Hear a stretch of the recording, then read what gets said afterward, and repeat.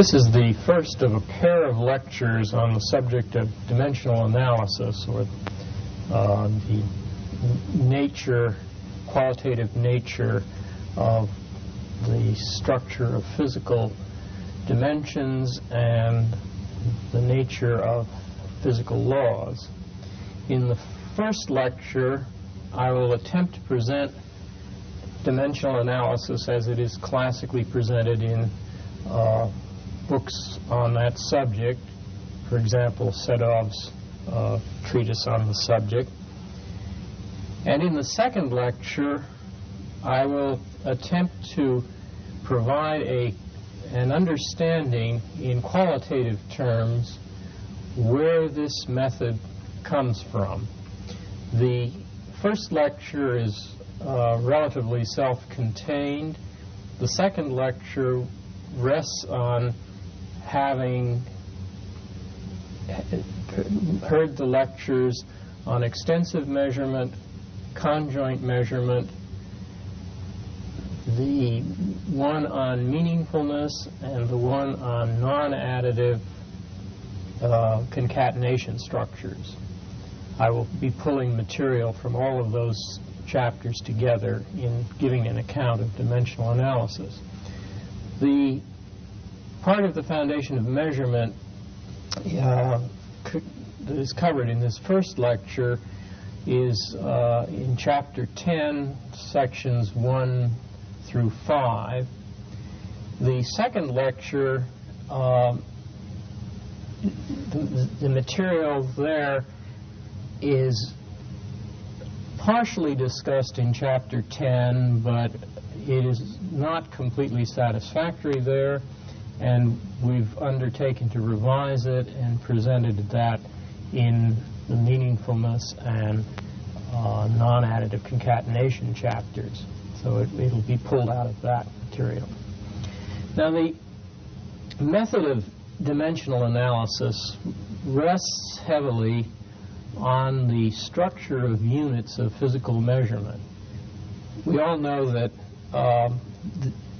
the units associated with physical measures have the property that they either are unitary measures, for instance, the dimensions of length or of mass are usually taken to be unitary in nature, or they're composite and in the form of products of powers of the units of the basic measures. So, for example, energy has the units of mass times the unit of length squared divided by the unit of time squared.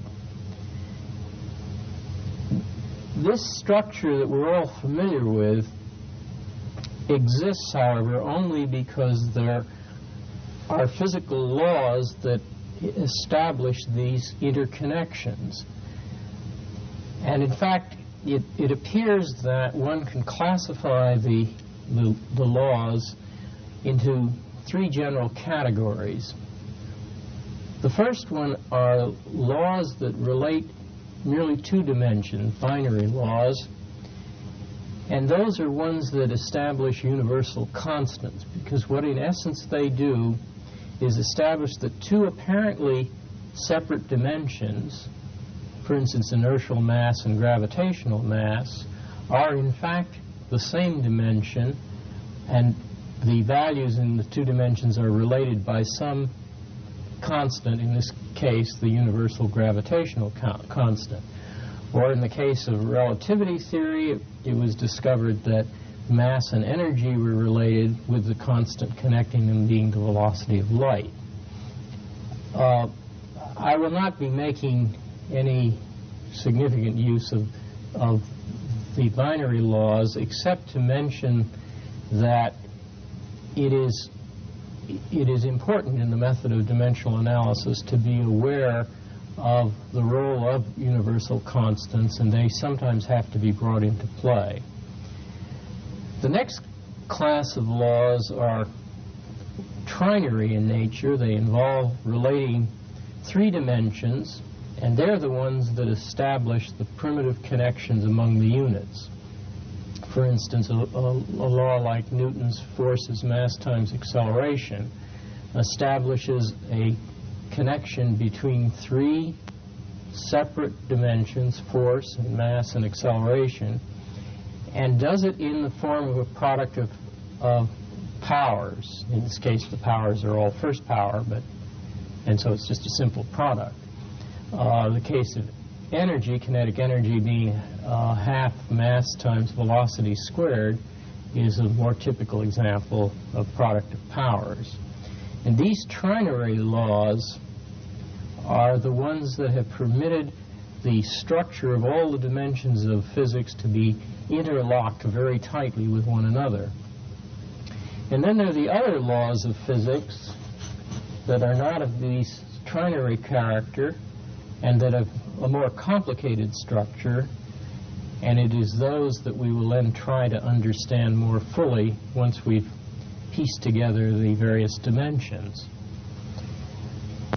Now, the mathematical structure of these dimensions is often taken to be described as a numerical vector space. This tends to cause a little bit of problem because one needs to be able to distinguish carefully between dimensions and certain operations that will be carried out within a dimension, changes of units in essence. And it's proved to be more satisfactory to axiomatize the notion of the structure of physical quantities in algebraic terms and then simply prove that it has the appropriate vectorial representation. So I'll approach it that way. The axiomatization that I will be using is stated in Chapter 10, and it is due to Hassler-Whitney.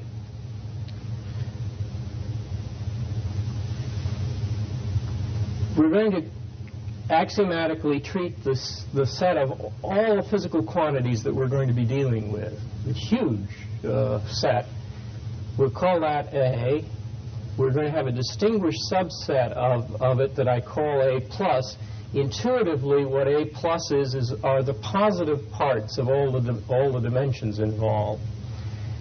And star, a function that maps A cross A into A, and is a composition among dimensions. The idea is that you have two quantities, two physical quantities that have dimensions, and you can combine them in some fashion under star, is the combining operation, and create a new dimension. And the axioms are an attempt to characterize the nature of that combining. And formally, we'll say that this structure composed of A plus, and star is a structure of physical quantities if the following conditions are met. First of all, the combining operation is assumed to be associative and commutative. You recall that associativity means that if we have A star, B star, C, that is not different from A star B, quantity star C. And commutative simply means A star B is the same as B star A. The order of the dimensions doesn't matter. Secondly, within the space, we're going to have the real numbers, that is, dimensionless quantities. The reals will be interpreted in this context as representing dimensionless quantities, and the intersection of the dimensionless quantities with the positive part of the space leads to the positive real numbers. And in particular, if we have two dimensionless quantities, alpha and beta, then their composition under the star operation is simply multiplication. You're working then within a single dimension, the dimensionless one, and you stay in that dimension under star, and it produces simply the product of the two numbers. One acts like an identity on any element, and 0 acts like a 0. It maps into the dimensionless quantity 0. For any quantity that is distinct from 0, then either it or the inverse that is obtained from it by multiplying it by -1 is a positive quantity. So the set A plus includes either the element or, in essence, the negative of that element. 6, if we have two positive quantities, their composition is also positive.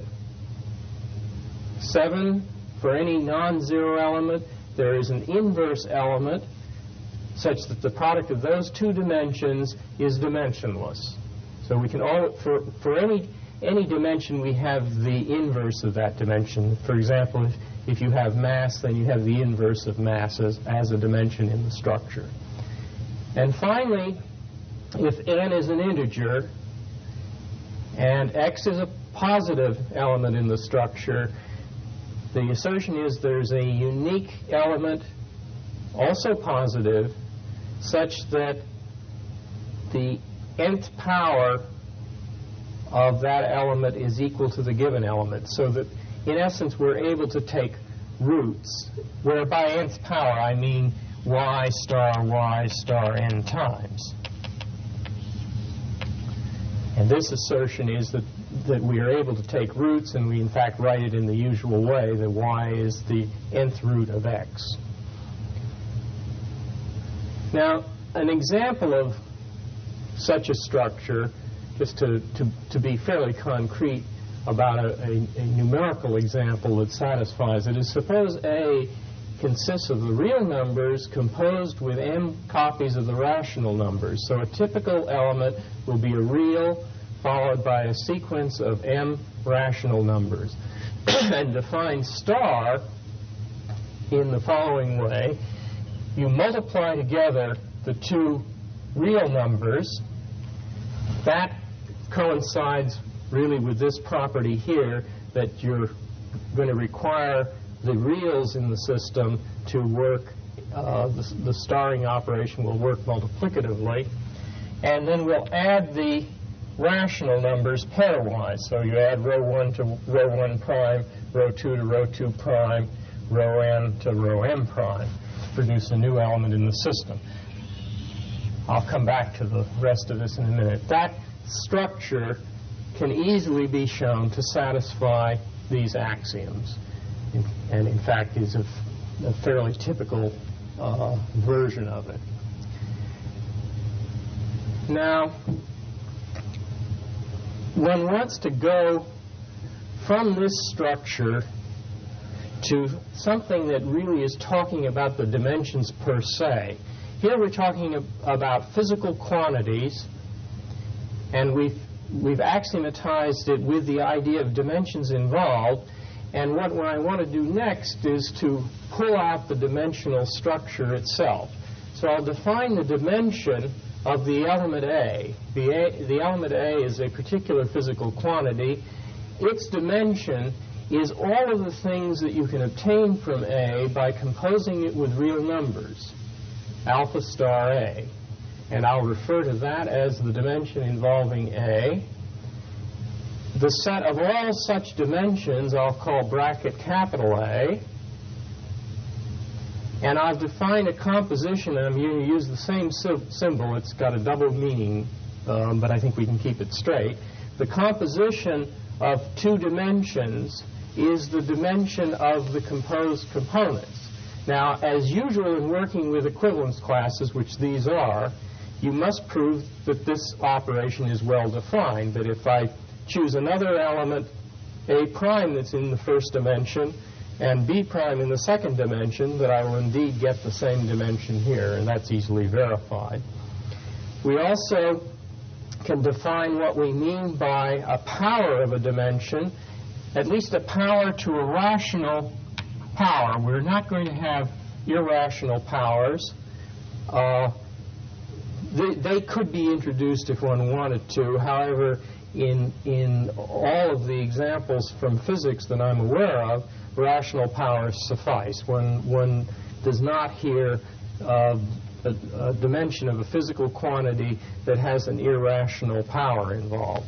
And that is simply defined as the dimension of the object to, where you first compute the jth root. If it's the rational number I over j, you compute the jth root of the object and then take the ith power of it and then get the dimension of it. And again, one must prove it's well defined, which is not terribly difficult. From this reduction to dimensions, you're able then to establish the following theorem, that if you begin with a structure of physical quantities and you introduce the notion of dimensions as just done with the exponent operator and the star operator, one can show that this is a multiplicative vector space over the rationals, with the identity being the real numbers, the dimension of the single number 1, and with inverses defined in terms of the dimension of the inverse element that's postulated to exist in axiom 7. So that puts it into the vector space framework, which is the one that is usually introduced right off in the typical textbook on dimensional analysis.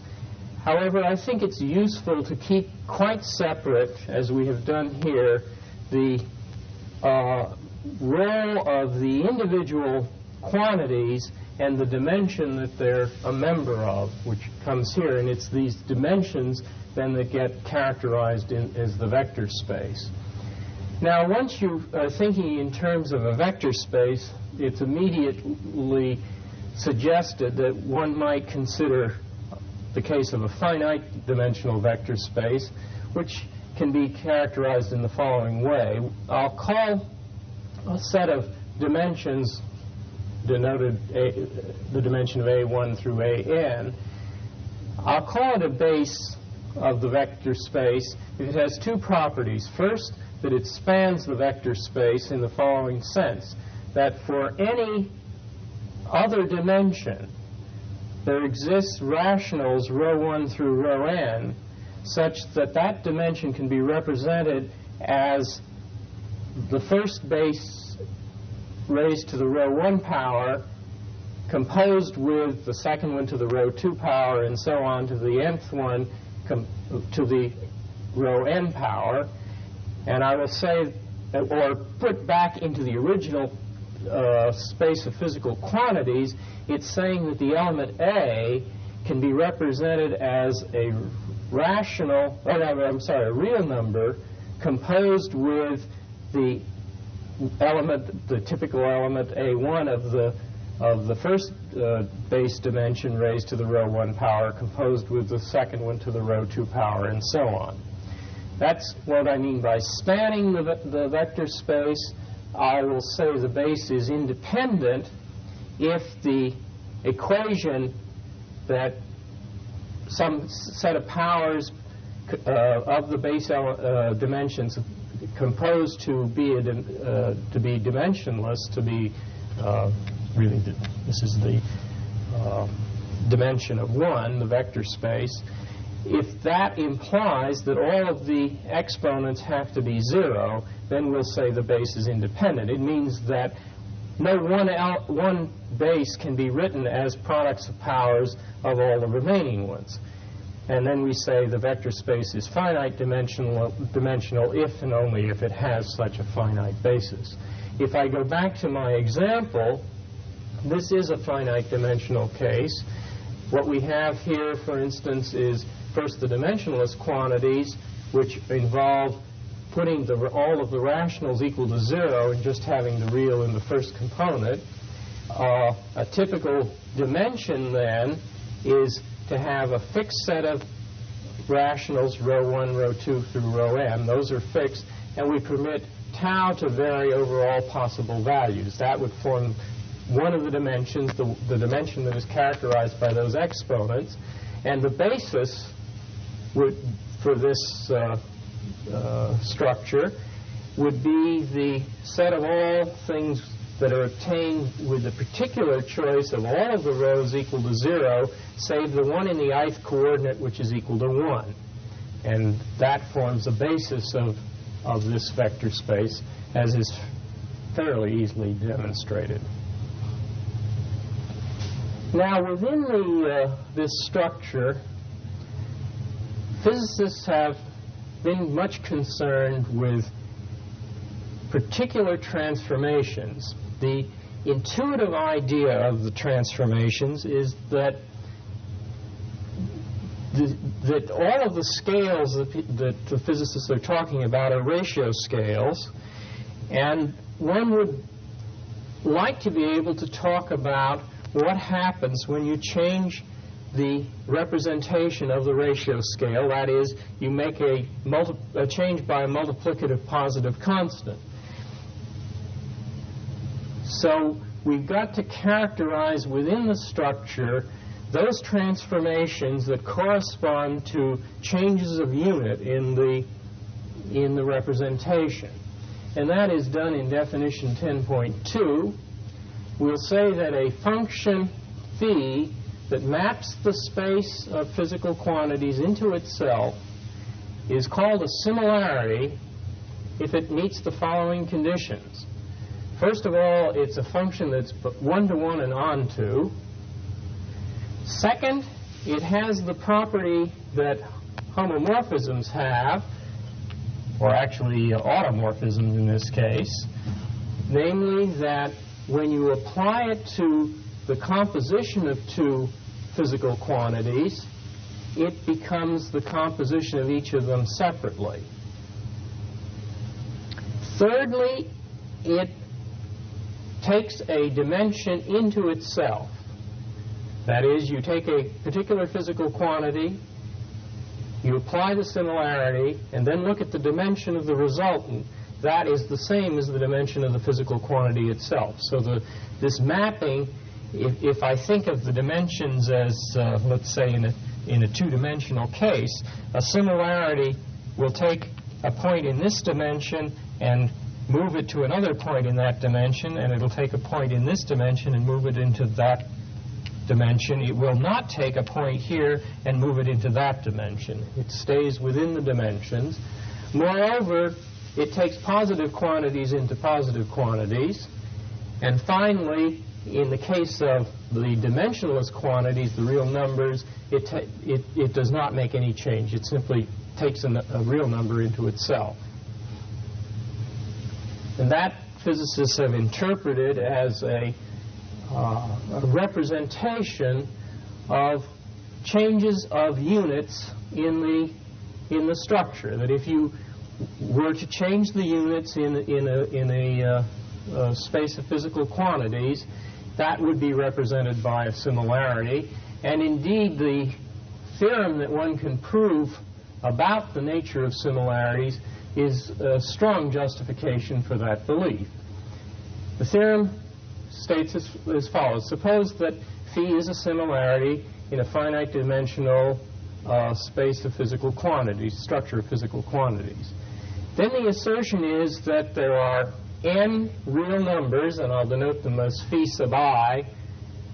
Usually phi is to represent a function, and it is indeed a function here, but I want to emphasize that these real numbers are locked into phi, so I'll use the same symbol and a sub I to represent the different numbers that are involved. So these numbers exist, and if we take the base to be the dimension that has of A1 and through the dimension of AN, then the assertion is that phi applied to any of the A sub i's is phi I composed with AI. And secondly, if I take a physical quantity that is written as a real number composed with a base to the various powers, this is a typical element of the structure, given that you have a finite dimensional structure with the base A1 through AN, then the similarity of that element becomes that element multiplied by this real number, which takes the alpha from that representation and then modifies it by the phi1, which characterizes how the first base is changed under the similarity, raised to the exponent that that first base is appearing in, multiplied, and this is now a multiplication here, ordinary multiplication, by phi2 raised to the row 2 power, and through all of the changes of units to phi n through the row n power. And that is indeed what you would expect a change of units to look like in the case of a finite basis, that you know what you've done to each of the base elements, and the change is run through the powers that they come to and simply changes the number then involved at the outset. I'm sorry, I've made a mistake here. This alpha does not belong here because that's already included in the A here, so that you're just changing the A by the effect of the units. That was a mistake. Conversely, any function that I construct in this fashion is a similarity. It meets these conditions over here of the definition of a similarity, so that it appears to capture very nicely the idea of change of units. Now, the next thing I want to begin to talk about is the nature of a physical law that can be formulated within the structure of physical quantities. What does one mean by a physical law? Well, first of all, a physical law is a statement involving a certain number of dimensions. These are the dimensions that are relevant to whatever it is we're talking about. If, for instance, I'm as I'll give an example later, talking about the lift on an airfoil, then certain things will be relevant, like the airspeed, the density of the air, the viscosity of the air, and several other things that we'll come to when we get to that example. So that the law entails a listing of dimensions, and in fact I will assume that the dimensions that are relevant are all the positive parts. And I'll call them, in whatever the example is, I'll say there are S of them, and I'll label them just 1 through S, P1, P2 through PS, and those are particular dimensions in the structure. And then the law is usually stated in the following fashion, or something that's equivalent to it. There's the assertion that there is a function that maps from the Cartesian product of the dimensions, relevant dimensions, into the real numbers, such that what one can observe physically are those combinations of quantities from the several dimensions that satisfy the constraint that the function of those values is equal to 0. So it's a way of characterizing a particular relation on the Cartesian product of these dimensions. It's the, if you will, the locus of points that satisfy this constraint. That is the typical form of a physical law. It's a device for establishing a particular relation, which relations is asserting these are physically realizable combinations. Now, physicists have postulated that the functions, or equivalently the relations, that can appear are those that satisfy a particular constraint known as dimensional invariance. The function f is said to be dimensionally invariant if and only if it has the following property, that f will be 0 at the values x1 through xs, if and only if for every similarity in the structure it also goes to 0 at the value phi of x1 through phi of xn. That is, that you change the units of the structure and you will get a set of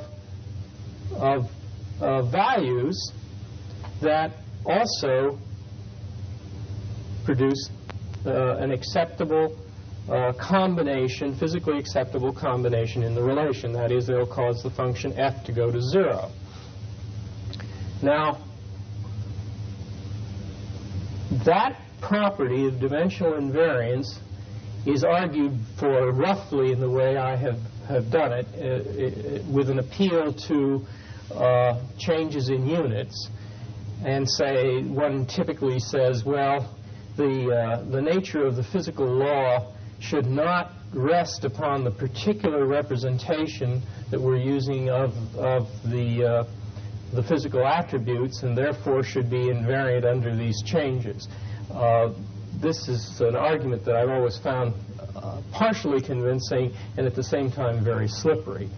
So one of the things that I'm going to be interested in doing is trying to provide a rational account of why a physical law should be dimensionally invariant. But before turning to the question of where dimensional invariance is coming from, I want to go on to describe how it is used in this method known as dimensional analysis. So we'll make the assumption, along with the physicists, that any physical law exhibits dimensional invariance. The basis for the method rests on a theorem that was first precisely formulated in 1914 by Buckingham. It had, however, been utilized in various ways during the 19th century by various physicists, including, if I remember correctly, Helmholtz and Fourier. Buckingham formulated it completely precisely, and it is the basis of the method of dimensional analysis. And let me attempt to describe that theorem now. It's presented as Theorem 10.4 in the Foundations of Measurement, and it is proved there. I'll not attempt to prove it here. So we're dealing with the situation where we've got a set of S positive dimensions and a function that is mapping from them into the real numbers that is defining the lawful relation. Let us index those positive dimensions in such a fashion that the first R of them, which actually less than or equal to S, is the maximal number of maximal independent subset of the subspace generated by all the powers, the products of powers of these S dimensions. So we look at the subspace that's generated by that set of dimensions, which may be less than the entire space of structure of physical quantities, and we ask what is the minimal subset of these dimensions that will span that subspace. And we denote those by 1 through R. And now, of course, we assume that we have this dimensionally invariant function f, and the assertion of the theorem is that we can represent the function f in a very special way. Namely, that there is a mapping from S minus R Euclidean real space, so simply the Cartesian product, the reals with itself, S minus R times. That is the number of relevant dimensions that go beyond the basis needed to do this spanning operation. I shouldn't call it basis, but really a selection of these positive dimensions that will span this subspace. So we have a function from that the Cartesian product of reals into the reals, and a system of rational numbers, rho sub I j, where j runs over the set of dimensions that spans this subspace, namely 1 through R, and I runs over the remaining ones that aren't in that quote basis for this subspace. And the assertion is in two parts. First of all, that for any x in one of the dimensions not part of the selected maximal independent subset of dimensions, for any x outside that, we can take powers, and I've chosen to write them as negative powers of the rows. That's just a convention of how I write the rows. We can take the given element and then compose it with powers of all the basis elements and end up with a dimensionless quantity. In other words, another way of writing it is that the x sub I is expressible as a number times the... So x sub I is pi I minus r, a real number, composed with x1 to the row I1 and on down to xn row I n. So that it is expressible in terms of the temporary basis for this subspace in a dimensionless fashion. And secondly, the law that singles out certain relation on these holds if and only if f, capital F, of these dimensionless quantities is equal to 0. So we've replaced the law which was stated in terms of quantities with dimensions in a somewhat simpler relation among the several dimensionless quantities that exist. And conversely, any such function as this, in fact, when then re-expressed back in terms of all of the separate dimensions, it becomes a dimensionally invariant law. So that the essence of this theorem is that if we're willing to deal with dimensionally invariant laws, they have a particularly simple structure, and it is of the following general character: that you pick out a temporary basis for the dimensions that are involved, and then express everything else in terms of that basis, and you can in essence find the coefficients that permit that expression. It's partly in terms of the exponents and partly in terms of a numerical coefficient that describes it, and the law can be replaced by a law stated entirely in terms of those dimensionless quantities. And that is the main device that is then used in dimensional analysis. Typically, one rewrites this law in the following way. If you're lucky and things come out right, you will find that the thing you're interested in, the quantity you're interested in, or the dependent variable in the situation, appears in only one of the dimensionless quantities. And let me, with no loss of generality, assume that it occurs in the last one. And indeed, let me assume that the variable that I'm interested in is the one that is subscripted S. So I can solve this equation for the last component. That is, I can, if things are monotonic in F, I can solve for pi of S minus R as a function of the remaining pi's, 1 through S minus R minus 1. And then in turn, I can write x sub S in terms of, as I indicated over here, if this were x sub S, I'd have the S here and the S here, and S there and there. And so I would write it that way, and then I would replace the pi S minus R, this is S minus R here.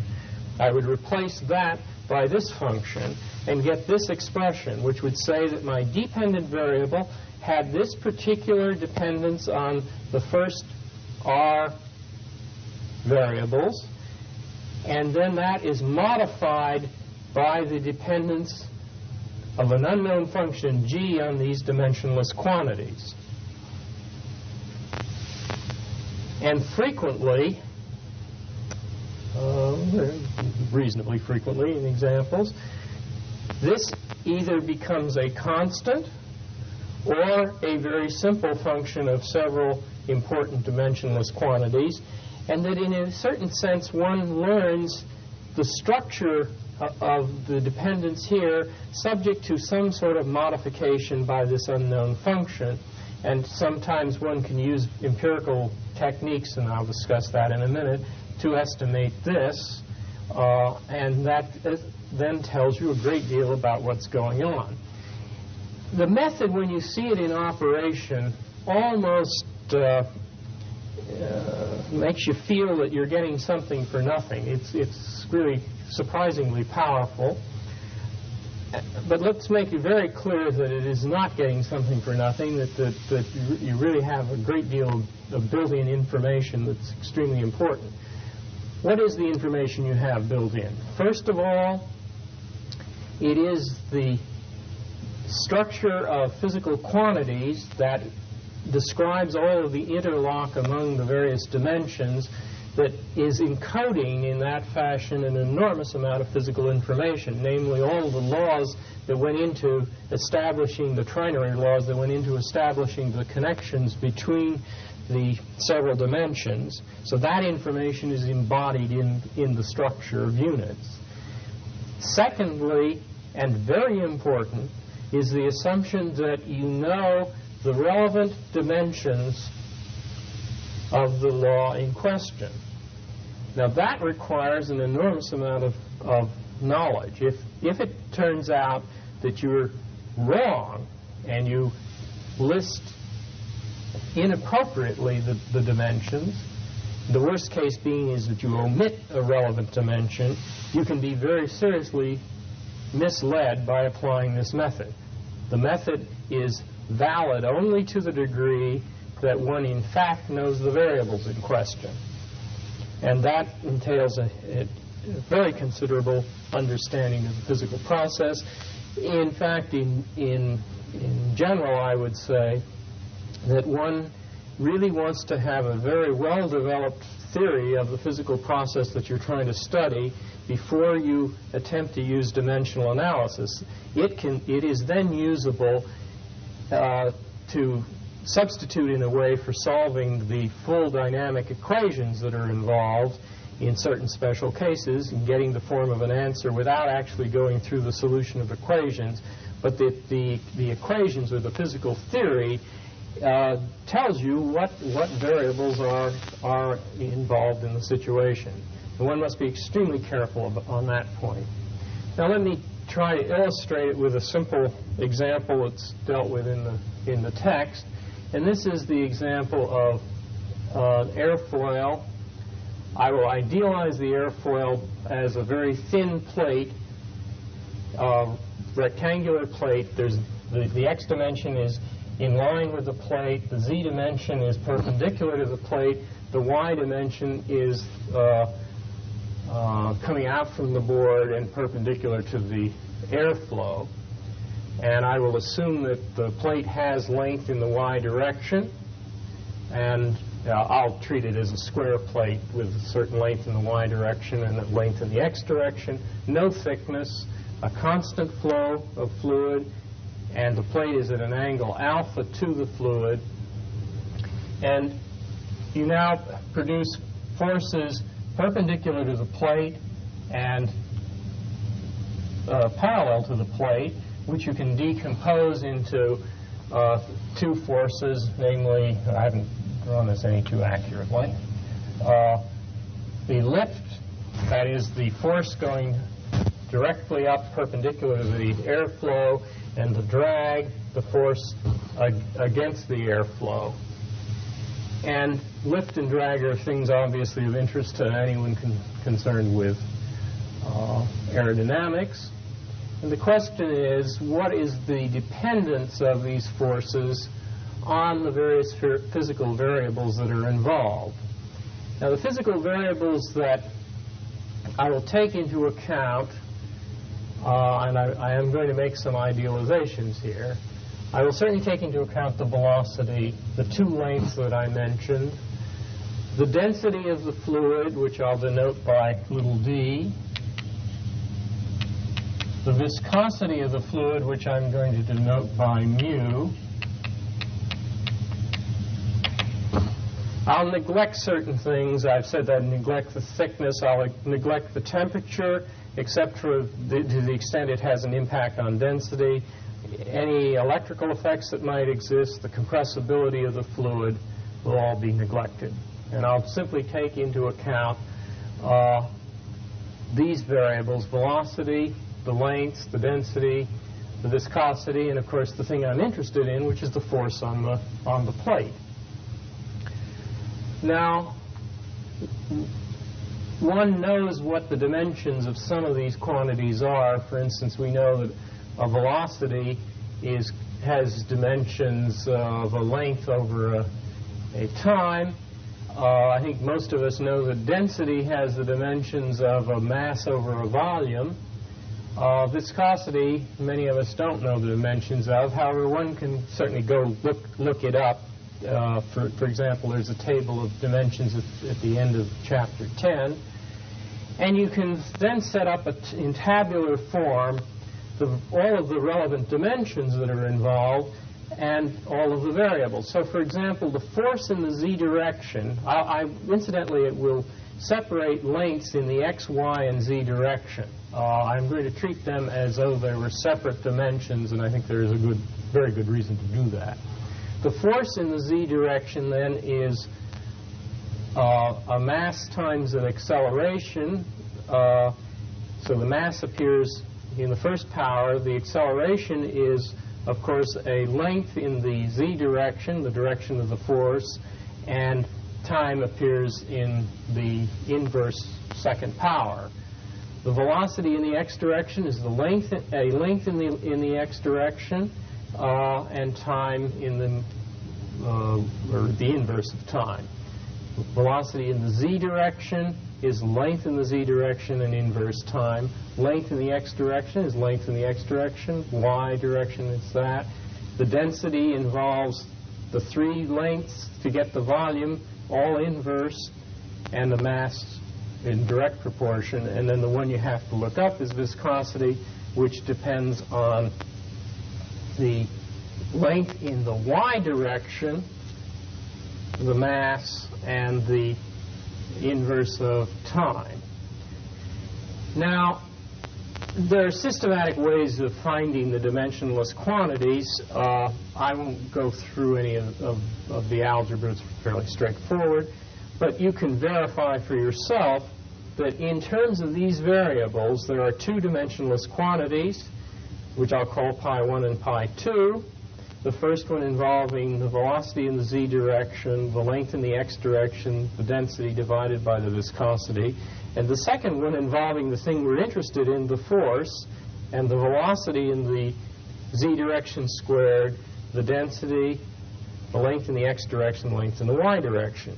So the law is that f of pi1, pi2 is equal to 0, or solving for pi2, we'll get pi2 is a function of function g of pi1. And then if I express what pi2 is, I get the following expression. And now I'll solve the v in the z direction is the given velocity times the sine of the angle of attack, and the lengths I will replace by the actual lengths of the plate in the x and y direction, thereby producing the area of the plate. I'll call that A. And I will rewrite the velocity in this term. I'll break it down into the angle of attack term, and call the resulting number, which is velocity times the length direction, typical length, the density divided by the viscosity. That number is known as the Reynolds number. And so what the law is the force in the z direction is proportional to the square of the velocity, the square of the sine of the angle of attack, the density and the area, and that is all modified by something that depends both on the angle of attack and the so-called Reynolds number. Now that's telling us a great deal about the dependence of the force on the various variables involved. And in fact, one can then proceed to the performance of the airfoil in a very simple kind of way, simple in principle. We can estimate for the air that the airfoil will be flying at, the airplane will be flying at a certain altitude. We can compute its density. We have the typical length dimension of the airfoil. We can talk about the velocity that we're expecting to deal with and the viscosity of the air and get an estimate of the Reynolds number for the conditions of the flight. Now, if we can find another fluid that we can use in an air tunnel, a wind tunnel, that has the same Reynolds number, that is, we'd like to make a small model of the aircraft we're dealing with, so we would reduce the L, and we have to compensate for that either by manipulating the density or the viscosity of the fluid we use or the velocity that's used in order to reproduce the same Reynolds number, then one can study the performance of the airfoil, because this quantity you can make to be equal to the value that you're going to deal with in the real world, and these dependencies, of course, are something that you have direct control over. So that it is because of this kind of structure that the whole thing depends on a single number, the Reynolds number, that the possibility of wind tunnel study of aircraft is well, this is the reason that kind of study makes any sense at all. Now, you see that we have really found out a great deal by knowing only really the relevant variables. This is, I think, the impressive thing about the method of dimensional analysis. It has not, I should point out, proved yet to be of very much use in any sciences outside of physics. I can't think of any effective uses of it in psychology, and that arises, I suspect, mainly because there are no truly psychological variables that have been incorporated into the structure, the so-called structure of physical quantities. At the present time, I'm unaware of any addition to that structure that lies outside of the classical dimensions of mechanics, thermodynamics, and electromagnetism. There are no inherently biological dimensions that have been adjoined to the existing structure of physical dimensions, and I think it is for that reason that one doesn't really see effective uses of dimensional analysis outside of truly physical variables. For good examples of how this method has been used by physicists and engineers, I warmly recommend Sedov's book on the subject. Now, our problem from the point of view of a measurement theorist is really to do two things. The first is to try and understand, in terms of qualitative structures, where this structure of physical quantities is coming from. It's reasonably clear that many of the individual dimensions are thought to arise as ratio scales from extensive measurement. It's also reasonably clear that some of the product structure that we're dealing with is thought to arise from some sort of conjoint measurement. But then there's a question of how these two kinds of things interlock and why they lead to the particular structure that we've postulated in the notion of a structure of physical quantities. There needs to be something more than simple hand-waving that says, well, we've got extensive measurement theories, and we've got, on the other hand, conjoint measurement theories, and somehow or another they piece together to form this structure.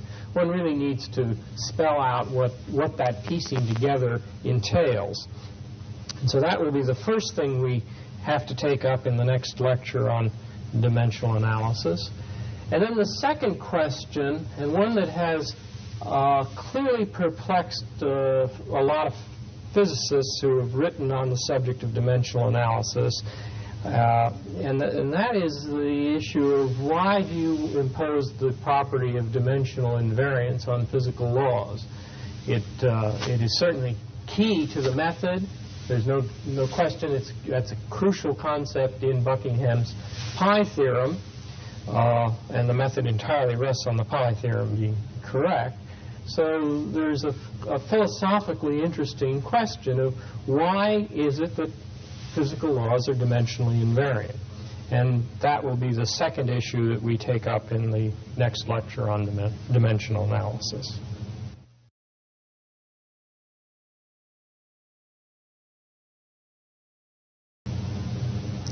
This is the second of two lectures on dimensional analysis.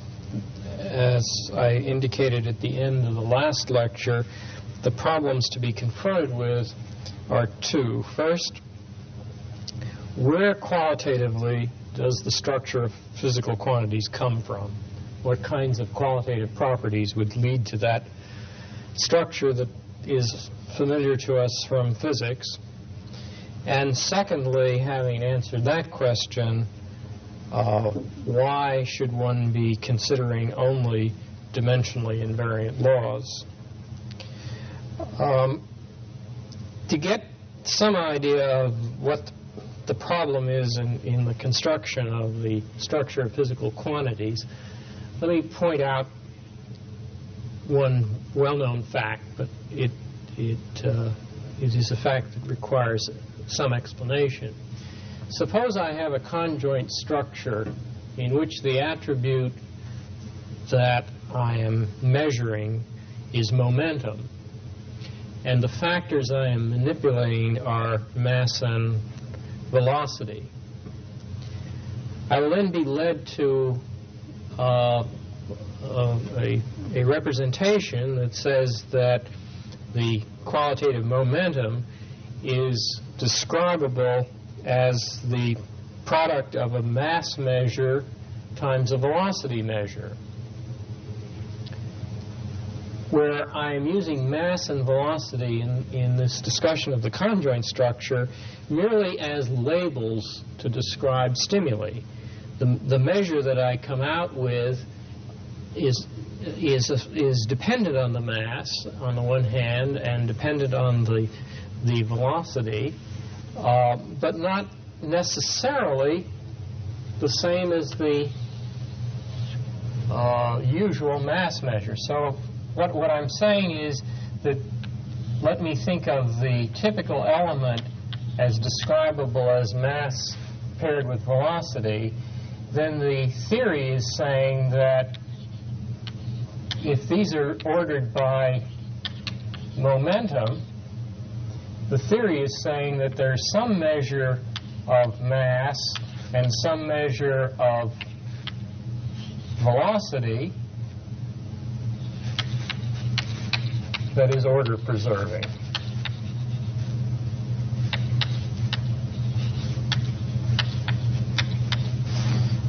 Now, of course, there are, on the individual components, using the fact that there are extensive structures involved, there is the usual mass measure, which I'll just write as m, and the usual velocity measure v. And what's not obvious at all is why this measure derived from momentum has any simple relationship other than monotonicity to the mass measure. In fact, in this particular example, in the usual way it's measured, you would say that phi1 of m was simply proportional to m, or actually it would turn out it's proportional to a power of m, and that phi2 of velocity would be proportional to the same power of velocity. Now, it's not at all obvious why that connection exists, and in a sense that is the problem, to try and understand that connection. And in the second part of Chapter 10, there is a discussion of certain types of laws that would lead to that kind of structure.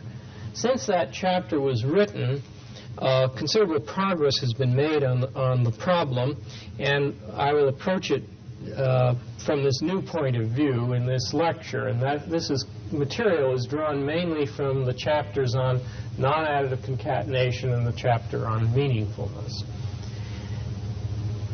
What I want to talk about, as was suggested by that example, are triples of structures that involve, on the one hand, a conjoint structure with a first component A, a second component P, an ordering of that conjoint structure, and I'll assume that it's a weak ordering and that independence holds. But I don't assume anything stronger than that. I'm not assuming double cancellation or the Thomson condition.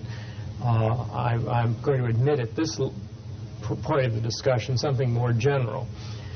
And I also am going to have closed operations on at least some of either the first component, which I'll denote by O sub A, or the second component, which I'll denote O sub P, or on the Cartesian product, which I'll denote O.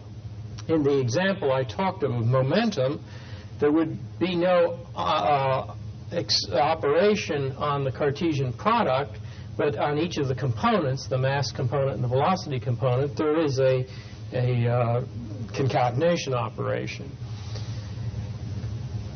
I will define for each of these types of operations what is to be meant by it being distributive. In the case of the operation that's on the Cartesian product, one of two conditions is sufficient to call it distributive.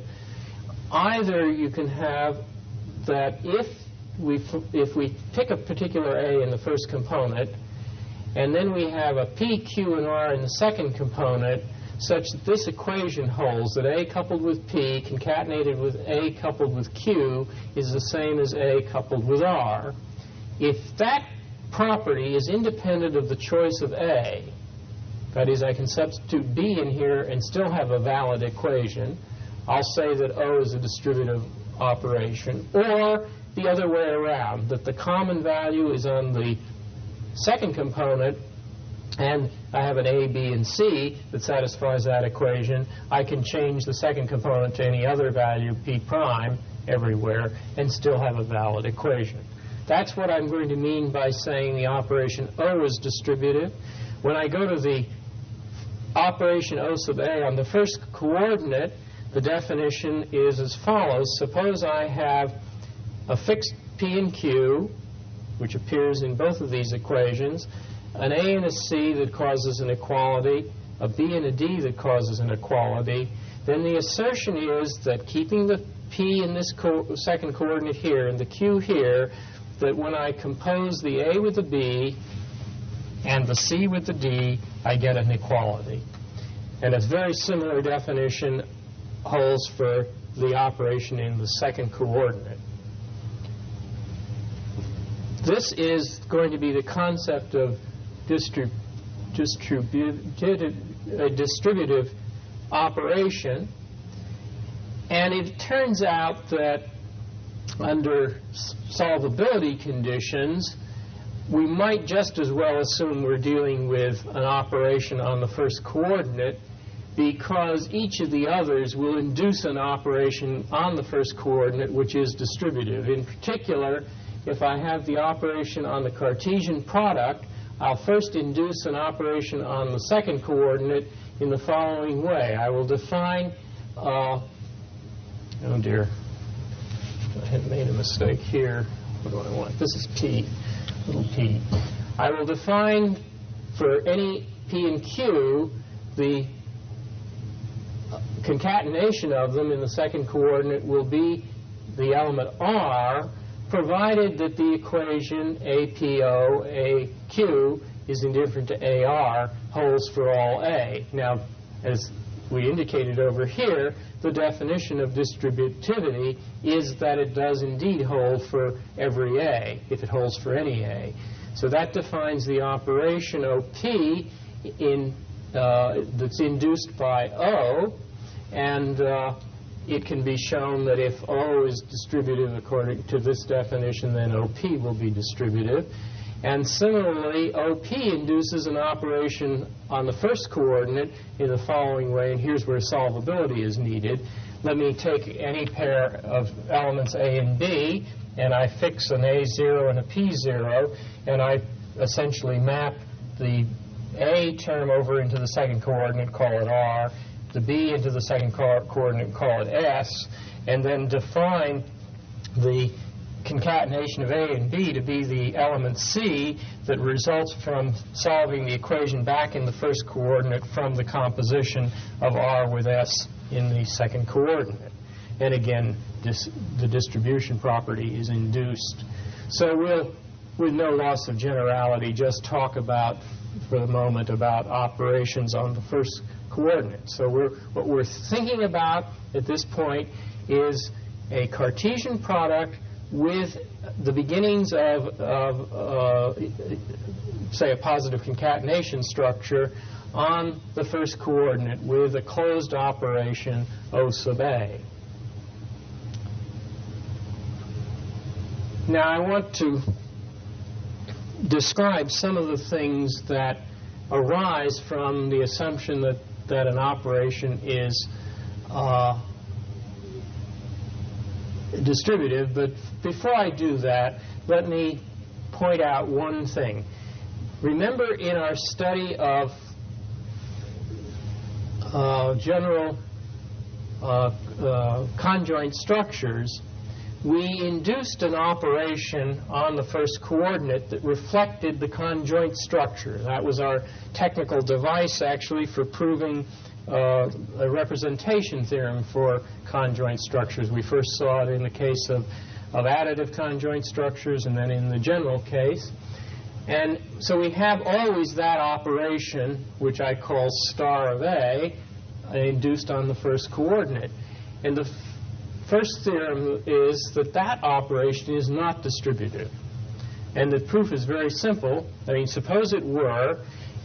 Look at the equation. Remember, we defined pi of A as the image and the second coordinate of A relative to the fixed points P0 and A0. And just write that equation twice, exactly the same, and then use the distribution property on the assumption that star of A is distributive.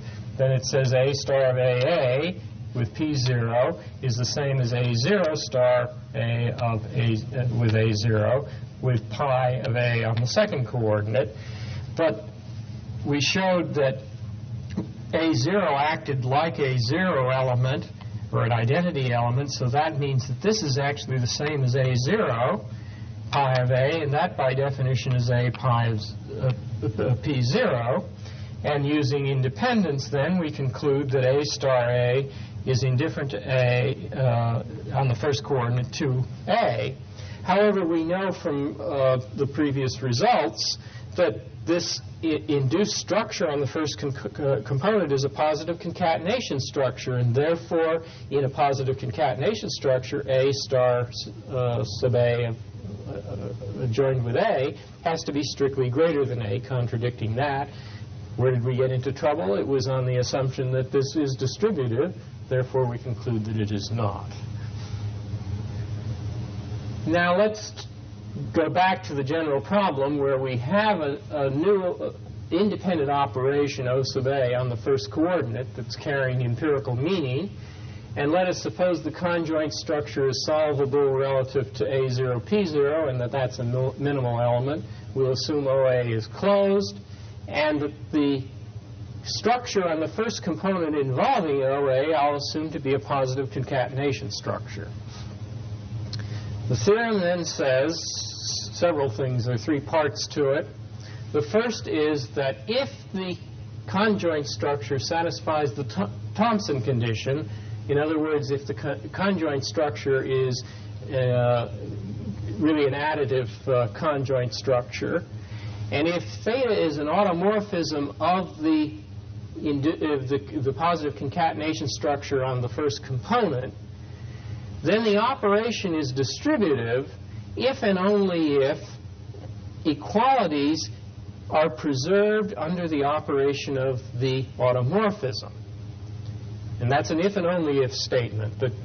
The property of being distributive has a very close tie-in with the automorphisms acting in the first component and how they're related to the conjointness. There's a tie that is being established. Well, obviously distributivity establishes a tie, and it can be restated in automorphism terms. The second part does not presuppose the Thomson condition. It's not an assumption.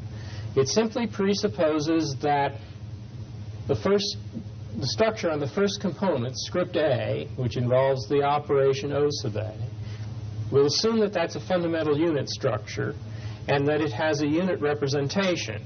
Now recall that fundamental unit structures always have unit representations, and that unit representations involve ratio scaling.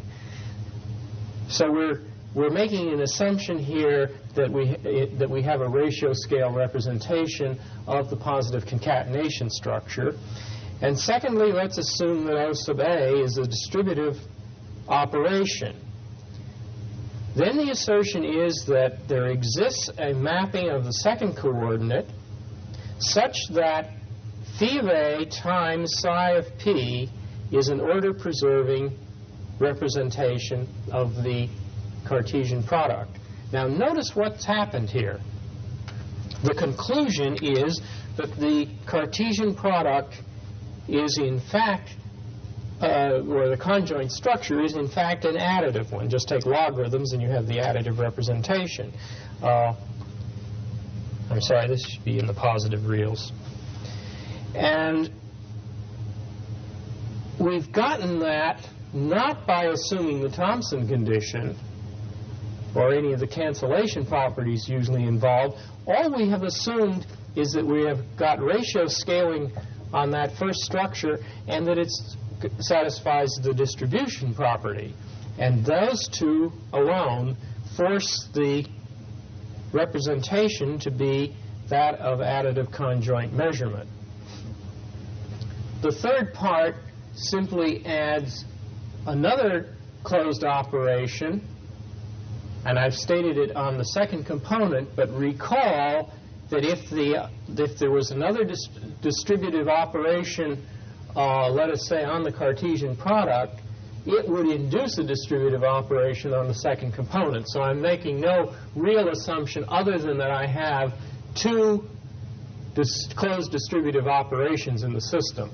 And it doesn't matter where they are, they can always be, they always will induce operations on both the first and second component. So I'm now assuming I've got an operation on both components, and I'm also assuming that the induced operation is again a fundamental unit structure, and so it has a unit representation.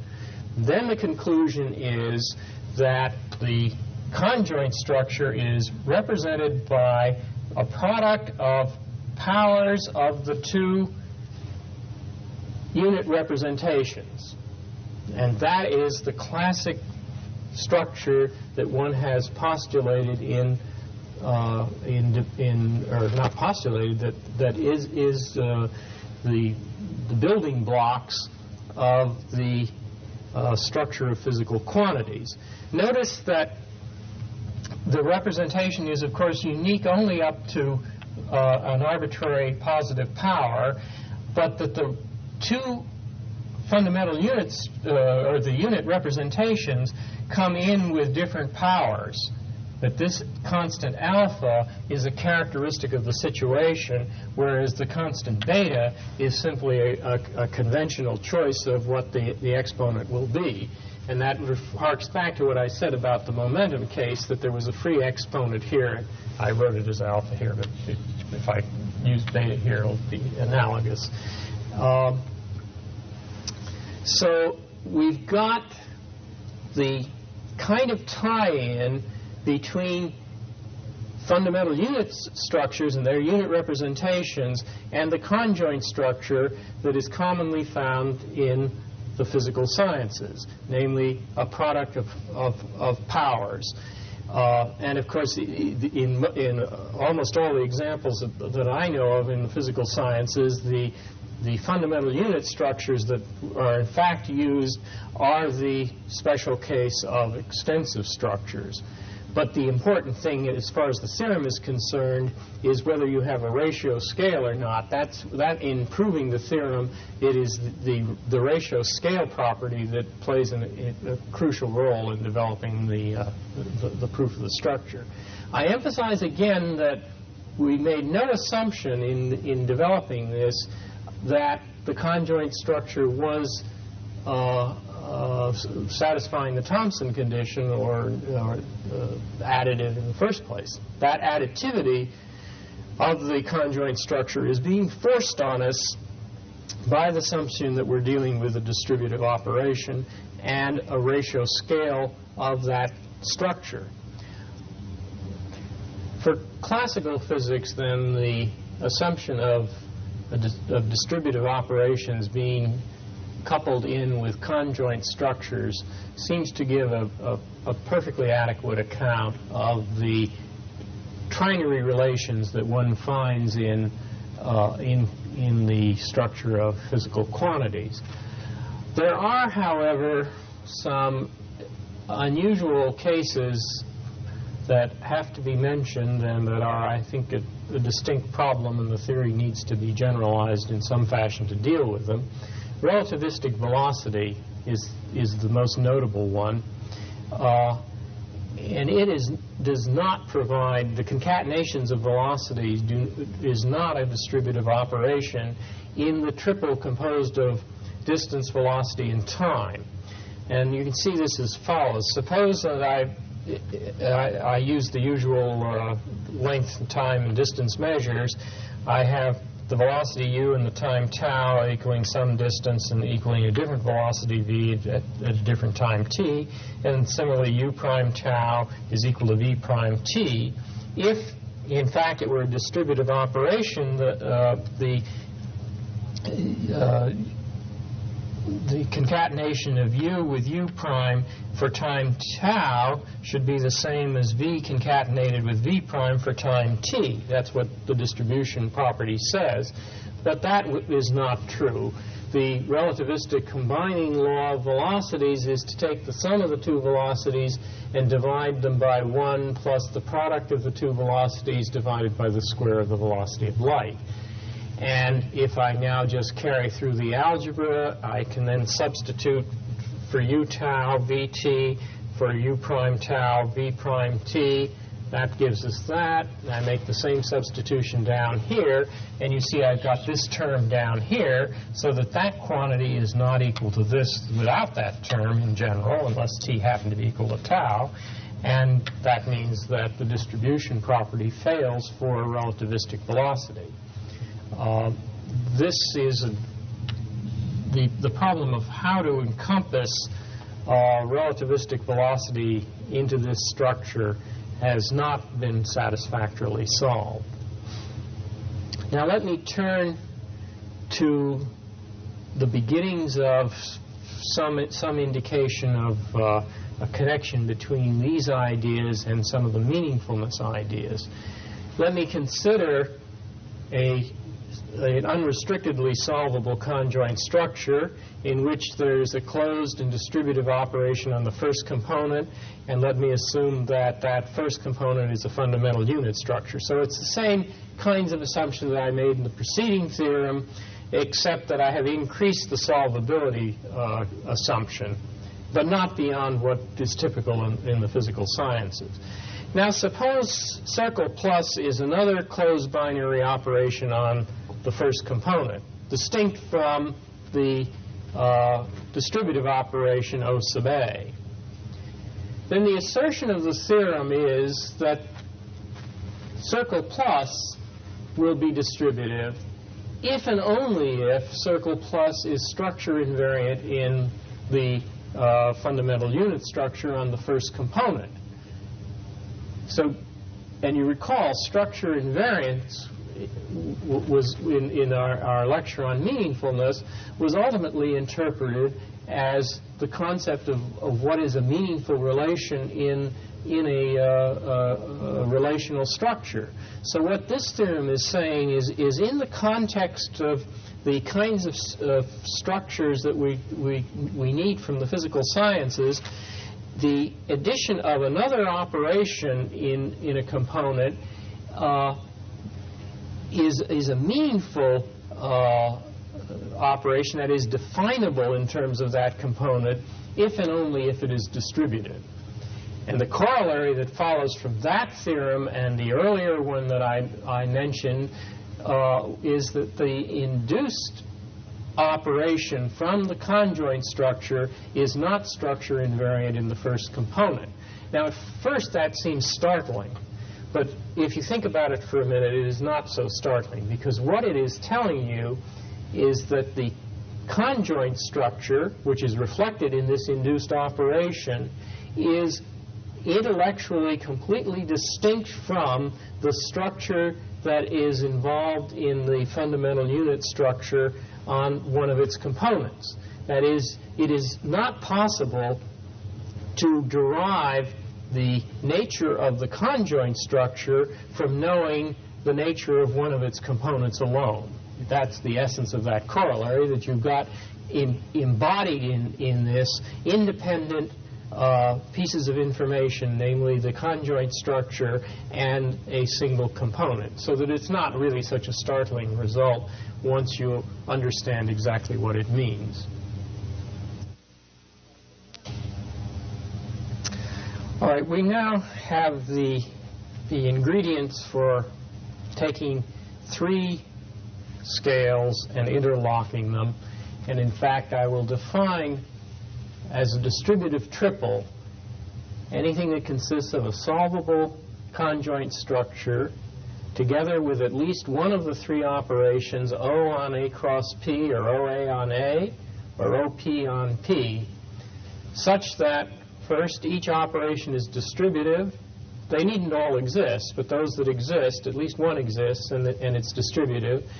And each operation, together with either the ordering on that set, which is either the given ordering or the induced ordering on the first or the second component, or alternatively the converse of that ordering, forms an extensive structure with a homomorphism onto the reals, positive reals.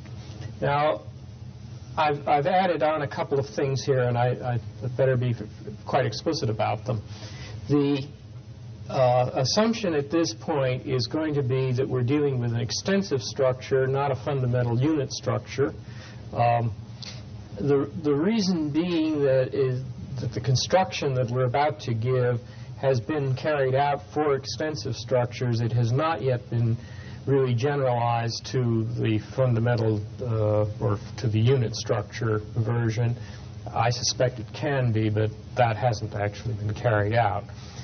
The other thing that's a little different is we're admitting the possibility that it won't be the induced ordering, but it will be the converse of it that enters into the conjoint, into the extensive structure. And the reason for this is that you can certainly have laws that take the general form z equals x y to the minus 2, let us say, in which case the induced ordering from the conjoint structure is the converse of the ordering that's involved in the y dimension, because it's coming in with the negative exponent.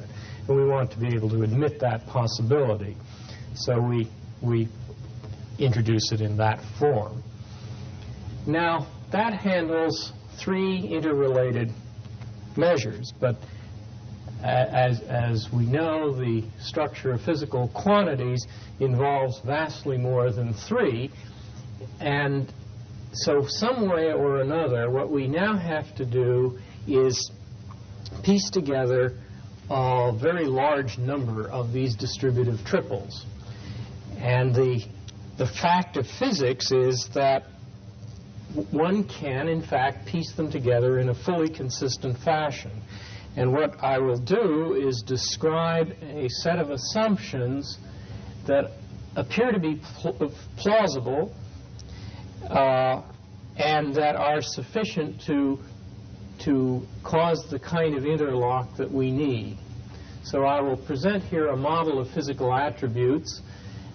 There's one version of it in Chapter 10, and this is a somewhat improved version that appears in the meaningfulness chapter. We will suppose that there are little u simple orders on different sets A sub I, and these we'll call physical attributes. You're to think of them as the primitive dimensions for which there's an ordering by the attribute. I'm assuming simple orders here rather than weak orders in order to bypass the problems of reducibility that you have to take care of the equivalence classes that are involved one way or another. And the easiest thing to do is just to postulate that we're working with simple orders to begin with.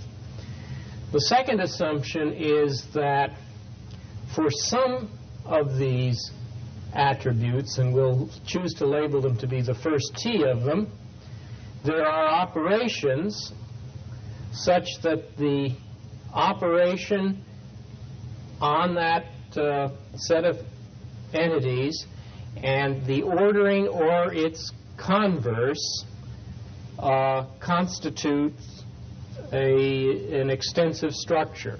So we've got T extensive structures out of the U sets of physical attributes. And third, the third property now tells how the tying together occurs. Let capital U denote the set of the first U integers. We'll assume that there is a set C that is a subset of U cross U cross U, that is U cubed. It's a set of triples that has the following properties. First, if I, J, and K are a triple in C, then the set AK is the Cartesian product of AI with AJ, and the corresponding structures will form a distributive triple. So that the first thing you're saying about the triples that are in the set C is that they are singling out the Cartesian products where the last entry is the product space and it's a product of the first two components. The second assumption is that if you have two triples that involve the same Cartesian product, the same set same attribute, the kth attribute, then they do not have different decompositions. There's a unique decomposition into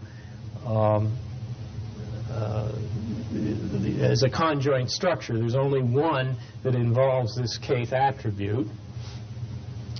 We can say that the decomposition is unique.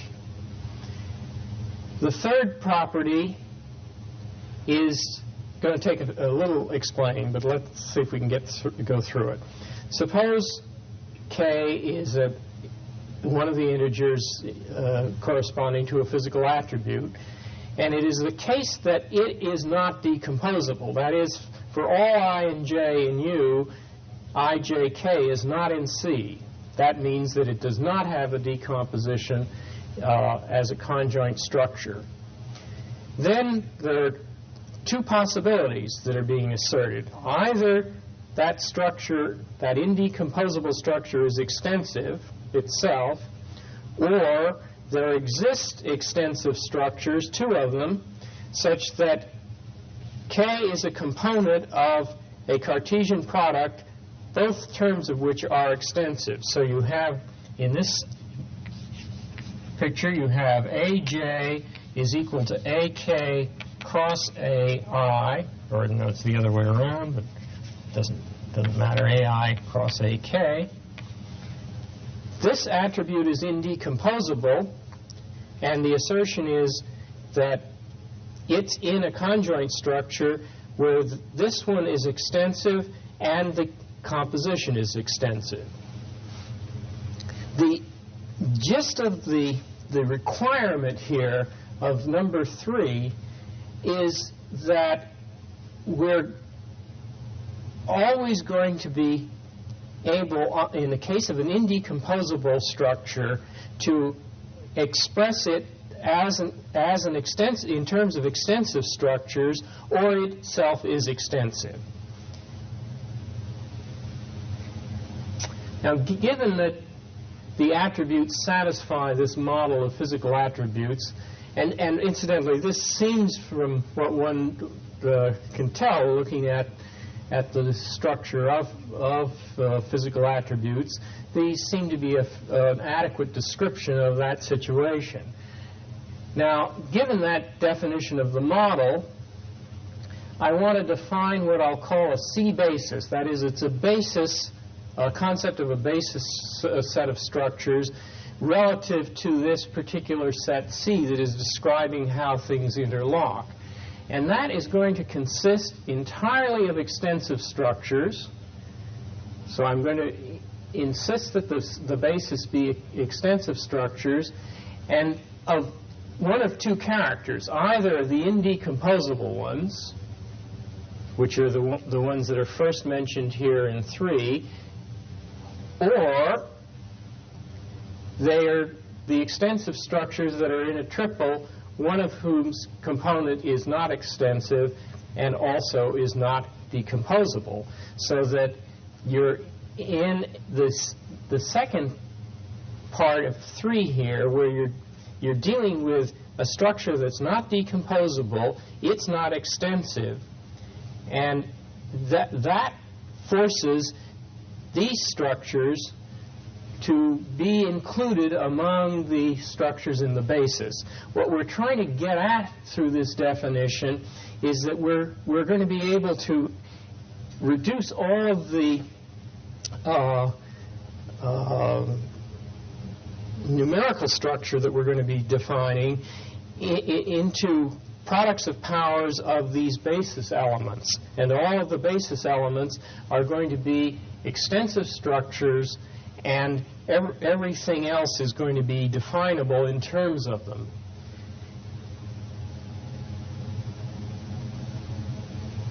Now, with that as our definition of the basis, we're ready to state the theorem that answers the two questions that we originally posed. This theorem is number 7 in the chapter on meaningfulness. So our supposition is that we have a relational structure, script A, that consists of all the sets of elements, all U of them, and U, incidentally, is a very large number in this situation in practice. There are incredible numbers of physical dimensions.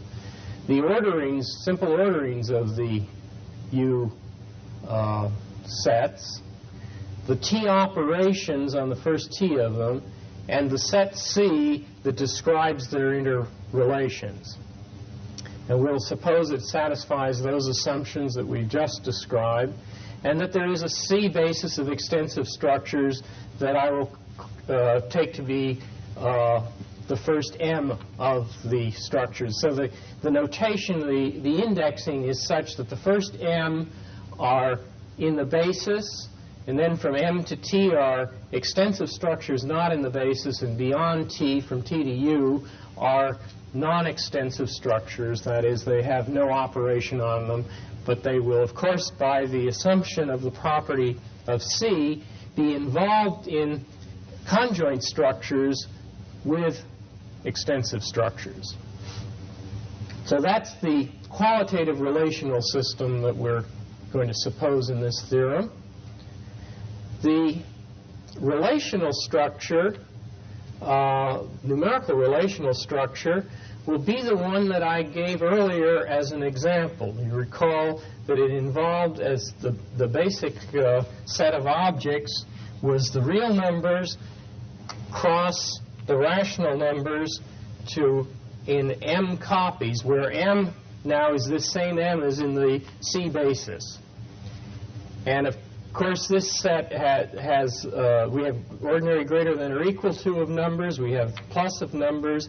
We have the star operation. You recall the definition of that was you took the m plus 1 triple tau as a real, and then you have rationals row 1, row 2, row m, and that stars with tau prime, row 1 prime, row 2 prime, row m prime, and that is equal to tau times tau prime, row 1 plus row 1 prime, on up to row m plus row m prime. That was how the star operation was defined. And then we picked out a set of basis elements, and you recall the typical Q sum I consisted of the set composing of tau and then zeros, except in the ith entry or 1, and the tau ran over all the possible reals.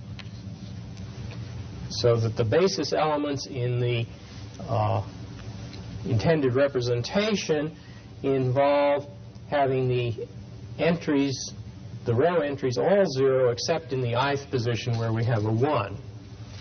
And this can easily be shown, I think I mentioned before, can be shown to satisfy the axioms of a structure of physical quantities. Now, it's not the most general structure of physical quantities. There may very well, and indeed are, other structures than this that satisfy those axioms, but this is an example of one that does, and it is extremely closely related to the vectorial representations actually used in physics. So we now have the qualitative relational system and the numerical relational system. And the theorem asserts that under the assumptions of that model of physical attributes, there exists a mapping phi from ai into the relational structure that has the following properties. Phi runs over, I shouldn't say where I runs from 1 to u. Now, what properties it has depends on whether it's in the first m, whether I runs from 1 to m, in which case it's corresponding to the basis elements, whether it runs from m to t, which are extensive structures not in the basis, or it's beyond t. And so there are 3 parts telling you what happens in each case. For the ones that correspond to the basis elements, they map it into the basis elements, this structure, with greater than or equal to and plus, and that defines a mapping into the basis elements of the representational relational structure. For the remaining extensive structures, there's a mapping, a homomorphism of the AI into the relational structure with the OIs being represented as plus. And for the remainder of the non-extensive structures, the homomorphism simply takes the ordered structures into a single dimension of the representation of space script R. And finally, fourth, if I look at any triple of indices that are in C, that is, they're connected as a conjoint structure, then there exists unique exponents rho and rho prime not equal to 0, and they're actually rational, such that the scale, the homomorphism of the kth dimension, which the kth dimension, of course, being now factorial, when operating on a value ai from the first of the coordinates, the ith coordinates, and aj from the jth coordinate, is expressible as a product of powers of the homomorphism for the ith and for the jth coordinates with the exponents rho and rho prime. So that this establishes that under the assumptions that we have in the model of physical attributes, there is a homomorphic mapping into this relational structure, which satisfies Whitney's axioms of the structure of physical quantities, and such that the attributes that are in a conjoint structure together, their homomorphisms are related as a product of powers. Moreover, any two homomorphisms are related by a similarity transformation. You recall we defined what we meant by a similarity in the structure of physical quantities, and what we're saying here is that the uniqueness property, that is the partial endomorphism, or actually the automorphisms in the representational structure that map one homomorphism into the other, are in fact what the physicists have called similarities of the representational structure. Now this is very nice because this puts us into the framework that we discussed under the topic of meaningfulness. This is exactly the framework we had there of a homomorphism from one relational system into another, and it means then we can discuss the meaningfulness of relations in that structure, where by meaningfulness, since actually the compatibility requirement is satisfied, then that means that the notions of reference invariant and structure invariant, both in the qualitative structure and in its numerical representation, all three of those notions are the same, and we argued that that really was a sensible concept of meaningfulness. And so what we now have then is a corollary, and this is the answer really to the issue of why physical laws are dimensionally invariant. The corollary says that a relation T in the representation space script R is dimensionally invariant if and only if it is reference invariant in a reference invariant relative to script R, and so by that theorem that we discussed in the lecture on meaningfulness, it is structure invariant in R, and it induces a structure invariant relation in A. Moreover, if I begin with a structure invariant relation in A, there corresponds under the homomorphism from script A to script R, there corresponds a dimensionally invariant relation that reflects in the script R the structure invariant relation in script A. And it's this corollary then that answers the question of why it is reasonable for the physicists to be dealing with dimensionally invariant laws. They are exactly the relations, they define exactly the relations in the representation that correspond to reference invariant and therefore structure invariant relations in the qualitative structure. And if that is a suitable definition of meaningfulness, then these are the class of laws that deal with meaningful relations. And that seems like a satisfactory answer to the question of why we use dimensionally invariant laws in the physical sciences. There remain problems. This is an area that I think that is not to be considered finished at this point. We would like to understand more fully what happens when, instead of working with extensive structures, we work with fundamental unit structures. And especially we would like to understand how it is possible to incorporate such concepts as velocity, relativistic velocity, into this network. There seems, in fact, in physics, very little difficulty in incorporating it, and yet, as I pointed out, the operation, the concatenation operation of velocity is not distributive, whereas the arguments leading to this theorem and its corollary that seem to, in a certain sense, solve the questions about dimensional analysis, these all rest on working with distributive operations. And so the theory is incomplete relative to such concepts as relativistic velocity and, I suspect, other concepts of modern physics. So there remains work to be done.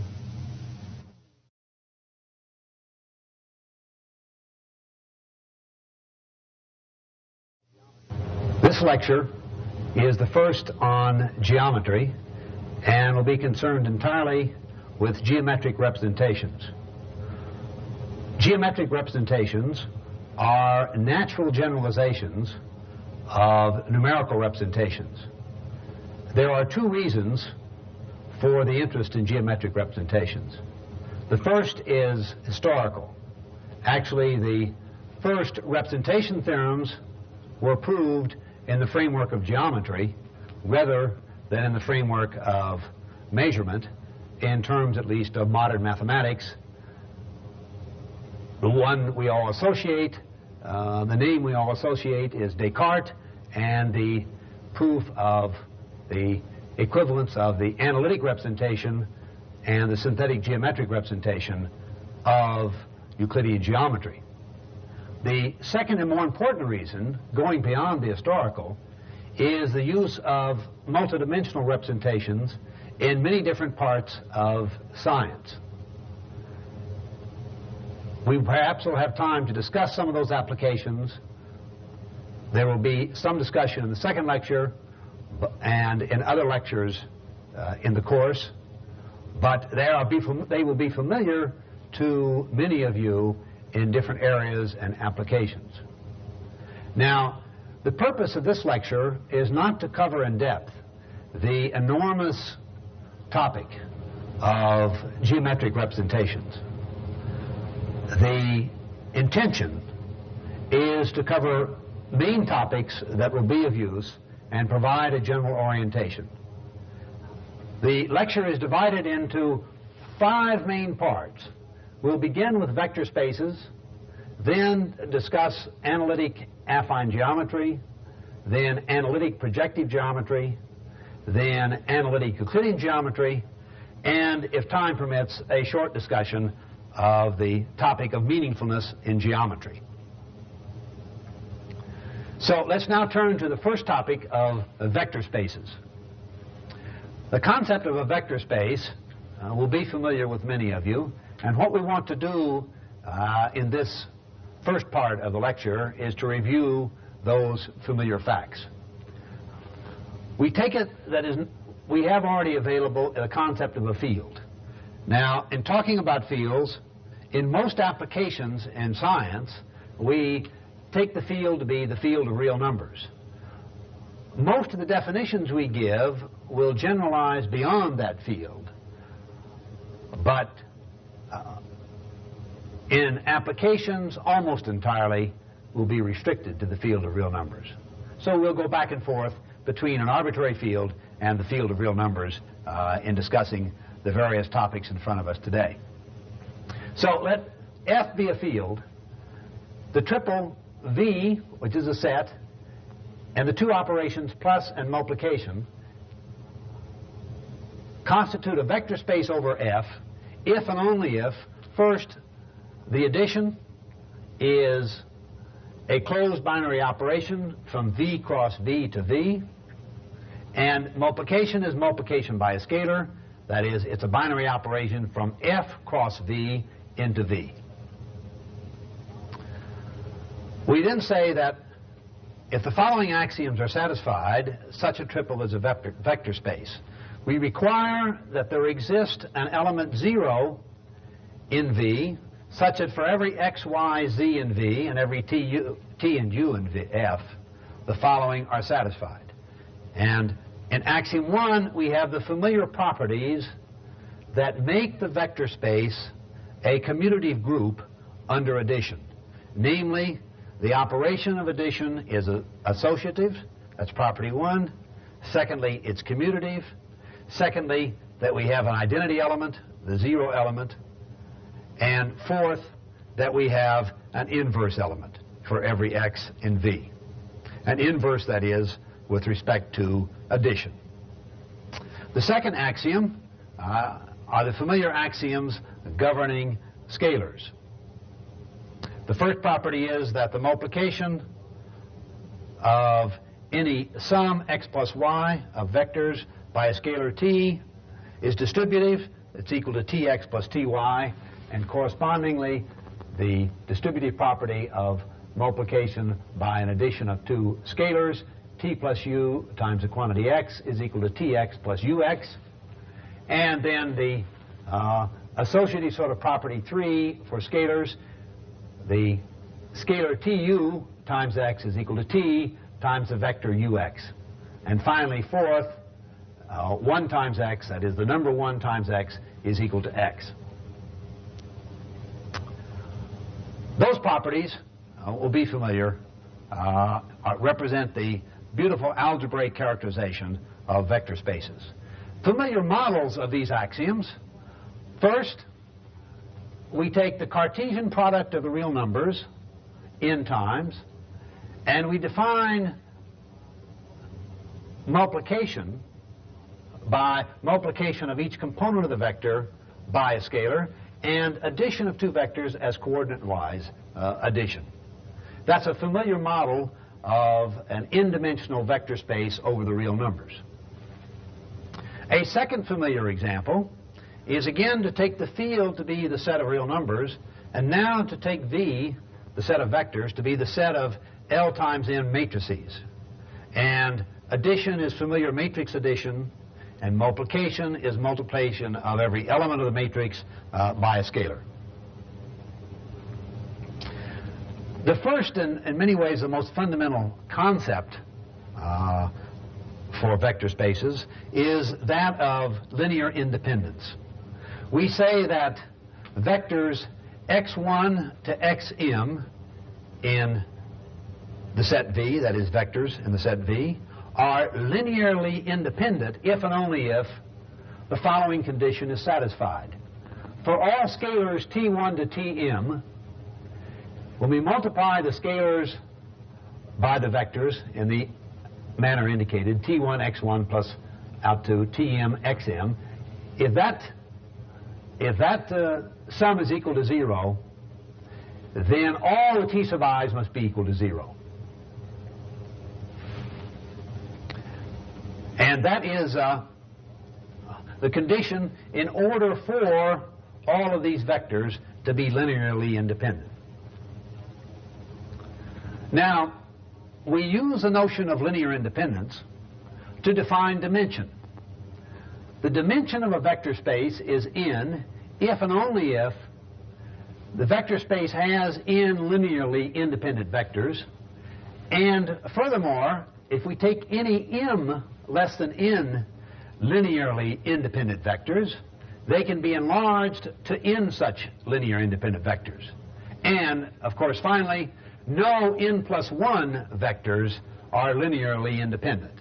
The second condition, of course, is required in order for the dimension not to be greater than n. So that's the familiar and standard definition of the dimension of a vector space. In terms of these concepts, we can then formulate the basic representation theorem for such vector spaces. A vector space, satisfying the axioms we have given, has dimension n over F, its field, if and only if there is an isomorphism phi of the vector space onto the Cartesian product of Fn times with plus and times defined as already discussed, where phi is an isomorphism, and now this characterizes what we want to mean by saying that phi is an isomorphism, if and only if what? The following four conditions are satisfied. Phi is a mapping of V into the Cartesian product of Fn times. Secondly, in order to be an isomorphism and not just a homomorphism, phi is one-to-one and onto. And third, the structural properties are preserved, namely 3, phi of x plus y is equal to phi of x plus phi of y, and 4, phi of tx is equal to t times phi x. Notice that the way this is formulated, of course, we are using the same sign of addition for vector addition in the vector space and in the n-tuple representation.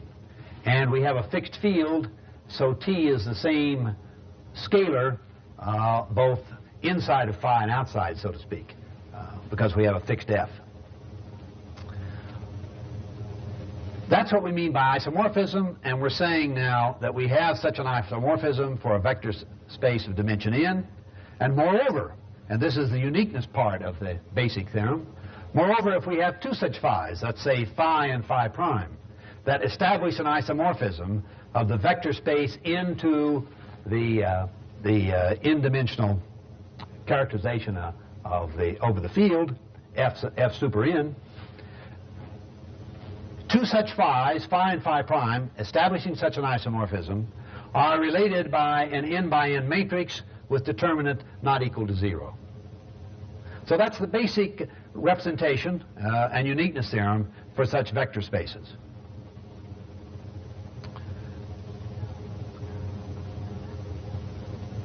Now, a natural question is, to what extent can we generalize the apparatus we've introduced here? Well, there are two respects in which generalizations arise in a rather intuitive fashion. One is, and it's rather obvious from the way we have discussed Theorem 1, we could, of course, have two different base fields, f and f prime. So the isomorphism could also carry one field into an isomorphic field. But that generalization is not too useful to us because of the primary concentration on the field of real numbers. The second generalization is perhaps more important. There's a long history of considering vector spaces over weaker structures than fields. A good example would be vector spaces over division rings. Vector spaces over division rings generalize in the following way: that division rings are not necessarily commutative. And of course then we have to go back and be careful about the scalar multiplication from the left and from the right.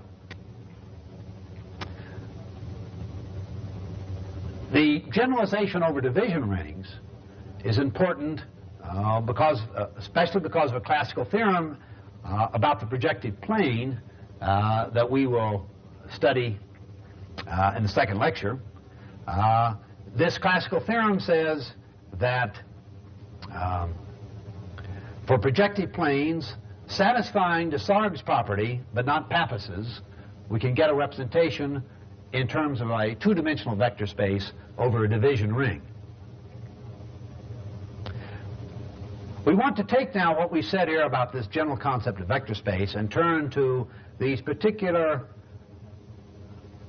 special topics that I mentioned earlier, beginning with analytic and affine geometry, and then going on to analytic projective geometry, analytic Euclidean geometry. So we turn now to analytic affine geometry, closely connected with affine spaces, as we'll see in a moment. And in such geometry, or in affine spaces, lines are preserved and the parallelism of lines, as well, for example, as the parallelism of two planes. But we don't have preserved, as we do in Euclidean analytic geometry, congruents or perpendiculars. Such geometries, therefore, constitute a generalization of the familiar Euclidean case, but an important generalization that still has many applications. We assume for everything we say about analytic affine geometry that we have in the background a vector space satisfying the axioms we just discussed. The first thing we want to define is the notion of a linear variety, or as I'll sometimes say, simply a variety. Let x1 to xk be linearly independent elements or vectors of V. A k-dimensional linear variety, which I'll call cap A and put in brackets x0, x1, xk, is the set of all elements of V such that it is either the single element x0 in case k equals 0, or it's the set of all elements of V defined as follows: x0 plus the sum of the products t sub I xi, where t1 to tk are any scalars in F. Let's take a couple of examples of this because this definition has very familiar instances. The linear variety for k equals 0, or we'll sometimes say of dimension 0, of course, are points. Linear varieties of dimension 1 are lines, characterized then by x0 plus tx1. Notice we didn't include in the linear independence any requirement on x0. It's the vectors multiplied by the scalars that we require linear independence of. So, of course, in the case of lines, we don't have any problem. In the case of k equal 2, that is, linear varieties of dimension 2, we get planes. In this case, x0 plus t1 x1 plus t2 x2, with the requirement now that x1, x2 be linearly independent vectors. The second thing we want to define, then, is the relation of incidence for linear varieties. First thing to note is that that relation of incidence is not the same as intersection. For example, the intersection of two lines is not a case of incidence. Incidence holds only between varieties of different dimensions. For example, we have incidence when a point is on a line, or a line passes through a plane. Or rather, a line lies on a plane. I've got this drawing slightly wrong. I want to change that. More like this. Let's look at the definition. A variety cap A is incident with 1b if what? A is in the set of varieties of dimension k. We'll write that script sub k. B is in the set of varieties of dimension L, where L is not equal to k. And secondly, either A is a subset of B or B is a subset of A. Notice in the case I have drawn here, of course, the higher dimension is always the larger set here. The point is incident with the line, and of course the point is a subset of the line. In the case I've drawn here, I've sketched a plane, and the line that's incident with it is a subset of the plane. We are now in a position with the notion of variety and the notion of the relation of incidence added to our characterization of vector spaces to define what we mean by an n-dimensional analytic affine geometry over a field F. Such a geometry is just a structure V plus multiplication, where we have addition and multiplication, and then the varieties of different dimensions, A sub 0, A sub n, and the incidence relation. So such a structure, where, as already said, V addition multiplication is a vector space over F. The variety is as defined, and the incidence relation is as defined. That's what we mean by a geometry. What is important about this concept of geometry from a broad set theoretical standpoint that takes us beyond the vector space is to include as particular structures within the vector space the different linear varieties of different dimensions, as well as their relation of incidence. We let now, to define the concept of an affinity, let script V be the union of all the varieties of different dimensions. So that's union of the a sub k's, k equals 0 to n. And an affinity C is defined as following. It's a mapping of V into V, and it preserves varieties, and it preserves incidence. When I say it preserves varieties, I mean more than that. Namely, it carries any k-dimensional variety into another k-dimensional variety. So if A is an a sub k, then C sub A is an a sub k, and that goes both ways. Secondly, if A and B are two varieties that are incident, then their images under C are incident. So we have AI, A incident B, if and only if CA incident CB. Now, in terms of what concepts we've introduced, we mentioned at the beginning some important affine concepts. Let's say something a little more about that. Another way of stating important concepts is to emphasize once again the concept of parallel holds in affine geometries. Secondly, the concept of intersection. Intersection we can define set theoretically for varieties or any other figures. So, for example, meaningful is the intersection of two lines, a line on the plane, etc. And at least as important is the concept of span. We have the familiar idea of two distinct points spanning a line or determining a line. Three non-collinear points spanning a plane or determining a plane. So that notion of span is also an affine notion. When we say it's an affine notion, we mean that no stronger geometry is needed in order for that concept to be defined and to be meaningful.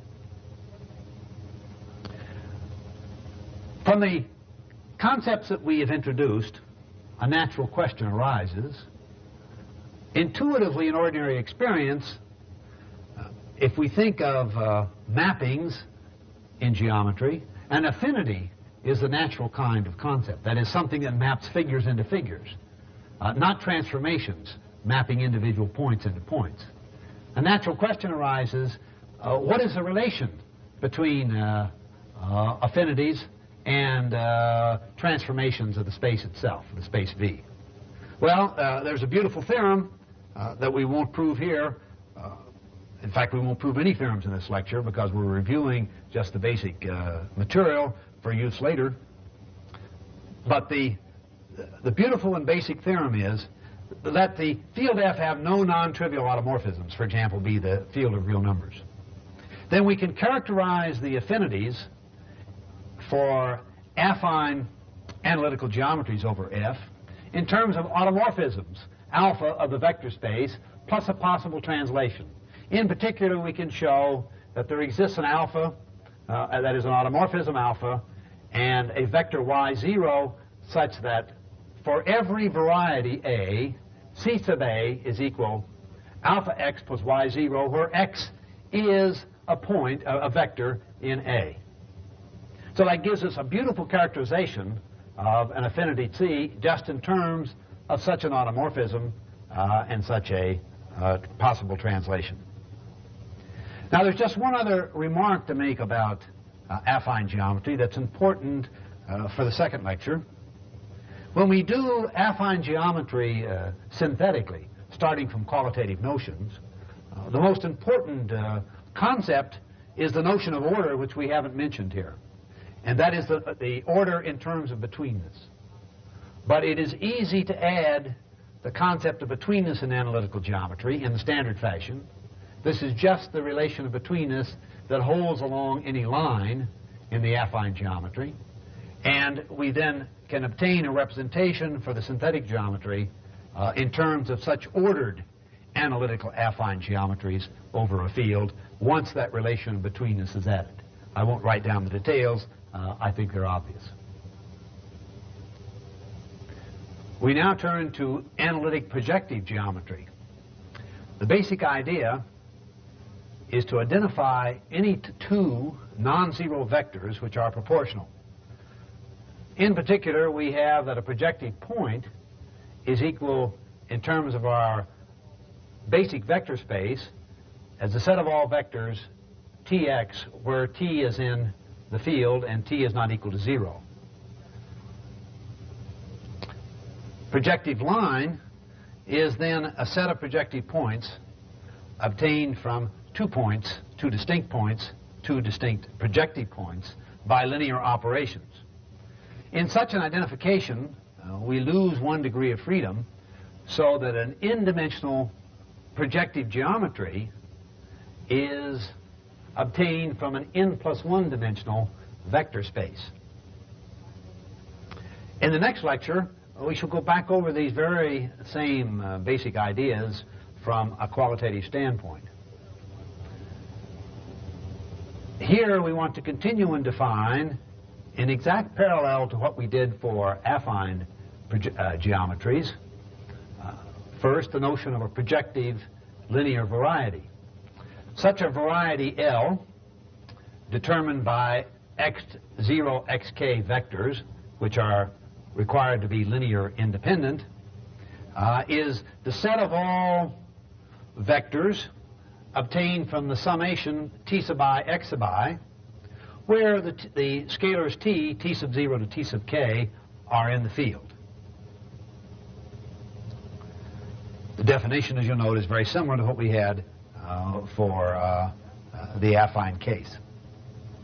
L sub k is in the set of all k-dimensional projective varieties, and P for projective is the set of all varieties taken over all dimensions. Next, as in the case of the affine geometry, we define incidence in exactly the same way, so we won't repeat that definition. We then say that a structure, V, addition, multiplication, varieties L sub 0 to L sub n, incident, such a structure is an n-dimensional analytic projective geometry. Notice that it corresponds to just what we did in the case of the affine case, except now we have the new definitions of varieties for the projective case. We have a corresponding new definition of a projectivity corresponding to an affinity.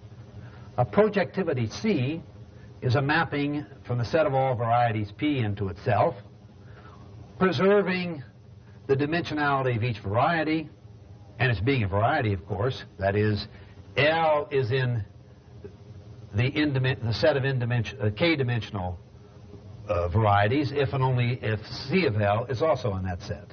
And secondly, preserving incidence. L intersects M, if and only if CL intersects CM. And again, we have the same natural question. Projectivities are mappings of varieties. How can we relate that to automorphisms that map points? And again, we have a very similar fundamental theorem that may be regarded as the fundamental theorem of analytic projective geometry. Namely, a mapping of P into P, that is a set of projective varieties into itself, C, is a projectivity if and only if there exists an automorphism alpha of V such that C sub L for any variety L is simply the set of points alpha x where x is in L. Notice this is a simpler form because of passing through the origin in the case of the projectivities than in the case of the affinities. Again, we have the restriction here that I haven't written down, that the underlying field should have no non-trivial automorphisms. We can take, as always, the reals as such a field.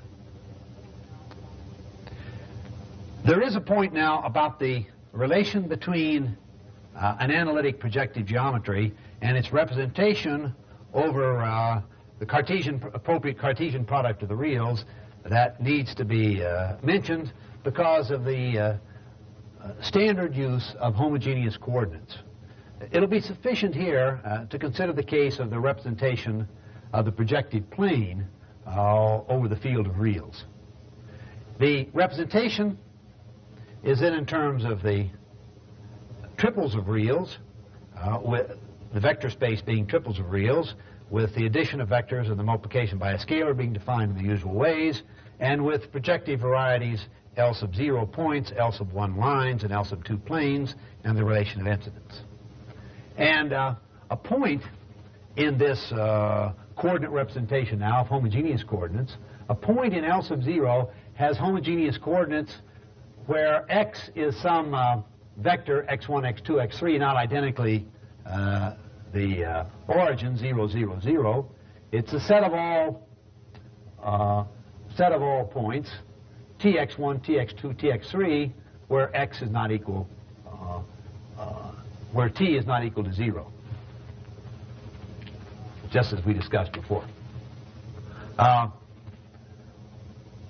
Notice that we're in the plane, but we have 3 coordinates, and that's because we have this homogeneous representation. A line, a projective line in L1 then is represented in the following fashion.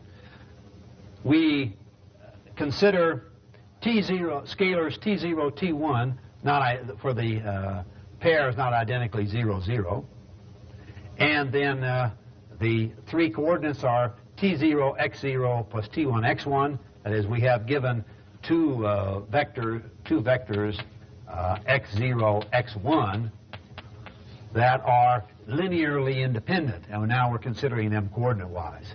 So we have the similar thing for the second coordinate and the similar thing for the third coordinate. What's written down here is more complicated in appearance than it actually is. And again, the important point is that though we're in the projective plane, because of the homogeneous coordinates, we have 3 coordinates. We don't have the time here to study in a detailed way the way in which homogeneous coordinates are used. We'll be able to say something more about them in the second lecture, but mainly we'll just have to emphasize they are the standard form of representation for projective geometry. Now, there is an important duality fact about the projective plane, for example, that I want to mention. That 2 points uniquely determine a line, that is, 2 distinct points uniquely determine a line, which we would expect from the Euclidean case, but also always 2 distinct lines uniquely determine a point. Notice, of course, in the Euclidean case, this is not true when the lines are parallel, but it is always true in the projective case. And consequently, we can interchange by symmetry. We can see that much easier in the case of the synthetic axioms we'll consider in the next lecture. We can always interchange propositions about points and lines to get a new proposition where the role of lines and of points and lines is interchanged.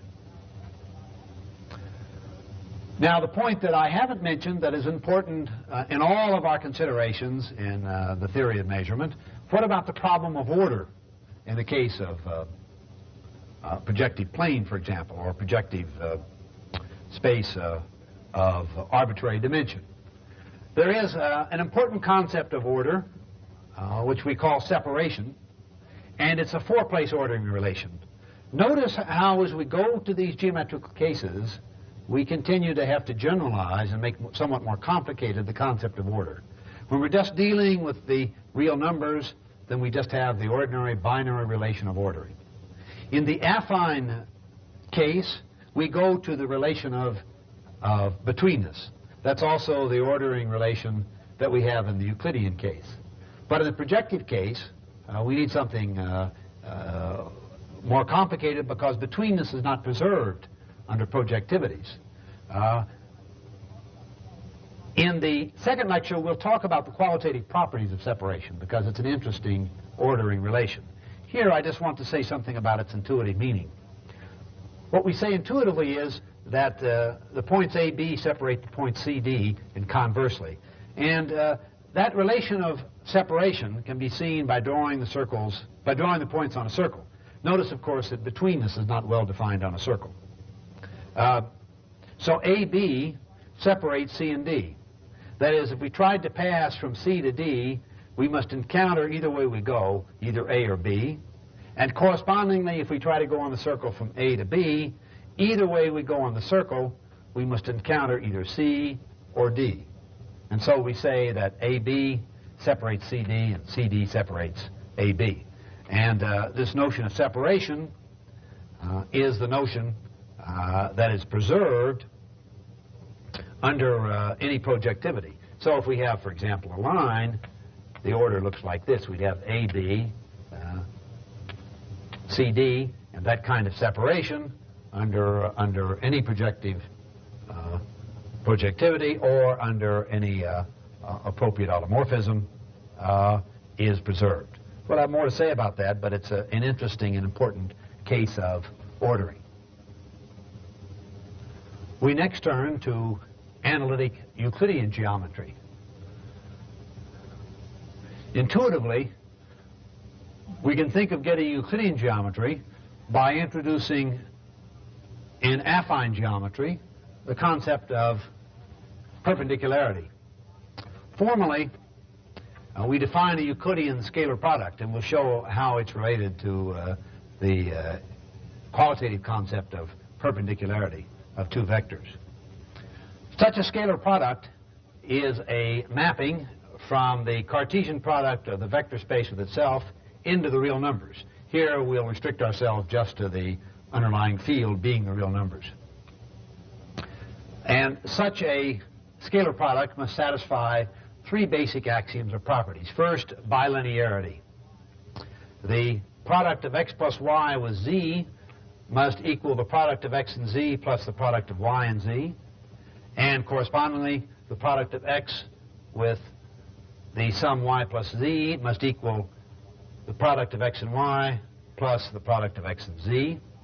And in the case of scalars, the scalar product of tx with a vector y must equal t times the product xy, which is itself equal to x times the product ty. In the last case, the scalar product of x with the vector ty. The symmetry is, as to be expected, the scalar product of xy is identical to the scalar product of yx. And the important property, finally, of the scalar product being positive definite, if a vector is not equal to the zero vector, then the scalar product of x with itself must be unequal to not be equal to the real number 0. What we can then show is that where we have a vector space over the real numbers and we introduce this concept of Euclidean scalar product, that x is perpendicular to y if and only if the scalar product of x and y is 0. That is, what we can show is that that defined concept of perpendicularity has the expected Euclidean geometric properties. There are several other familiar Euclidean notions we introduce using the notion of scalar product. First is the notion of the Euclidean norm. We use the double vertical bar. So the Euclidean norm of a vector x is equal to the positive, that is the non-negative square root of the scalar product of x with itself. We can then use the norm to introduce the standard Euclidean metric. The distance between x and y is, as points in the Euclidean space, is equal to the norm of x minus y, which is equal to the square root of the scalar product of x minus y with itself. We also have defined then in terms of the metric the standard concept of congruence for line segments. xy is congruent to x prime y prime if and only if dxy, that is the distance between x and y, is identical to the distance between x prime and y prime. We might note that in other spaces, for example, the Minkowski geometries, which we also discuss in the general treatment of geometric representations, but don't have the time to cover in this lecture, the norm is there, but it doesn't come in a direct way from a scalar product, and that differentiates, in one sense, the Minkowski geometries from the Euclidean ones. The next point is that in analytic Euclidean geometry, we introduce order in the same way that we do in the affine spaces. As you might gather from this, the analytic Euclidean geometry is closer to affine geometry than it is to projective geometry. Because this is seen in the order relation. The order relation in the Euclidean case is just between this, which we already considered in the affine case. Now we want to establish some of the standard relations between mappings, some of which you'll know from other contexts in which you've learned about Euclidean geometry. Let this structure, V, addition, multiplication, A sub 0, A sub n, incidence relation and ordering relation between this, be an n-dimensional ordered affine analytic geometry. And let us have an addition, the standard Euclidean scalar product defined in the vector space, satisfying the axioms just given. We also assume we have the norm as defined, the Euclidean distance, and the congruence and perpendicularity relations. We then say, using all of these concepts, that an affinity C, that is an affinity now in the sense of the analytic affine geometry, an affinity C is a similarity, similarity being a Euclidean notion, is a similarity if and only if either one of the following properties hold. These two are equivalent. The first is that if we take two vectors x and y in V, C sub x minus C sub 0 is perpendicular to C sub y minus C sub 0 if and only if x is perpendicular to y. So we use in condition 1 perpendicularity, the preservation of perpendicularity, to characterize similarity. And in condition 2, we just use preservation of congruence. Cx, Cy is congruent to Cx prime, y prime, if and only if xy is congruent to x prime, y prime. What this shows is that this equivalence and many other results that can be proved is that we can take either perpendicularity or congruence of line segments as the notion we add to go from the affine to the Euclidean case. It's probably more common to take congruence, but one can take perpendicularity as well. In our discussion of the synthetic case, we will axiomatize Euclidean geometry from the affine case. The affine case takes betweenness as the basic notion, and we'll add to that this notion of congruence qualitatively. But we could have taken perpendicularity.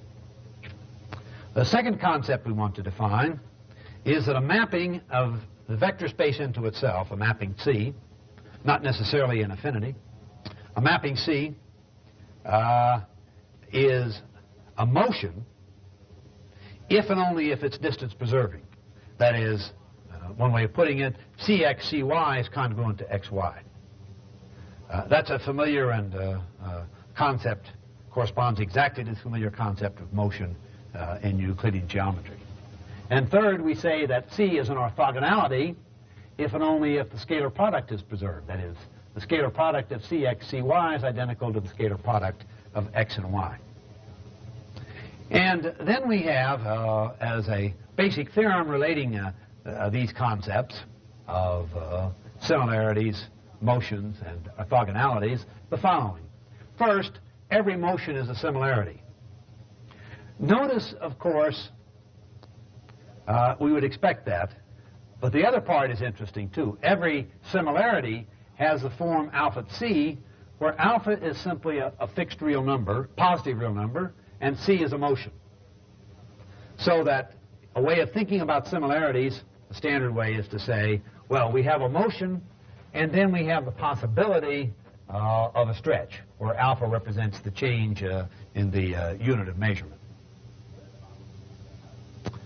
Third property we have is that every orthogonality is a motion, and every motion has the form C plus x, where x is a vector, or point in the space, and C is an orthogonality. Notice what this says is, Well, let's look at 4 and then come back on that. 4 says that when we look at the standard n-dimensional Cartesian representation, REN, then orthogonalities are represented by orthogonal matrices of dimension n times n. Now, such matrices, of course, are just a way of representing rotations. So intuitively speaking, what we have is that we have orthogonalities or rotations. Motions are rotations plus possible translations. Similarities are motions plus changes in scale, or another way of putting it, similarities are possible rotations plus translations plus changes in scale. And these are the familiar possibilities of transformations in Euclidean geometry. Note, of course, that similarity does not preserve congruence. Motions, and of course orthogonalities and special cases of motions, do preserve congruence. From a basic geometric standpoint, it's similarity that is important. But for many different reasons historically, congruence is often given precedence, which means that the unit of measure must be fixed, and we exclude similarities that bring in a unit of measurement. But when we look at the qualitative axioms, the actual representation that one gives is natural to give only up to a similarity, not up to something, not up to a motion.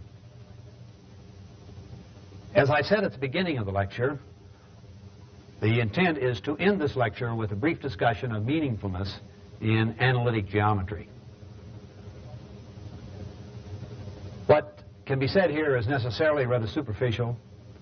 It is meant to supplement in a very brief way the general lecture on meaningfulness. There is a long historical tradition, however, that I would want you to be aware of, and that is the historical relation between identifying a geometry and its group of permissible transformations. The study of such uniqueness properties in terms of the group of transformations historically precedes similar discussions in the theory of measurement. Perhaps the most famous statement of such a characterization of geometry in terms of the group of permissible transformations was due to the famous German mathematician Felix Klein in a lecture he gave at Erlangen, Germany, in 1872, in which he went so far to say that geometrical properties and a geometry are defined or characterized by the widest group of transformations under which they are invariant. So, for example, it's possible to study axiomatizations of geometry in which we use this invariance under motions, for example, in the Euclidean case, or transformations more generally, affine transformations in the affine case, etc., to actually characterize the geometry.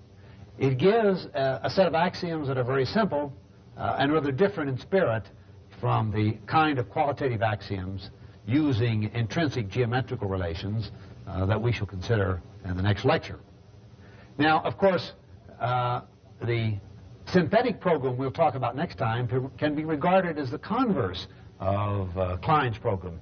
Namely, we characterize the group by giving geometrical properties and the axioms they satisfy. Thus, for example, we characterize the group of similarities by the qualitative axioms for Euclidean geometry in terms of the two geometric concepts of betweenness for order and congruence for line segments, as discussed just a few moments ago. In the case of affine geometry, we can characterize the group of affine transformations just in terms of the qualitative relation of order, namely the relation of betweenness. In the same way, as we'll see in the next lecture, we can characterize in similar fashion the projective transformations in terms of relations such as those of incidence. It's important to recognize that the uncovering of this relation in the 19th century in an explicit way between geometric properties, a particular geometry, and the permissible group of transformations leaving properties and relations invariant was a major discovery and gave a way of looking at geometry that has been important ever since.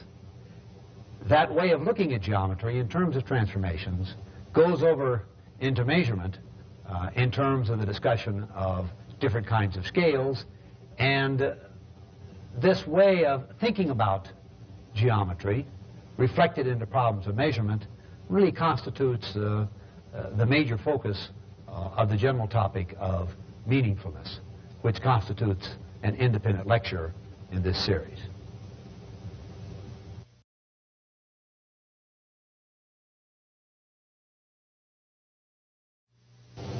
This is the second lecture about geometry. It is a natural successor to the first lecture on analytic geometric representations. We now turn to the qualitative structures, and we want to impose axioms on the qualitative structures such that we can prove representation theorems in terms of the analytic representations. The material to be covered here is, as in the case of the first geometric lecture, substantial and wide-ranging. It'll be possible only to hit the high points and not to go into a great many details that are of considerable interest. There is other material in the chapter that I will mention at the end, if we have time, concerning applications. We have a substantial section both on applications in physics and also one in the theory of perception in psychology. But the focus of the lecture will be to retrace the concepts covered in the first lecture on geometry, but doing it from this different standpoint. This means that we'll mainly concentrate on the following topics. I want to start with order on the line, looking at the generalizations of simple ordering as reflected in the real number. Secondly, I want to talk then about projective geometry, in particular the two-dimensional projective plane. Third, projective space. Intuitively, we'll have in mind 3 dimensions, but for some applications, it'll be useful to have results on more than 3 dimensions. Then we turn to ordered geometry. Ordered geometry as such was not mentioned in the previous lecture. The important special general case of this is affine geometry. We get affine geometry out of ordered geometry by restricting the axioms. And then we further specialize affine geometry to get the important cases of absolute, Euclidean, and hyperbolic geometry. In terms of these classic parts of geometry, or types of geometry, I'm omitting in this lecture elliptic geometry, which is discussed in the chapter. The reason is that it doesn't fit as easily into this categories and doesn't follow directly from the material covered in the first lecture. Notice that the main emphasis then will be on projective geometry, affine geometry, and Euclidean geometry. The last topic I want to at least spend a little bit of time on is a famous problem in the foundations of geometry, the Helmholtz-Lee problem of the nature of space. We'll have time at least to say something about it at the end. So let's turn then to the generalization of a simple order. Remember, a simple order is reflexive, anisymmetric, transitive, and connected. And the natural representation of it is in terms of the numerical relation equal to or greater than. In the case of geometry, think for the moment of a one-dimensional line, and the one-dimensional case will be of interest because when we restrict ourselves to the one-dimensional case, the order along the line will be invariant in everything from affine geometry up that I want to discuss first, namely the classical case of betweenness.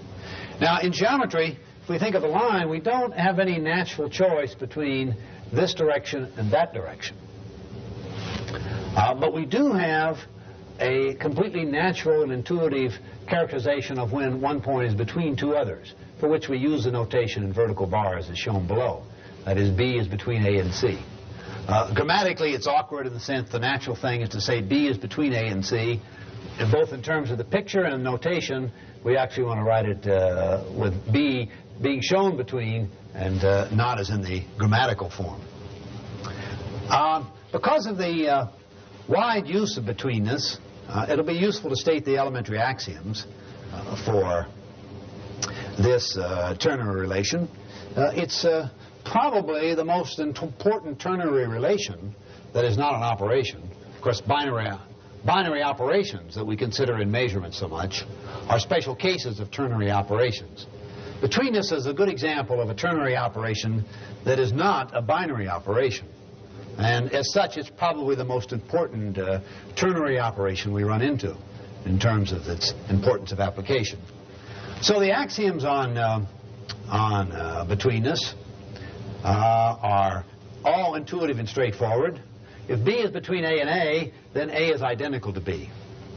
That is a kind of analog of anti-symmetry for simple orders.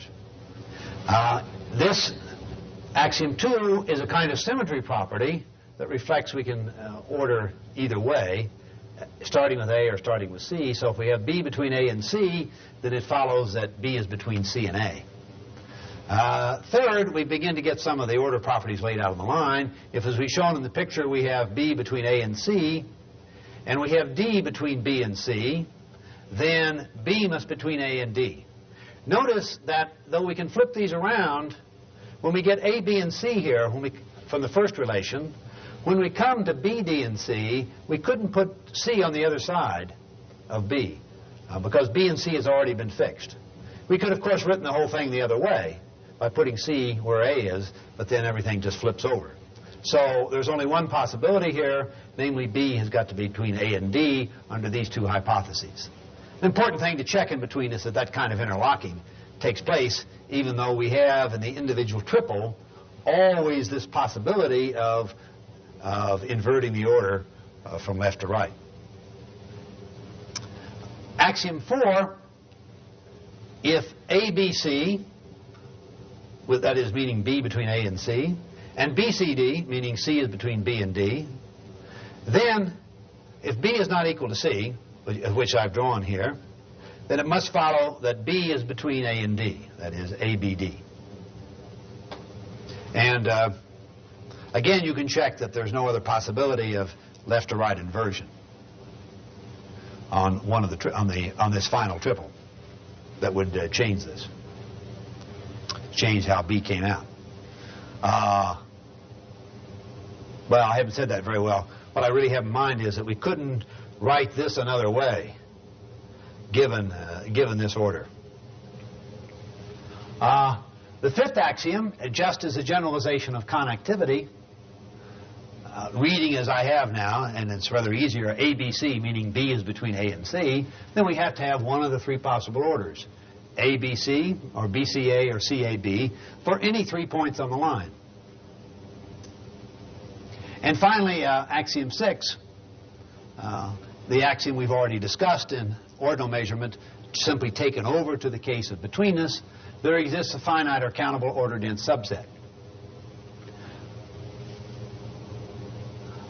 We then have as a representation theorem, and a very straightforward proof. The proof proceeds by just fixing arbitrarily a left-right order and then using the results for simple order to get the representation, and then showing you can go either way. There exists a real-valued phi such that ABC, if and only if phi A equal to or less than phi B equal to or less than phi C, and then what you can show is, or it could always be for a given triple the other way. Phi C equal to or less than phi B equal to or less than phi A. And that's a neat and simple representation theorem. It just generalizes by having the inequality go either way in terms of A and C, just generalizes in a natural way the representation for a simple order. And the uniqueness result has the same flavor. Namely, we get uniqueness of phi up to a monotone transformation. That is, that monotone transformation can be either strictly increasing or strictly decreasing.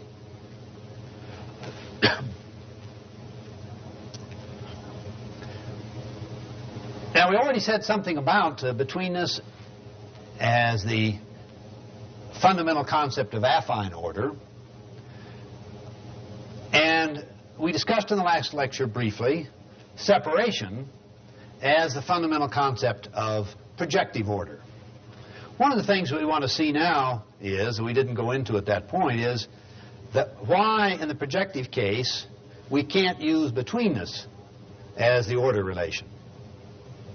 The answer is that when we apply a projective transformation to betweenness, projecting one line from a point of perspective onto another line, betweenness doesn't stay invariant. And let's examine that. So we start with a line in which we have A, B, and C in the order, so it's A, B, C, B between A and C. We take P as a point of perspective, and we take another line in which P doesn't lie, this line right here, and now we project through P each of the points. That means we draw CP to get C prime, we draw PB to get B prime, and we draw PA to get A prime. But we see at once, when we do that, this projection, that we now have B prime, A prime, C prime. That is, B is no longer between A and C, but B prime is out to the end here, and A prime is the middle point. So that the property of betweenness was not preserved under projection. Consequently, we need a stronger notion of order, and we need the concept of separation we talked about last time. And we can see, let's add a point D here, and then let's draw D prime.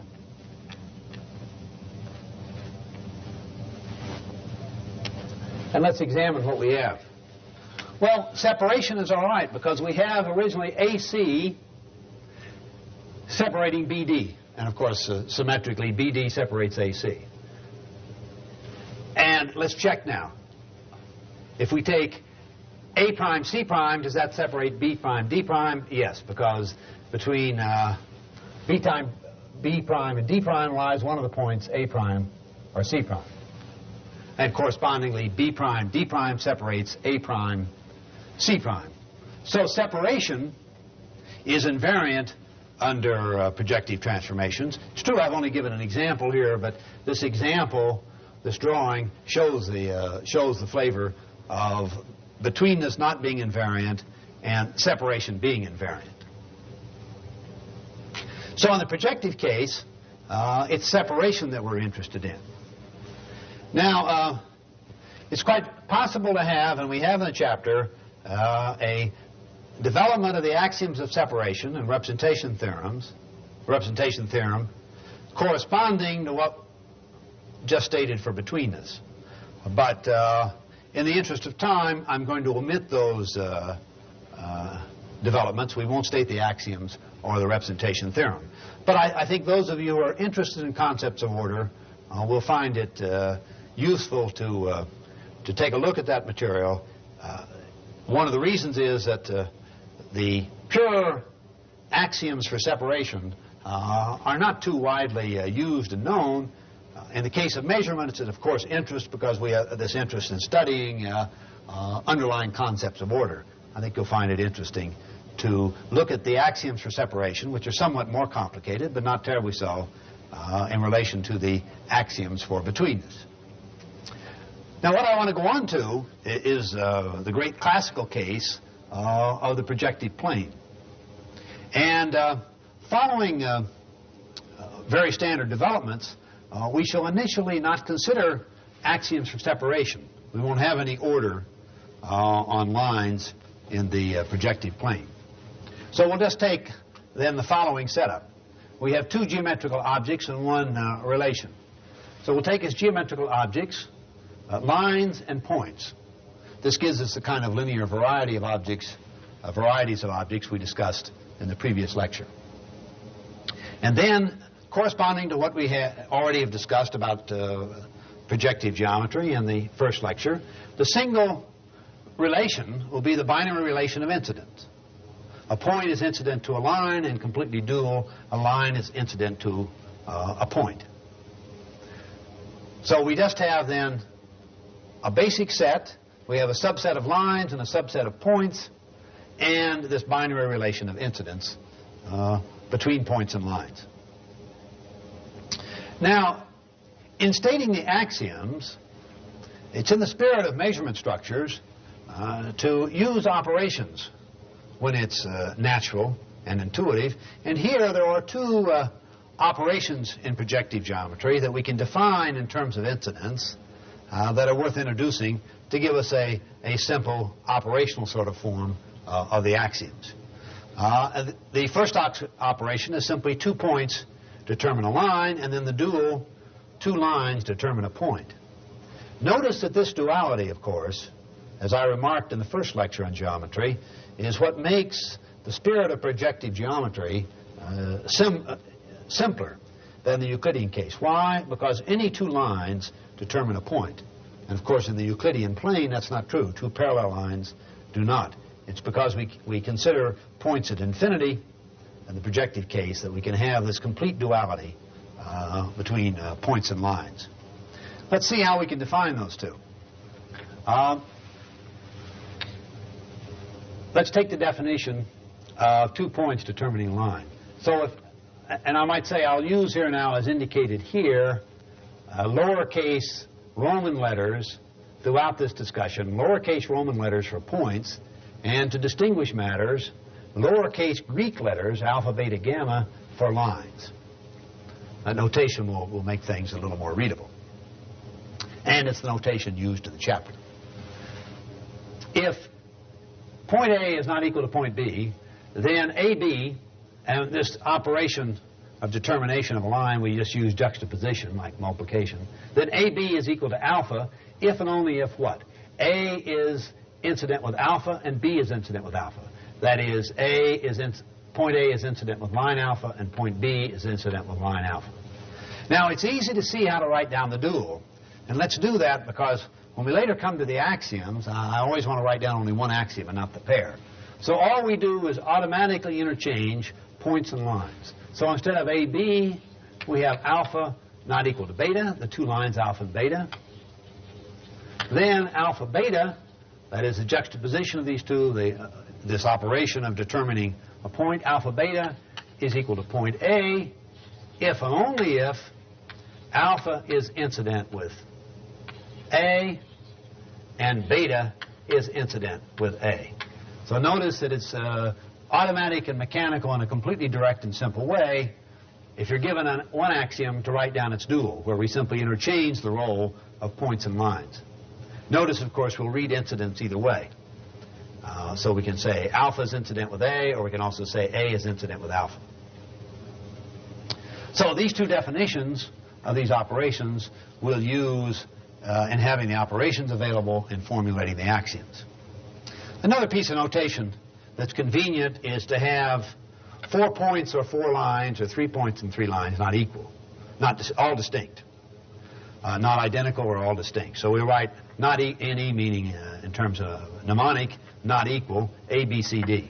Means all 4 are distinct. So if we want to write that out, we would say what that means formally is A is not equal to B, A is not equal to C, A is not equal to D, B is not equal to C, B is not equal to D, and C is not equal to D.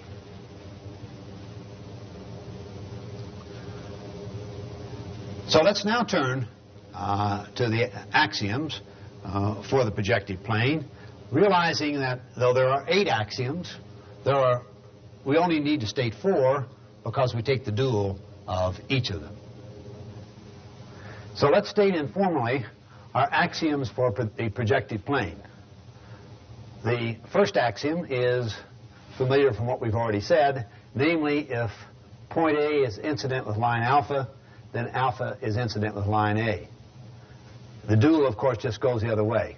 which I won't formulate here, A1 prime. If alpha is incident with A, then A is incident with alpha. Axiom 2, what we use in the definition of the operations, if A and B are two distinct points, then they determine a unique line. As stated here, then there exists a unique line alpha such that A is incident with alpha and B is incident with alpha. That's a misprint there. Shouldn't be beta, but alpha.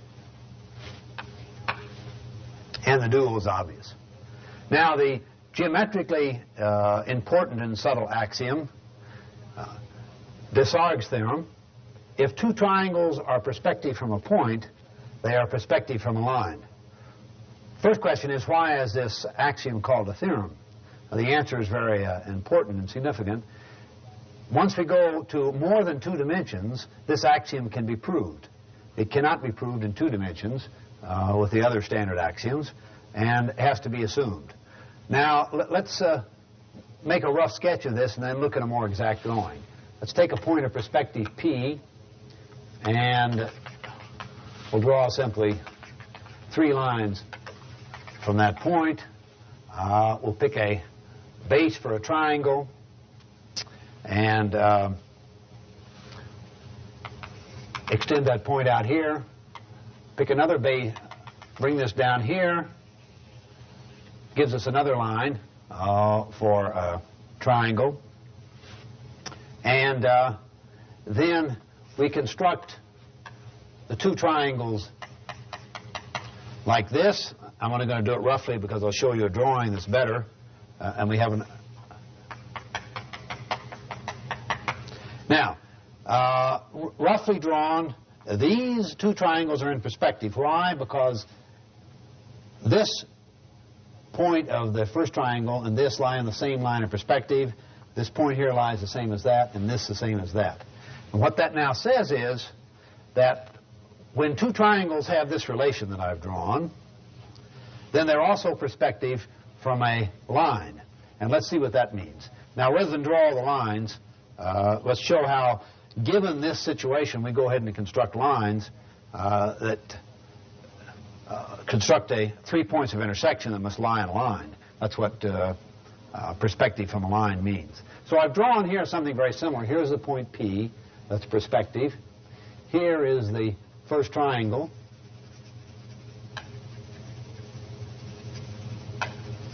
And here is the second triangle.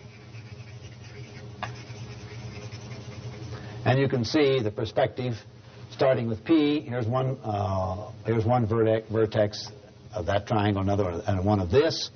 Vertex of this triangle, vertex here, and vertex here. Now, if we extend this line and extend this side of the triangle, we get this point. If we extend, now let's go up and take this side and extend this side, they intersect here. And now we take this side and this side of the second triangle, and they intersect here. And now the important and subtle thing about Desargues' theorem says that given that the perspective from the point P, then the 3 points of intersection that I have made very visible here must be collinear, must lie in a line. And you can see from the construction that that's true. Now, I think the beautiful and subtle thing about these projective constructions, one can only use a straight edge. No compass, no measurements, only a straight edge. And one gets this very beautiful result just with a straight edge pictorially. And that's a fundamental assumption. The dual axiom, of course, just goes the other way. If 2 triangles are perspective from a line, they are perspective from a point. The 4th axiom, informally stated, is the dimension of the space is at least 2. Notice that from axiom 2 prime, we know that the dimension is at most 2, because axiom 2 prime, the dual of axiom 2 I've written there, 2 lines determine a point uniquely, and that wouldn't be true in 3 dimensions. For stating the representation theorem, we need a concept mentioned in the first lecture, namely the concept of a division ring. Remember that a division ring F is just like a field, but multiplication is not necessarily commutative. And in the case of the projective plane, we'll want to talk about the two-dimensional homogeneous coordinate system over a division ring. So we'll call that H sub 2F. Points are certain equivalence classes of three tuples, homogeneous coordinates of the kind we talked about earlier. I'm not going to go into the details here. They're written down in the chapter. But then the fundamental representation theorem for Desarguesian plane, that is a plane satisfying Desargues' theorem, and of course the other axioms, is that it's isomorphic to a coordinate system or an analytical geometry over some division ring F. And that's the fundamental representation. That's why in this geometrical framework, as I pointed out in the last lecture, and as we say in both chapters, the concept of a division ring is important because of this fundamental representation theorem for the projective plane. It should be projective plane in here for Desarguesian. Now, an interesting and fundamental question, settled really decisively by Hilbert, is what is the geometric relation between the division ring being a field and the geometric properties of the plane? Well, there's a beautiful answer. Let's first consider a definition, which again I'll show geometrically in a picture and not write out as it is in the chapter. We say that a Desarguesian plane satisfies Pappus's proposition if and only if, again I'll just sketch the example and then look at a better picture. If we take two lines, alpha and beta, and we take 3 points, A1, A2, A3 on the first, and any 2 points in the order shown, B1, B3, B2, and B3 on the line beta. And now we draw from A1 lines to B2 and B3. From A2 we draw lines to B1 and B3. Notice we omit B2. And from A3 we go to B2 and B1. Then if we look at the intersection of the B1, A2, A1, B2 line, that's this one here, correspondingly for the others, this one here, and this one here, that is the A3, B1 line, we can show that these three lines must be collinear. So Pappus's proposition is, under this construction, the 3 points I've starred are collinear. And here's a little better drawing of that. Over here, we had alpha and beta, and then the points C1, C2, and C3 are collinear. Again, it's a beautiful proposition, not one that, if you're just thinking about the construction and not doing something with it, is not at all obvious that that in the ordinary plane, and the ordinary plane, of course, that we draw with is Desarguesian, satisfies Desargues' axioms. Then the fundamental theorem is that a Desarguesian projective plane satisfies Pappus's proposition if and only if its division ring is commutative. That is, its division ring is a field. And this is the beautiful result that goes back to the beginning of this century. There are additional important things to say about the projective plane, and it's hard for me to stop at this point because I obviously enjoy these pictures and drawings we can make with straight edge, but it's important to go on to the other major topics and leave what I said as the fragment to be discussed in this lecture. We'll give some other exercises and recommend you look at some of the other results given in the chapter. So one final remark about the projective plane. We get the representation over the reals by adding two more important ingredients. First, we add order in terms of the axioms of separation, and secondly, we add a standard axiom of continuity. Given those two additions, we can then prove that any representation can be obtained in terms of a two-dimensional representation over the reals. That is, a two-dimensional homogeneous coordinate system over the reals. Let's now turn to the next topic, the projective space. Intuitively, we're interested in 3 dimensions for many purposes, but most of what we say extends in a very natural way to any finite dimension. The only thing we really have to add to the concepts of the projective plane is the additional set of linear varieties that come in, namely the set M of planes. I won't state here the explicit axioms for projective space. They're given in the chapter, and the elementary parts are very similar to the kind of axioms already considered. We add to the axioms for the projective plane some additional axioms about incidence, plus the order axioms and the continuity axiom just mentioned. We then obtain as the representation theorem for the three-dimensional case, I'll state it in 3 dimensions, every three-dimensional ordered projective space, not projective plane, that's an output error, projective space is isomorphic to a three-dimensional analytic projective geometry over the reals, where a three-dimensional analytic projective geometry is as defined in the first lecture on geometry. Secondly, the uniqueness of this representation is up to a projectivity as defined, where a projectivity is as defined in the first lecture on geometry.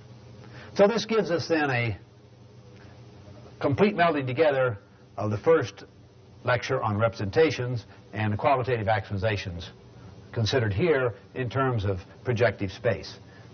We stated this exact result just for the case of projective space. It really holds for n equals 2, from n equals 2 up. The fact I formulated here for 3 is irrelevant. So that's all we'll say about projective space. Let's go to the next topic of ordered geometry. Here we make a drastic change conceptually. We could, of course, investigate the relations, as we did in some of the remarks in the first lecture, between the projective and the affine case. But from a qualitative standpoint, the natural thing is to begin at the beginning again. We need, in the case of ordered geometry and the specialization to affine geometry, just beyond the set of points A, just a single primitive notion, namely the ternary relation of betweenness, so that the primitive basis is extremely simple for ordered geometry. Let's consider the axioms, because they're easy to state, especially if we use drawings for 1 or 2 of the more elaborate ones. The first 4 axioms are just the first 4 axioms stated for betweenness. Remember, I had 6 axioms for betweenness on the line. The last 2 are omitted. The 5th axiom was the connectivity on the line. We don't want that, of course, because we're not on the line. And the 6th axiom for betweenness was a countable order dense subset, finite or countable order dense subset. We don't need that because we'll have an axiom of continuity. So we just have the first elementary 4 axioms on betweenness stated earlier. Then we have axiom 2, a numbering I use here. Axiom 2 is connectivity on the line. I won't formulate that. It's straightforward in terms of the previous axiom 5 for betweenness. Axiom 3 is that we can make an extension. So if we're given any 2 points A and B, then there exists a C. C is distinct from B such that we have A, B, C. That is B between A and C. That's elementary and simple. Axiom 4, if A is not equal to B, these are all points, C is not equal to D, and CD are on line AB, then A is on line CD. And that's obvious geometrically, as you can see here. We have A and B, distinct points, and we have C and D. C and D obviously lie on line AB. And then it's obvious in the ordinary case that A lies on line CD. Axiom 5 is the only really interesting geometrical axiom in a certain sense. That's Pasch's axiom. We're given a triangle, ABC. We're also given point D, such that we have BCD. And we're given point E, such that we have AEC. We now draw the line DE. The axiom requires that there exists a point F, such that F lies between A and B. So we have AFB. And again, in the standard plane, we expect that property but it cannot be established, can be shown to be independent from the other axioms we considered. Axiom 6 is just the continuity axiom. This can be stated in a Dedekind form or some related form that I haven't stated explicitly. It's given, of course, formally in the chapter. And finally, we have always to select a dimensionality axiom to determine the dimension of the space.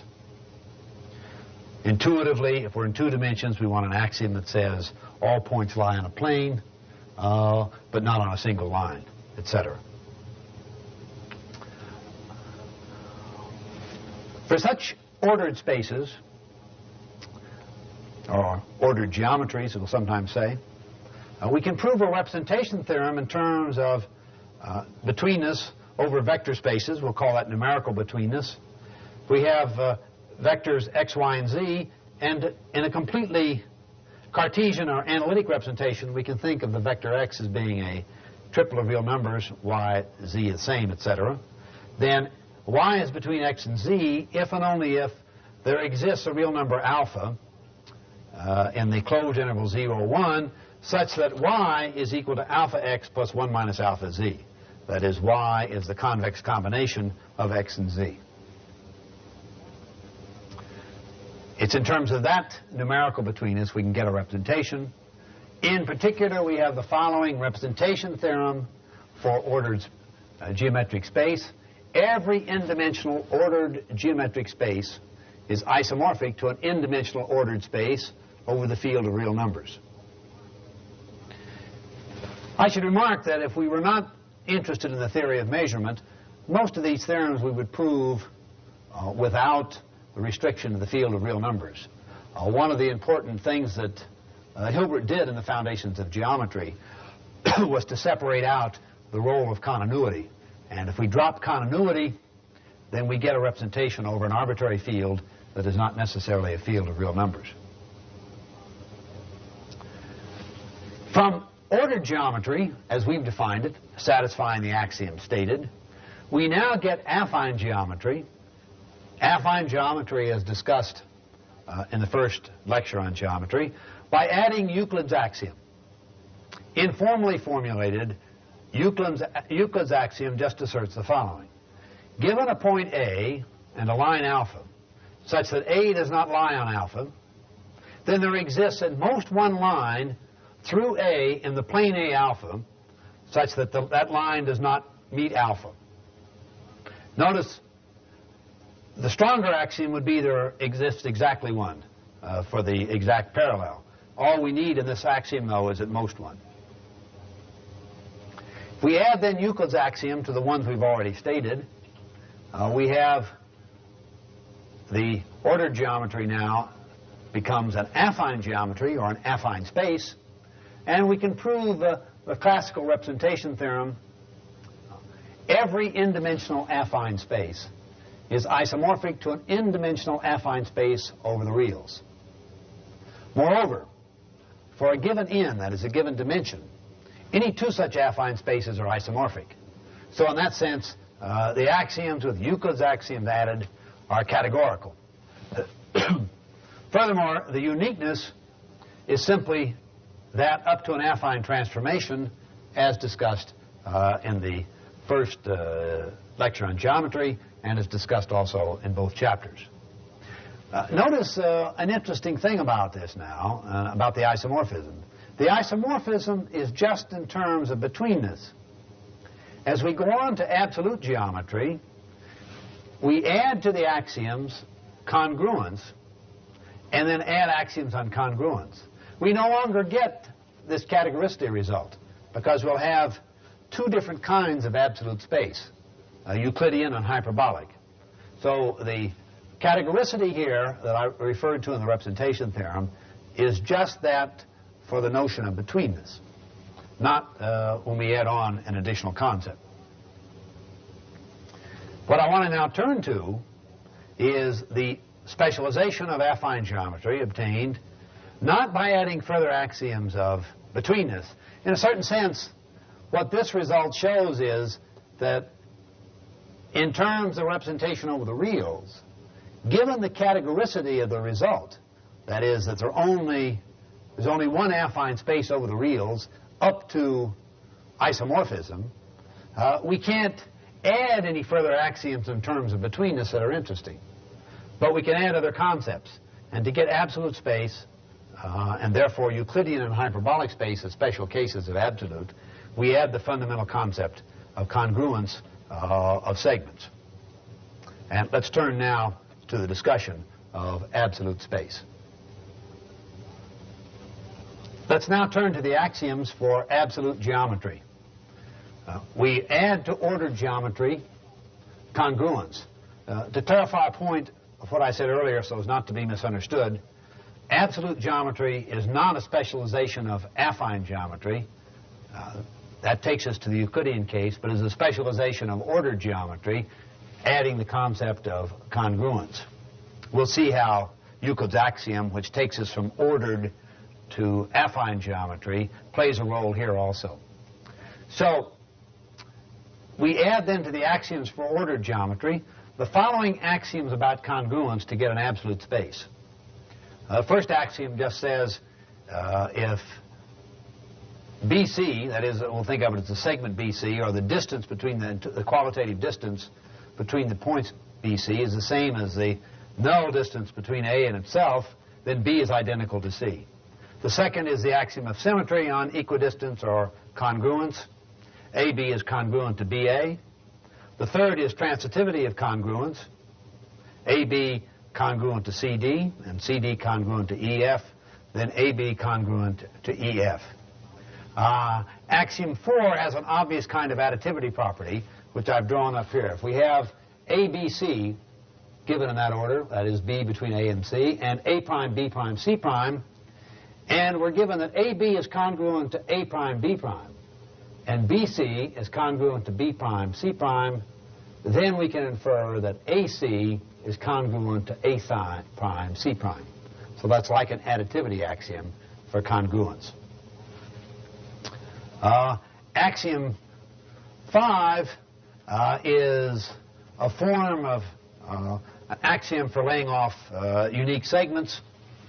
If I'm given a segment CD, remember when I talk about segments and like here, intuitively that's all just a pair of points. So we don't have the formal notion of a segment, but it's a natural geometric way to talk.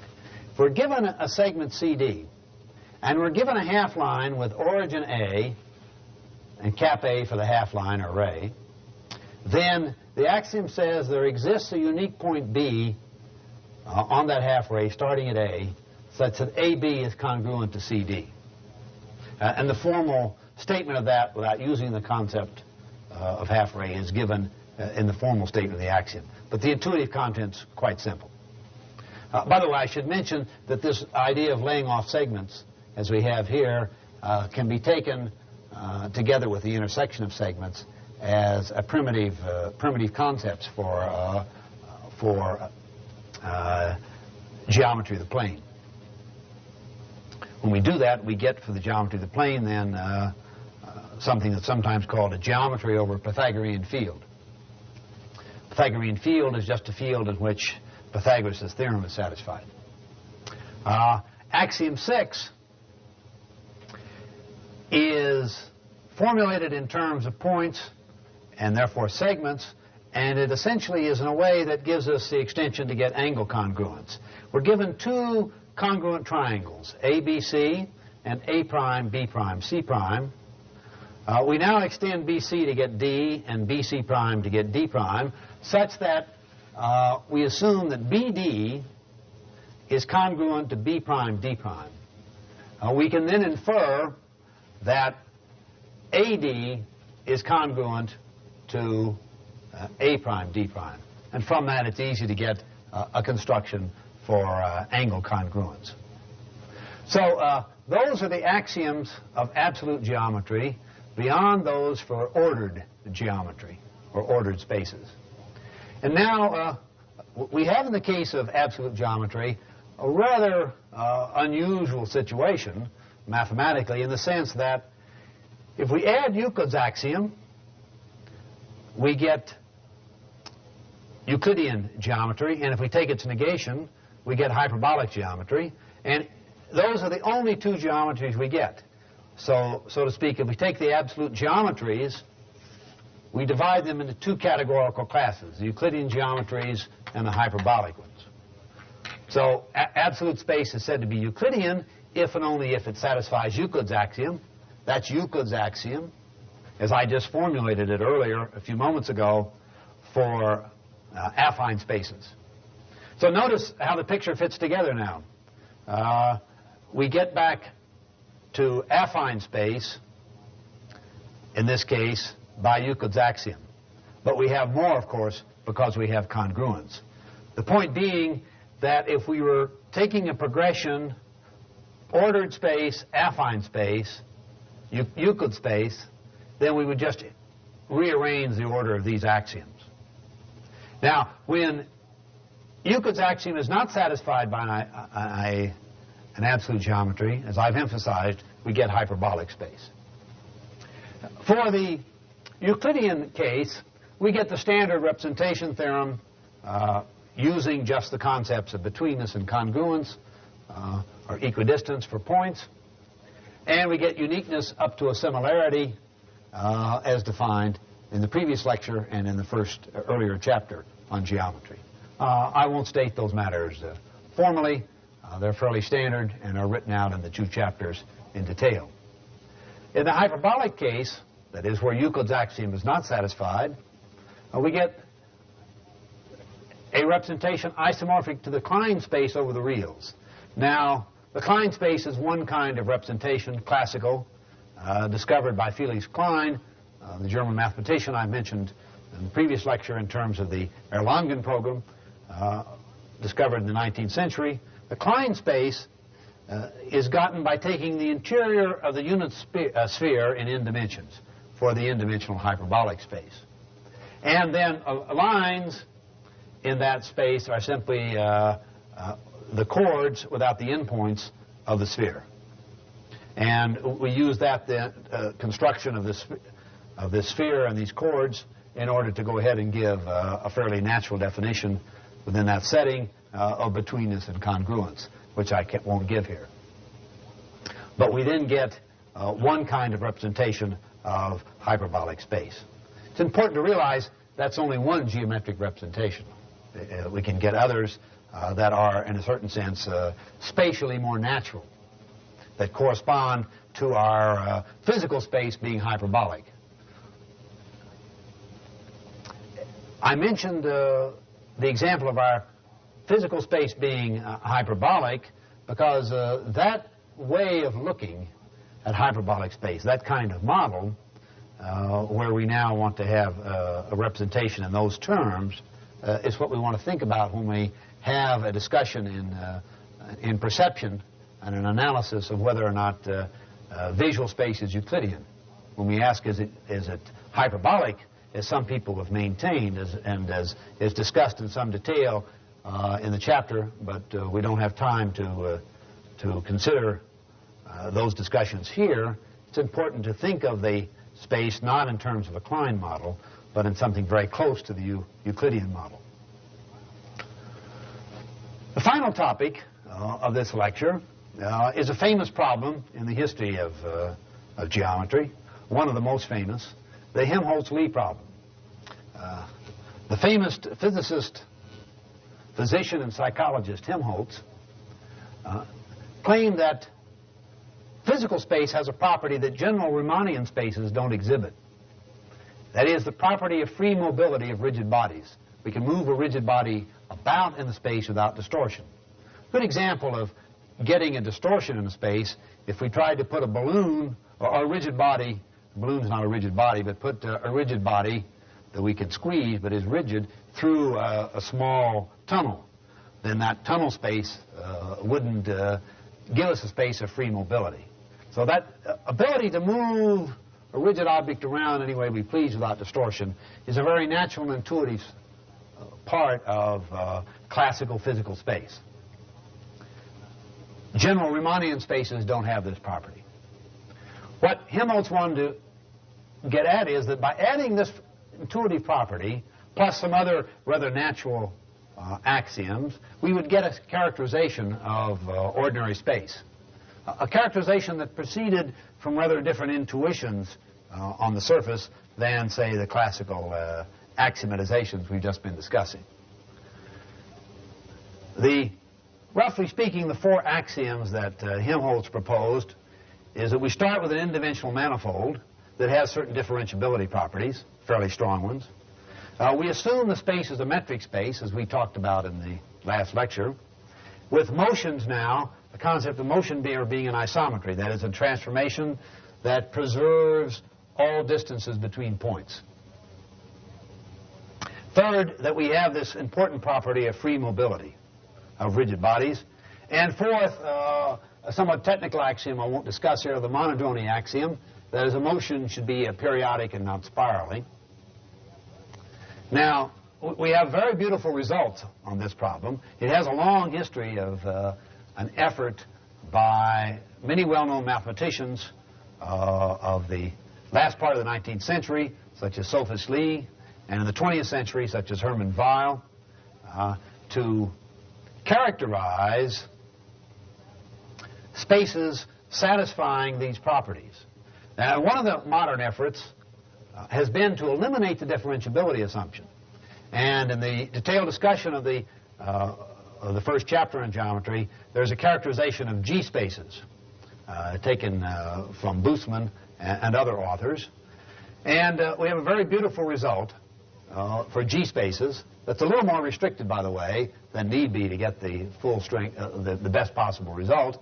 But G spaces are rather natural spaces with some topological assumptions and a metric, but not differentiability properties. For dimensions 2 and 3, we have the following result.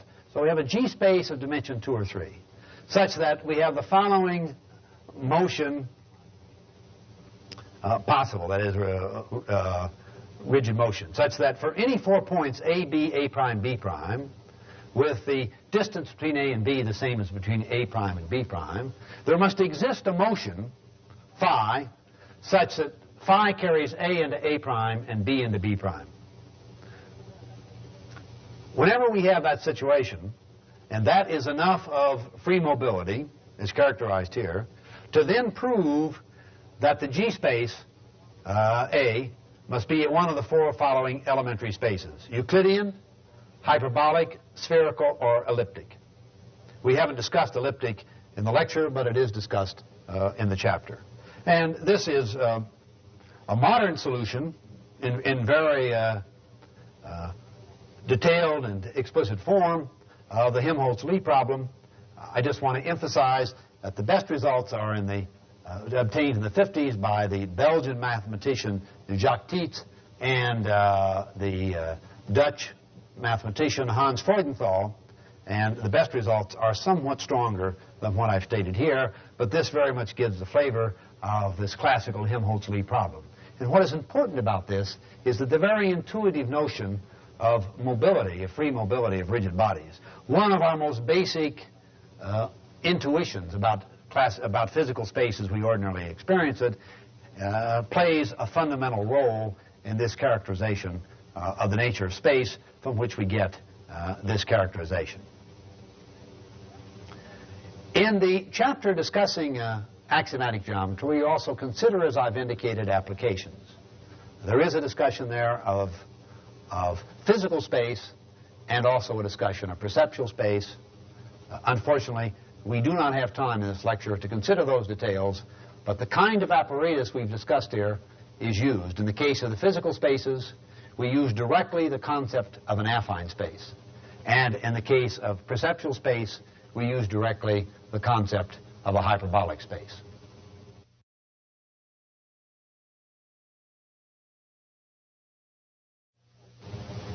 This is the first of two lectures on axiomatizability.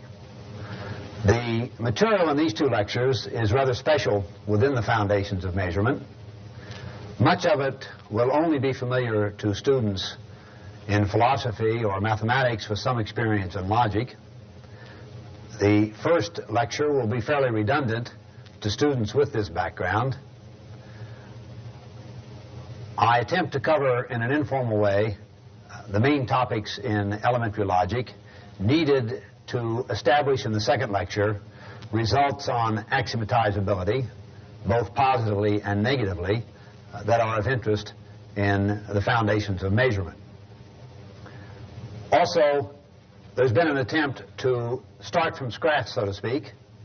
All of the concepts are defined and discussed, but of course many of the theorems that are needed, general theorems in logic, in order to establish particular results of interest in the theory of measurement, require substantial development.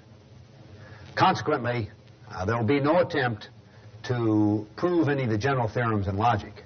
I do hope to have the time in the second lecture to give some sense of the way the proofs go for particular applications in the theory of measurement. So what we want to turn to in this lecture are the following topics. What we mean by elementary languages. Secondly, models of elementary languages. General theorems about logic. And when I say general theorems about logic, I have in mind general theorems about elementary logic, which we're going to characterize in a moment. Fourth, the more particular topic then of elementary theories. 5, some theorems and examples. And 6, some theorems on axiomatizability. Now let's begin with elementary languages. The idea of an elementary language is that we have restricted possibilities of expression. Intuitively, perhaps the central idea back of such languages is that the languages are about only one type of individual. Once that one type of individual is given, we can't specify and use higher types. For that reason, such languages are sometimes called in the literature of logic first-order languages, or also standard languages. We'll use throughout our discussion the term elementary languages, and this is what is used in the chapter on axiomatizability in Volume 2 of Foundations of Measurement. Now, the intuitive idea about being about only one type of individual is not as clear-cut as it might seem, because we can introduce a finite number of predicates, let's say 2 or 3 in many cases, that will permit us to define individuals having to satisfy that particular predicate. Let's take a concrete example that's a familiar one in elementary set theory.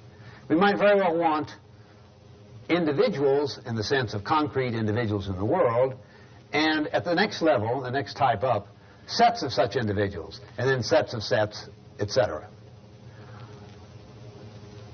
Intuitively, we might want to think of the elementary language as only being about the individuals. But it's easy to introduce a predicate for being a set, and so we can require then of an individual now in quotes, which is either a true individual in the original sense or a set. Well, those that are sets satisfy a predicate like this. We could say X is a set if and only if either X is the empty set or there exists a Y and Y is a member of X. And then we can define individuals in the true sense of individuals we have in mind. X is an individual if and only if X is not a set. So as in many cases of logical matters, there are subtleties that don't seem apparent in the initial intuitive idea. All the same, it's important that from a formal or syntactical standpoint, we just will have one kind of variable and the quantifiers over just that one kind of variable. So, for example, we won't have quantification over predicates for every predicate P, for example. Given this intuitive idea, we want to turn then to a standard classification of the symbols of an elementary language. And we have 4 such classes of symbols. First are the logical symbols, and these are assumed the same for all the different elementary theories, for example, different elementary scientific theories that formally may be of interest in the theory of measurement. So the logical symbols, we have parentheses in their standard notation. sentential connectives, and I've just shown here the ones that will be the notation we'll use. In the case of not, sometimes we'll use simply a dash like this, and sometimes a dash with a hook. Both notations are found in the literature. So that means it is not the case P, where P is some sentence. P and Q, where P and Q are sentences. P or Q, the wedge for or. If P, then Q. P if and only if Q. That notation is used widely now and will be familiar to most of you. We have variables. Next, our variables, remember, range over what are thought of intuitively as the individuals about which the language is expressing properties and relations. Variables will just be lowercase Roman letters with or without primes or subscripts. So x, y, x prime, y prime, x sub 1, y sub 1, z sub 1, etc. And finally, in the logical symbols, we have quantifiers.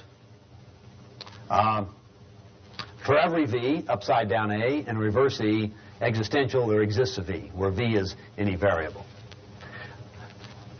We also have, and could properly place among the logical symbols, I've shown it here in the second class in the relation symbols, the logical predicate of identity or equality. We include that in our present framework as part of the logical symbols. The second class of symbols are, as I've started to indicate, the relation symbols, where for the official notation, we will have only the case of the letter R, capital R, with or without primes or subscripts.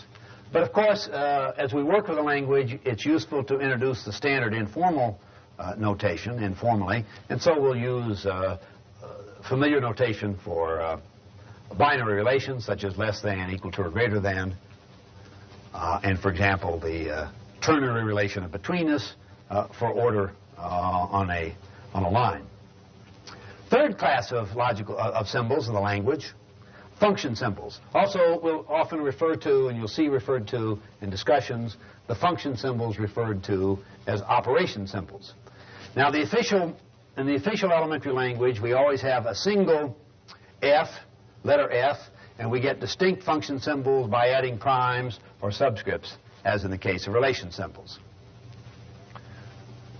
Informally, again, we'll use familiar operation or function symbols, plus, times, etc. The fourth category are individual constants. And again, officially, if we were writing down just the official notation, we would have the lowercase letter c, as usual, with or without primes or subscripts. Informally, again, we'll use familiar notation 0, 1, sometimes the constant e for the identity of a group, etc. One fundamental assumption, characteristic of elementary languages and elementary logic, is that the collection of relation and function symbols together with the individual constants form a finite set. Languages that do not have a finite set of symbols have a somewhat different character and will not be a topic that we shall discuss. Another way of putting it, we restrict ourselves to finitistic languages in this sense.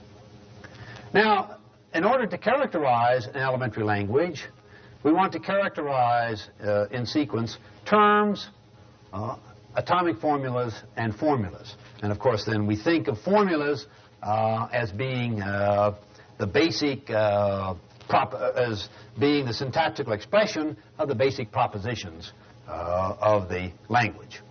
First, terms. I'll go through this rather quickly. It's written out in explicit detail in the chapter, but the intuitive idea is important. We have, in all of these matters, a recursive definition. Any variable or individual constant is a term. And secondly, if f is an in-placed function symbol and t1 to tn are terms, then f of t1 to tn is a new term. Atomic formulas, we can take any two terms t1 and t2 and have them flank the identity symbol, t1 equal to or identical to t2, and that gives us an atomic formula. An atomic formula intuitively means a formula that has neither sentential connectives nor quantifiers. And secondly, if we have an in-place relation symbol and T1 to Tn are terms, then R of T1 to Tn is itself an atomic formula. The definition of formulas, then, is obvious. First, any atomic formula is a formula. And second, if P is a formula, then P and Q is a formula. And I've introduced here parentheses just to show how we would disambiguate in the absolutely careful and explicit language. P or Q, if P then Q, P if and only if Q, and the two quantified expressions for every VP, and there exists a VP, where P and Q are any formulas already given, and V is any variable. And that recursively defines formulas. Sentences of the language are formulas that have no free variables, so that they're quantifiers binding any variables that occur in the formula. Let's take a couple of examples of elementary languages. Take this familiar instance we're always discussing of order. So we have, in such a language of pure order, just a two-placed relation symbol, R. And an example of an atomic formula would be Rxy. An example of a formula would be if Rxy, then Ryx, or not Rxx.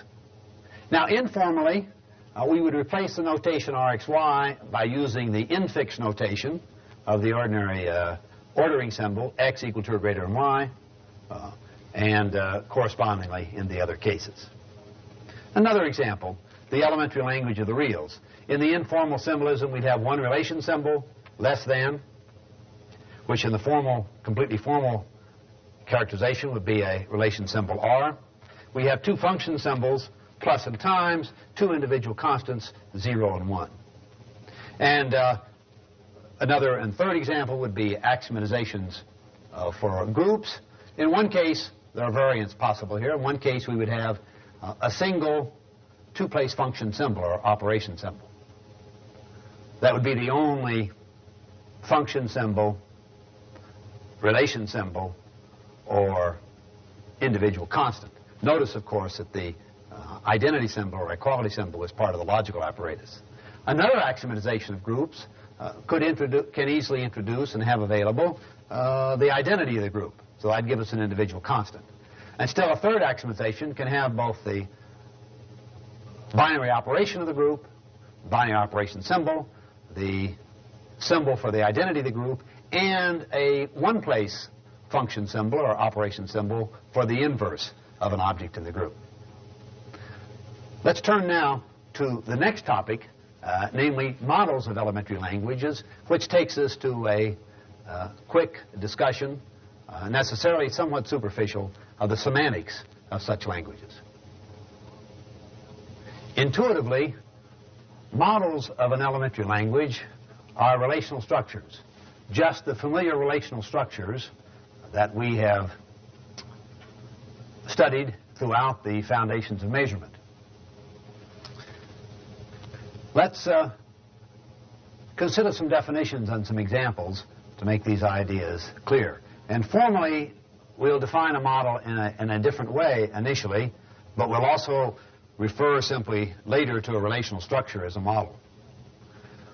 As we've already said, we're given the symbols of a language as a finite set.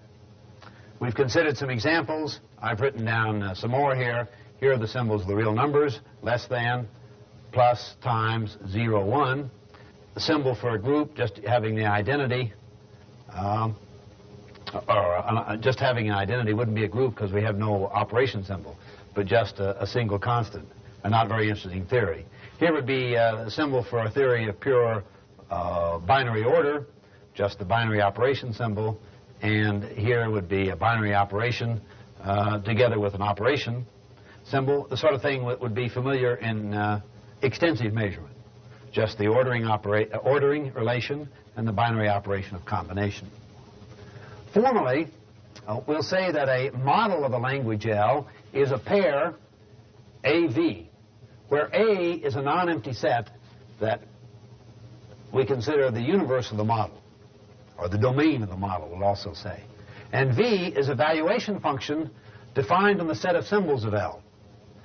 V maps the symbols of L into the set theoretical objects that build up the model, that are themselves part intuitively of the relational structure. Let's take the case of the model for the elementary language of groups, where we have a binary operation symbol and an individual constant for intuitively the identity. Then the valuation function could be in a domain consisting of 0 and 1, V of the identity symbol could be 0, and the valuation of the operation symbol could be this simple matrix. It's important to note now that when we talk about the models of a language, the models of a language need not satisfy the axioms that we intuitively have in mind. Later on, we'll require that in talking about models of the theory. We want to distinguish in our language between models of the language and models of the theory. Models of the language are often, and in general won't be, models of the theory.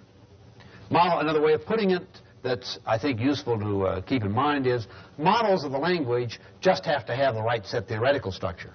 Models of the theory have to have the substantive properties reflected in the intuitive relationships and concepts introduced in the theory. Now, there are some important general notions. Very important also to note that we define isomorphism is a theory-free notion, in the sense that we define isomorphism of models just at the level of models of the language. Another way of putting it is that the basic concept of isomorphism just uses the set theoretical structure and not any of the axiomatic restrictions or characterizations of the theory that we are interested in substantively. Isomorphism of models, this will be familiar, but let's put it in a rather detailed way for the present framework.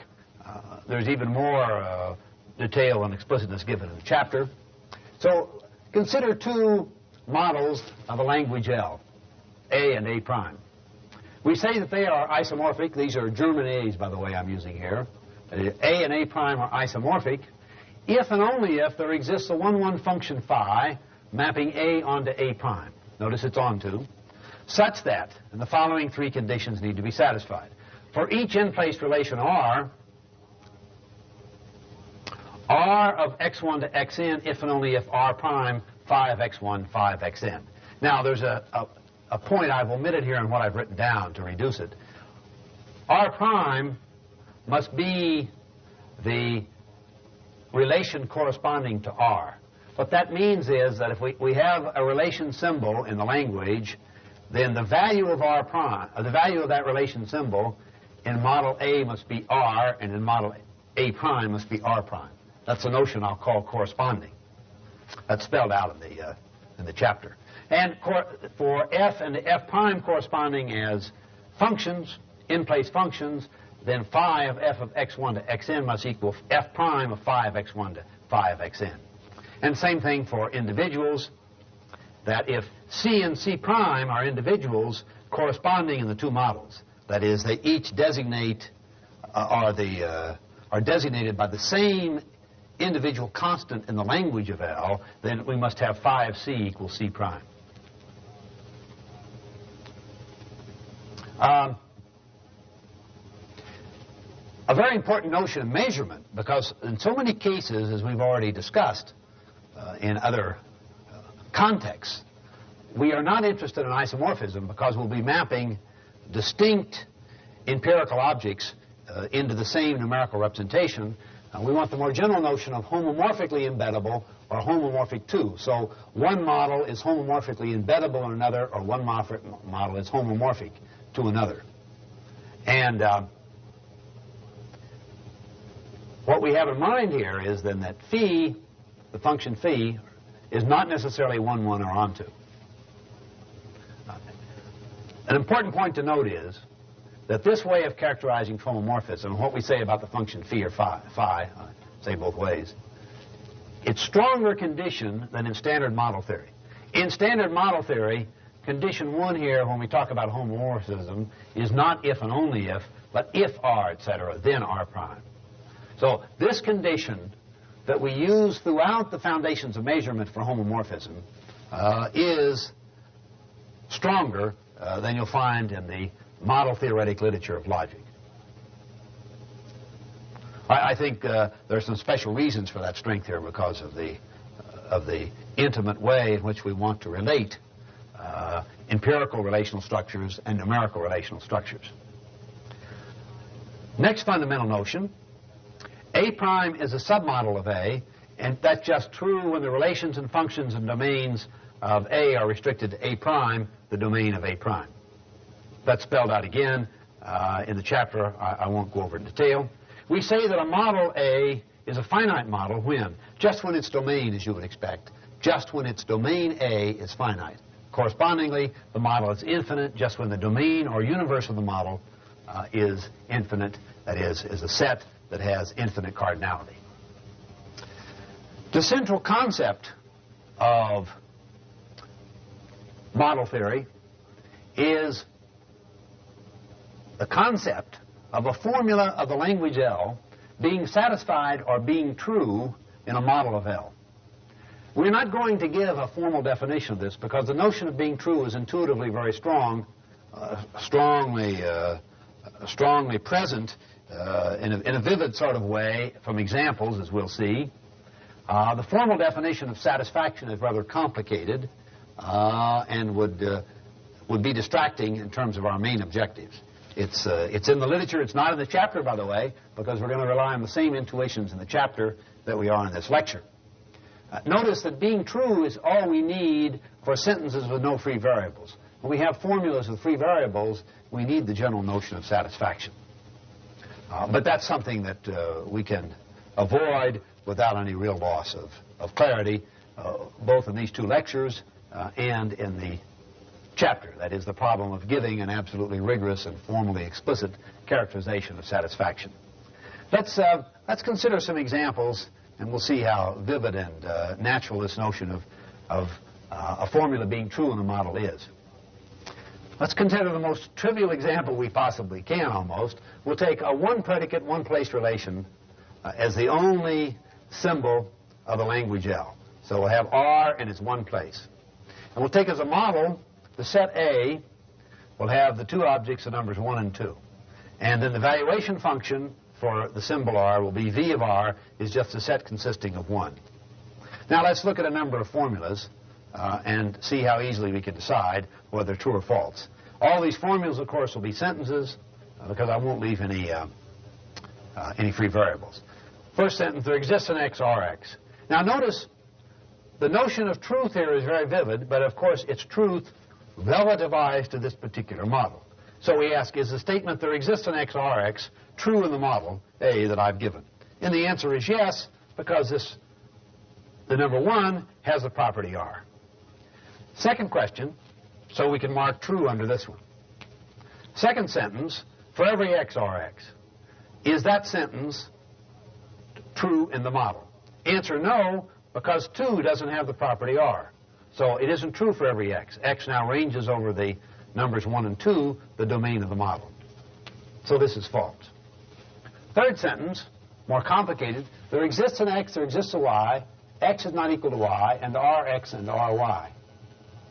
So that says there are at least 2 objects, distinct objects, with the property R in the model. And that's false, of course, because only 1 has that property. So we label that false. And finally, we have the sentence, there exists an X, it is not the case Rx. And that's true because the object 2 doesn't have the property R and therefore satisfies that formula. So that is true. And I hope those examples are absolutely crystal clear.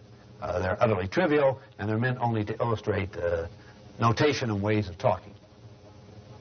Now, given this fundamental notion, there are subsidiary notions we define in terms of it. First, given a set of sentences of L, we say that A is a model of S, that is a set of sentences. A is a model of S if and only if every sentence of S is true in O. You can see how we're going to generalize this. We can say A is a model of a theory if and only it's true of all the axioms of the theory. Two other notions. We say a sentence S of L is valid if and only if it is true in every model. You might ask yourself, what's an example of such a formula? That's obviously a logically true formula, the notion of valid. An instance would be, in every theory, for every x, x is identical to x. Nothing very interesting, but an example. More interesting is the concept of satisfiable. A sentence S of L is satisfiable if and only it is true in at least one model. And again, you might say, well, if we take all these formulas I went through in this very simple language L, they're clearly all satisfiable. We can change the model. Where this is false, we restrict the domain A to 1 and keep R being just the set 1, just being the set 1. Then this become true. Now this would now be false, but we can change again the model to make this true. Well, the answer, of course, is sentences that aren't satisfiable would be sentences that are intuitively inconsistent. An instance would be there exists an x, Rx, and not Rx. So this would be an instance in our simple language of a sentence that is not satisfiable, because it clearly cannot be true in any model of the language. And any inconsistent sentence would be exactly of that character. All right, now we want to turn to some general results about logic that we'll use. In order to state these theorems and give a good sense of their content, we need the notion of a logic for an elementary language L. And this logic is to match the semantic notions. Intuitively speaking, the logic has a set of syntactic concepts corresponding to the semantic notions already discussed in talking about models of the language L. The notion of being a theorem corresponds to being valid. The notion of being consistent to the semantic notion of having a model. And the rules of inference by which we prove theorems or show something's inconsistent corresponding to the notion of logical consequence. I didn't formally define logical consequence earlier in the lecture.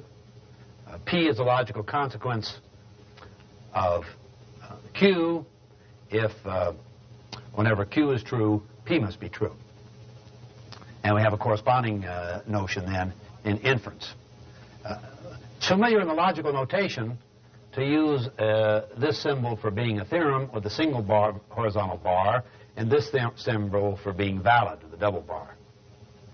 And we say here that P is derivable from a set of sentences F, single bar, horizontal with the F preceding the vertical bar. And over here, P is the logical consequence of a set of sentences F, S. These are general and notions that they intuitively correspond to what we would think, except there is one important, in a certain sense, unsatisfactory feature about a logic. The notion of logical consequence essentially has one classical intuitive characterization. But the rules of inference can vary, and there are many variants, there are slight variants, in the literature. Exactly how the rules of inference are stated, and how a set of restrictions is imposed on the rules of inference in order for them to be sound, that is, not to lead from true premises to false conclusions. I won't discuss any of that, and we won't need to use any details, but it is important to note that in terms of the actual working out of a set of rules of inference, there is that aspect of it that has to be dealt with. Now, there are 3 or 4 more theorems stated in the chapter of a general logical nature than I'll go over here. I'll just mention the ones that are most important for our subsequent discussion. But I recommend you look at this section of the chapter for more details and especially for some other theorems. The first one is Gödel's completeness theorem. Now, Gödel's completeness theorem is to be clearly distinguished from his famous incompleteness theorem for arithmetic. This is his well-known completeness theorem for elementary languages. Given a sentence P of an elementary language L, P is a logical theorem if and only if P is valid. Another way of putting it is that the rules of inference in a elementary language can be both sound and complete. What is important is the notion of completeness. That is, if a theorem is valid, then we can have a logical derivation of it. That is the strong sense of completeness. Now, there is a second very closely related theorem of Gödel's called the extended completeness theorem often, and that is that a set S of sentences of an elementary language L is consistent if and only if S has a model. I haven't said how we define consistent in a syntactic way. There are several ways of doing it. One is that a set of sentences is consistent in the logic if and only if not every formula of the language can be derived from the set S. Notice that we need a syntactical definition in terms of derivation in order for the theorem to have content, because what the theorem does is relate the syntactic notion of consistency with the semantic notion of having a model or being satisfied in a model. Now, directly for some results in the theory of measurement that we'll want to discuss and put some stress on is the famous Lowenheim-Skolem-Tarski theorem about the cardinality of models of a theory. This theorem asserts that if a set S of sentences of an elementary language L has an infinite model, then it has a model of every infinite cardinality. Now, this leads to what is sometimes the famous Lowenheim, as it's called, the famous Lowenheim-Skolem paradox. Let's consider an example, maybe two examples. If we have an elementary axiomatization of the real numbers, then what the theorem asserts is that it will have, that is, the theory of the real numbers, the elementary theory of the real numbers, must have a model of countable cardinality. That is, all models of the theory are not going to be of the intuitive cardinality you would expect. And that's sometimes thought of as paradoxical. A second example, if we axiomatize set theory, and within set theory we can develop the theory of the real numbers, and that's a standard thing in a course in set theory. If the theory of sets is elementary in the sense of an elementary being within an elementary language, a set of sentences, the axioms, for example, are a set of sentences in an appropriate elementary language, then the Lowenheim-Skolem theorem is that we must have a countable model. Now, the theorem is called the Lowenheim-Skolem-Tarski model because Tarski noticed that we could have the so-called upward Lowenheim-Skolem theorem, namely that the cardinality not only in these cases that I've been mentioning can come down, that is, from the intuitive model with the cardinality of the continuum down to a countable model, but if we have a model that's, for example, of the cardinality of the continuum, then in every other larger cardinal must also have a model of that cardinality of the theory. And this is interesting from the standpoint of the theory of measurement, because it means that intuitively, and we'll go into this in more detail in the second lecture, but intuitively, if we have infinite models of an elementary theory, and we cannot get then just isomorphism into the real numbers, because there'll be too many objects in possible models of the theory. Namely, there'll be models of very large cardinality, and unless we are able to map many different individuals in these models into the same real number, there'll be no hope of having representing numerical structures of elementary theories that have infinite models. We'll say more about that later. Now, we go on to the next topic, very closely related to what we've been saying, I'm talking about the topic of elementary theories. An elementary theory T of an elementary language L, or we'll just say a theory T often of an elementary language L, but we'll often talk about just say the elementary theory, is a set S of sentences of L that is closed under logical consequence. Now, we can then talk about models of a theory satisfying T, and that is simply models that satisfy this set of sentences of T. The set of sentences that characterize T. Now, in order to talk about axiomatization of an elementary theory, we sometimes need an independent way of talking about what it means for a sentence to be valid in a theory. Clearly, if we have the axioms at hand, we can say, well, a sentence is valid in the theory, we might say, if and only if it's derivable from the axioms of the theory. And in view of Gödel's completeness term, we might well be satisfied with that. But in general, we want to study the question of axiomatizability. Consequently, we will want an independent way of talking about validity. And so we'll say that a sentence can be characterized as true in a given model or class of models, and that's what it means for a sentence to be valid in a theory. So, for example, I might give a particular model of, say, a binary ordering relation. Then the theory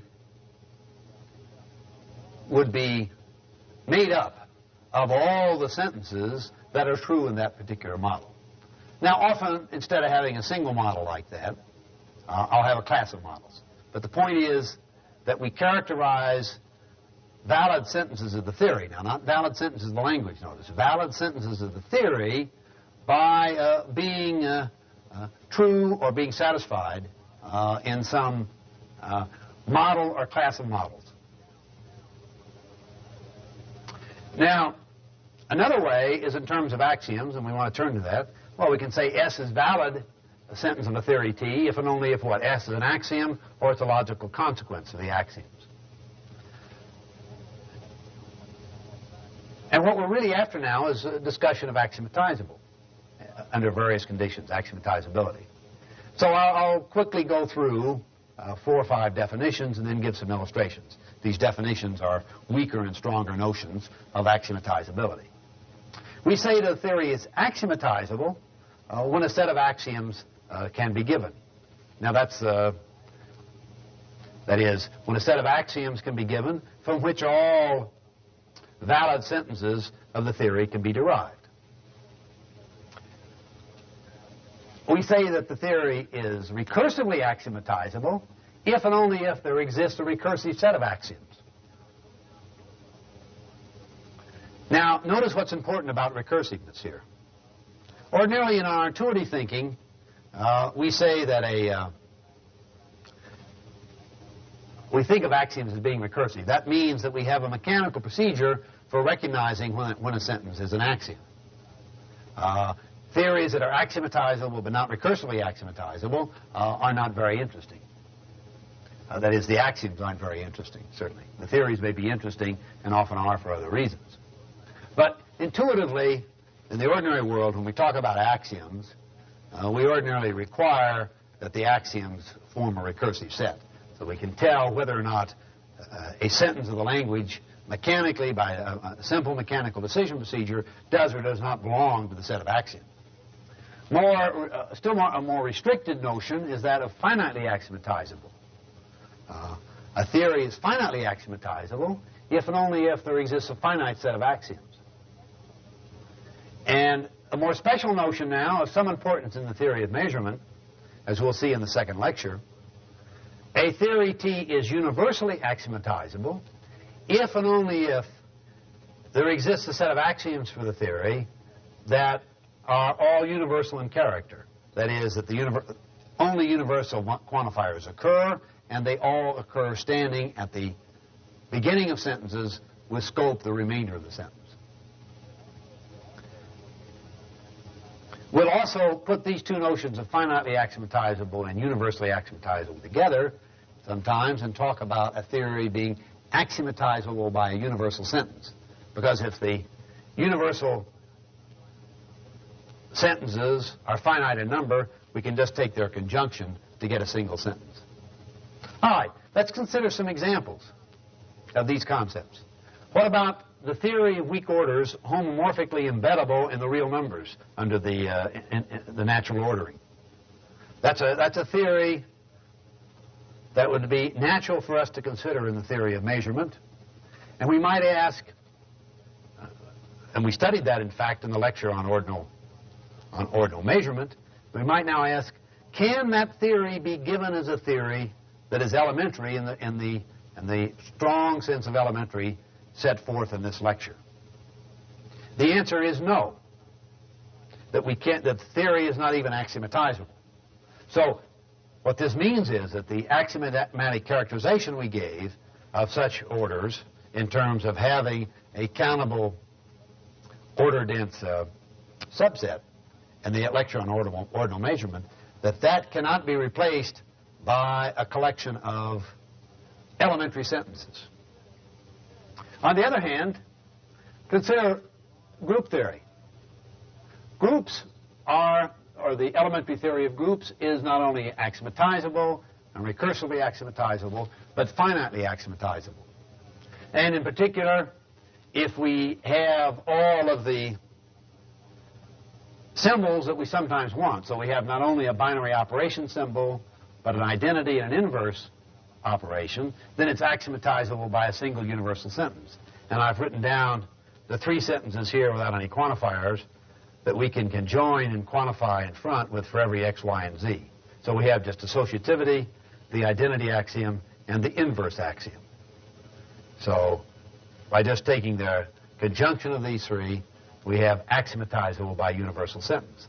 That's obviously, in a certain sense, the most restricted concept we've introduced of axiomatizability. In general, theories as we ordinarily formulate them are not axiomatizable by universal sentence, but many simple elementary theories are. Another example beyond this would be the ordinary elementary axioms for an ordered field, where we introduce the identity element for addition, the identity element for multiplication, and the inverse operations.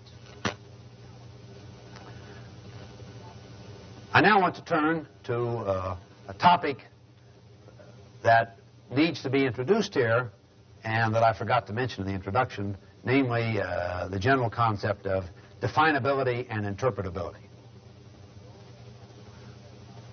There are only a few things to be said about definability and interpretability in the short time we can devote to this, but there are a couple of central points. First, what is the logical status of a definition? In talking about elementary theories, we talked as if all the symbols that were introduced were always introduced at the beginning as primitive symbols. But that's not ordinary mathematical practice, and we can have a methodology for introducing definitions, but of course we simply can't introduce anything as a definition. There are 2 classical criteria we expect a definition to satisfy. These are the criteria of non-creativity and eliminability. Let's take a look at what these mean. Non-creative means that if I introduce a definition, I can't now prove something in the original notation I could not have proved without the definition. A very simple example can be given from taking as axioms for semigroups with identity. So we just have 2 axioms, associativity and the property of the identity, where we'll also want to make it, for this purpose, a left identity as well. And now we introduce the improper definition of inverse. X combined with X inverse is equal to E, where this sentence is meant to define the inverse operation. Well, it's clear that that's an improper definition because we can then prove in the original notation that there exists a Y that for every I have those quantifiers wrong. Let's correct that. For every x, there exists a y such that x o y is equal to the identity element. And of course, just given the two axioms for semigroups, we couldn't prove that. It's easy to give other examples.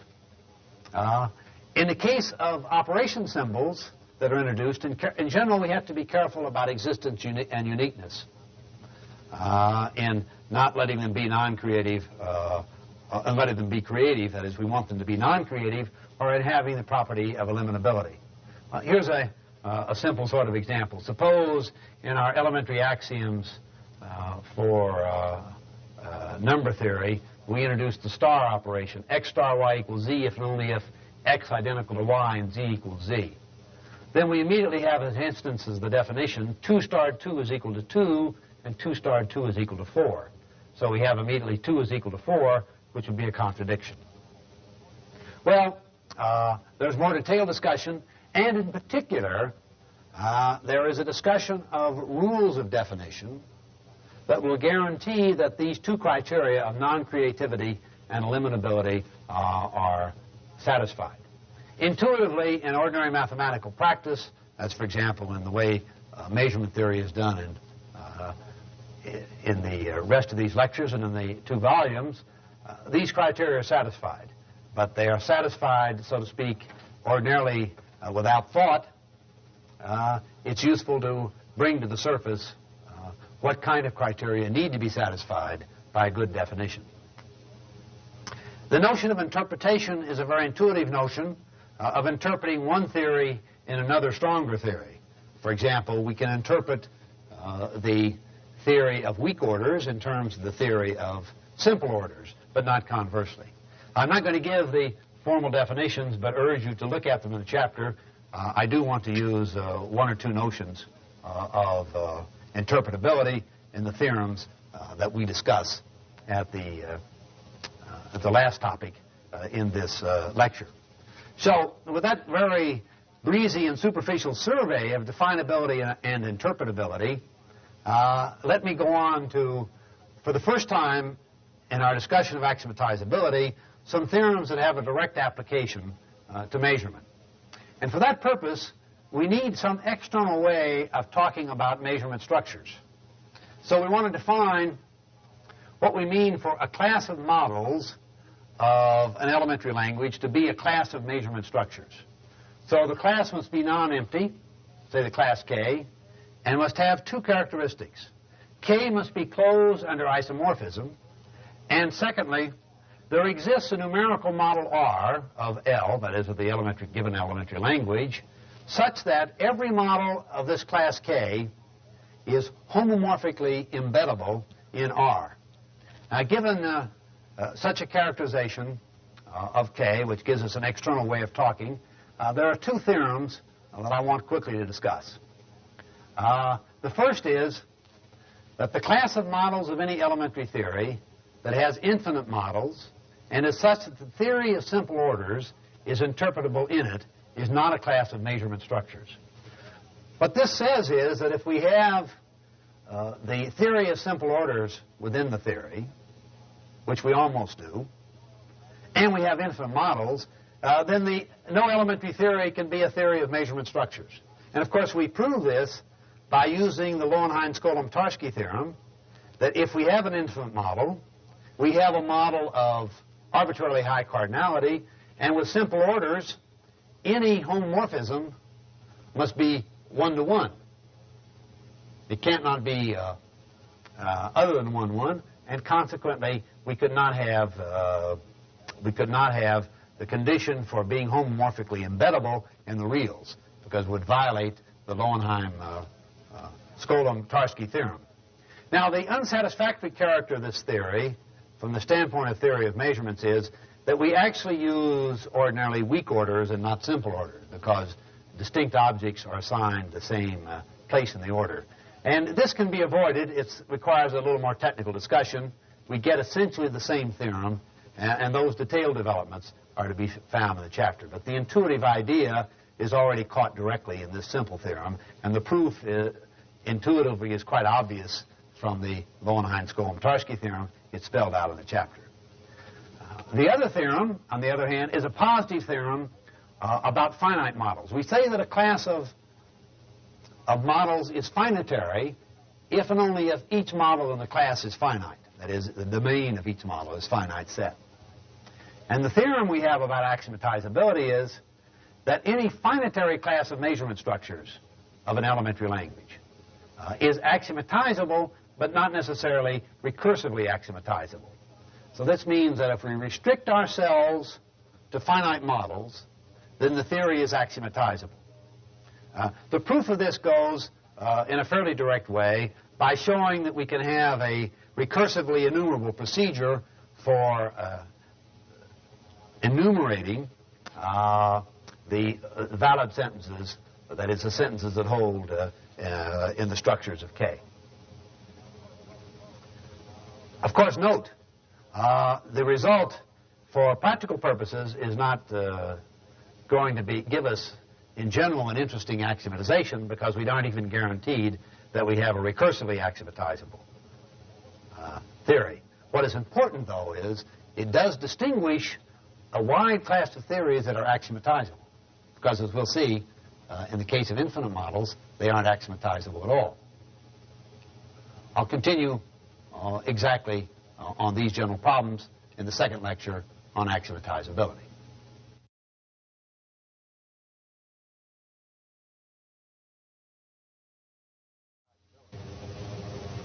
This second lecture on axiomatizability is a direct continuation of the first one.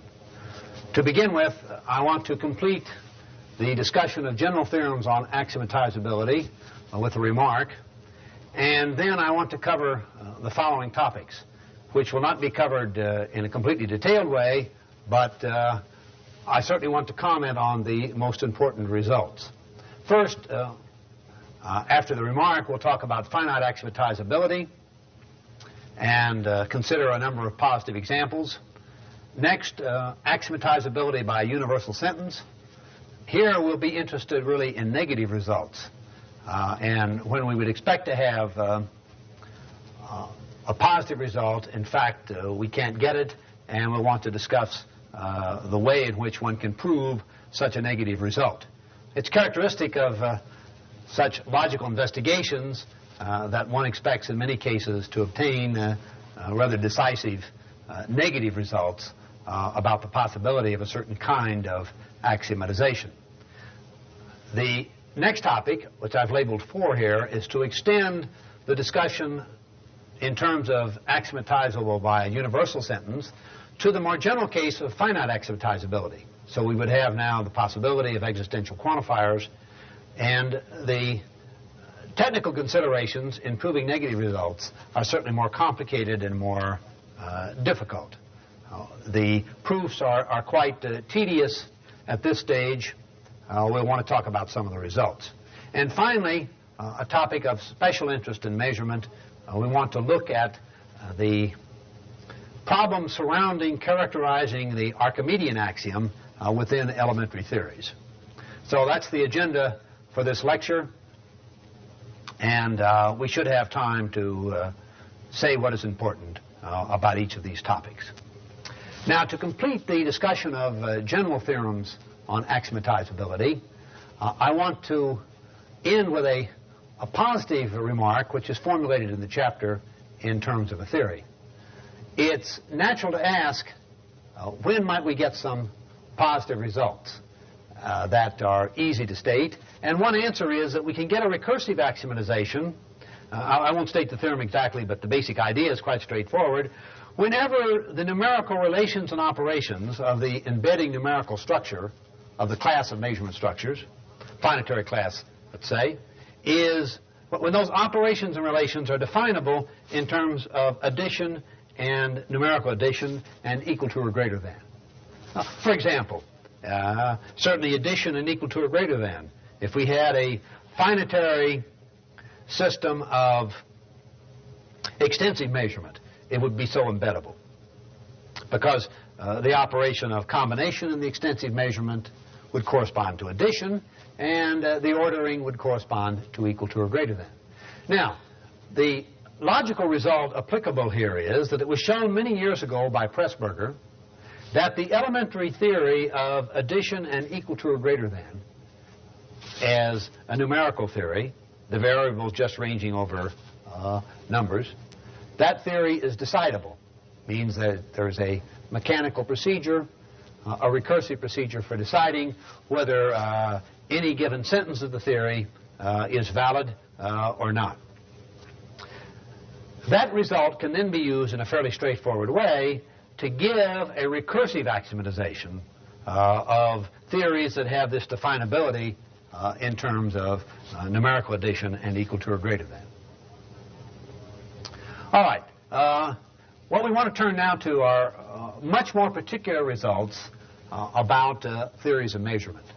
And first we want to consider problems of finite axiomatizability. Now, from the results already stated in the general theorems and results we've hinted at, we'll finish discussing with the discussion of the Archimedean axiom, it's clear that we're not going to get interesting results on finite axiomatizability when the models are infinite. We need, from the standpoint of elementary theories, to have interesting positive results and in fact interesting negative results, really, to restrict ourselves to finite models. And let's first consider several examples from Volume 1 that show that there are standard finitary theories of measurement that are finitely axiomatizable. The first example would be finite weak orders. Notice that when the models are finite, we only have two axioms, namely connectedness and transitivity. Notice, of course, that when we remove finiteness, as we discussed in the lecture on ordinal measurement, the story is very different. Then we must impose a non-elementary condition, the existence of a finite or countable order-dense subset. And that condition is not elementary and we cannot get a finite axiomatization in an elementary theory for the infinite case. But the finite case is so simple, it's indeed trivial. We also give in Volume 1 of Foundations of Measurement a number of special cases that are of interest that have very simple axiomatizations. And these cases are those in which we have equal spacing, finite and equal spacing, as in the case of the finite equally spaced conjoint structures, or also the finite equally spaced different structures, both of which are discussed in Volume 1 in detail, and the representation and uniqueness theorems are proved. An important point, by the way, about these three cases I've just mentioned is that not only do we have finite axiomatizability, but we're axiomatizing structures that have very nice uniqueness properties. Of course, it's very crucial to realize that in the case of these finite conjoint structures and finite different structures, the particular finite structures characterized by the axioms are very special ones. Namely, when we have this beautiful symmetric property of equal spacing. Now, the situation is a little more complicated with another example discussed in Volume 1, namely finite probability structures in which the atoms, the events at atoms, are all equivalent in qualitative probability.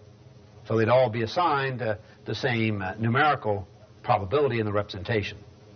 And that example also applies to equally spaced extensive structures. The difference that comes into this example that makes it have a feature not in the first three examples I've discussed is that in the axiomatization given in Volume 1, we automatically assume that we have available the standard elementary set theory. But that's not part of the elementary theory. Remember, in the elementary theory, we just have objects ranging over, variables ranging over one kind of object intuitively, and we don't have stated as axioms the axioms on set theory, elementary set theory, required to make it an elementary theory. But that is not a difficult change. It takes a number of elementary axioms, but the way to do it is to axiomatize the Boolean operations directly. Operations and, if we want, the one relation of ordering. And so we need to introduce as the non-logical constants in finite probability structures, now looked upon, axiomatized as an elementary theory with finite axioms. We need to introduce Boolean union, the axioms for Boolean union, Boolean intersection, Boolean complementation, a constant for the Boolean universe corresponding to the set of objects in the original formulation, and the Boolean empty event.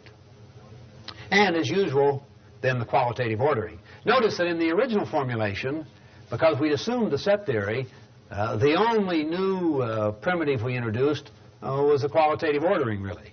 Now we have to have these other primitives to characterize the elementary operation on sets. And in the chapter, we have a formulation of that in terms of 18 axioms. Those axioms constitute really primarily a very straightforward axiomatization of Boolean algebra, plus what is needed for the qualitative ordering. And we'll not state them here. But it's an important example to show how what would appear on the surface maybe not to be easily put in the form of an elementary theory with finite number of axioms can be so transformed. Now, these are not the only examples of importance. In the 2 lectures on geometry, some other examples were introduced. Now, notice, of course, an important point here. A typical case would be the axioms introduced for the Desarguesian projective plane. And if we want to add another axiom with Pappus's proposition satisfied. Now, if we reflect on what was done in the chapter and in the lecture, the models of the projective plane are certainly not finite. But on the other hand, I'm saying we have finite axiomatizability. Well, the reason is that we are not really axiomatizing this in a way that makes it a theory of measurement structures. The reason being that, if you'll remember, the representation, the general representation, is over an arbitrary division ring, not a division ring of the real numbers. Consequently, in saying that we have finite axiomatizability in these geometric examples, we are weakening our requirement about measurement structures. And that's important to realize that restriction has been eliminated, and not one that we're going to deal with in the rest of this lecture. And I only mention it as an example where we have finite axioms, a finite axiomatizability, even though it's not the kind of measurement example we're primarily interested in. On the other hand, it is important to realize that the axioms are elementary in the case of the projective plane. Now, to continue the discussion of finite axiomatizability, we now want to go from the positive to the negative, so to speak. Namely, I want now to turn to negative results, and we'll do that first by restricting the axiomatizability tools available to us. Namely, we'll restrict ourselves to axiomatizable by universal sentence. Now, it's worth saying something about this restriction. Now, one way of thinking about it is as follows. When we introduce a theory of measurement, and let's, for the moment, restrict ourselves to finite models. If we have a model M that's a measurement structure, take the case of orders, then it's very natural, if we have some model M prime that's a submodel, to think that M prime should also satisfy the axioms. That's in the general case. Order is a very nice example. Another simple example would be semi-orders. So, associated with the property of being closed under submodels is a very natural relation to axiomatizable by universal sentence. In fact, we have, as a first result to state, a theorem of Tarski's from 1954. Namely, if an elementary theory is finitely axiomatizable and it's closed under submodels, then it is axiomatizable by universal sentence.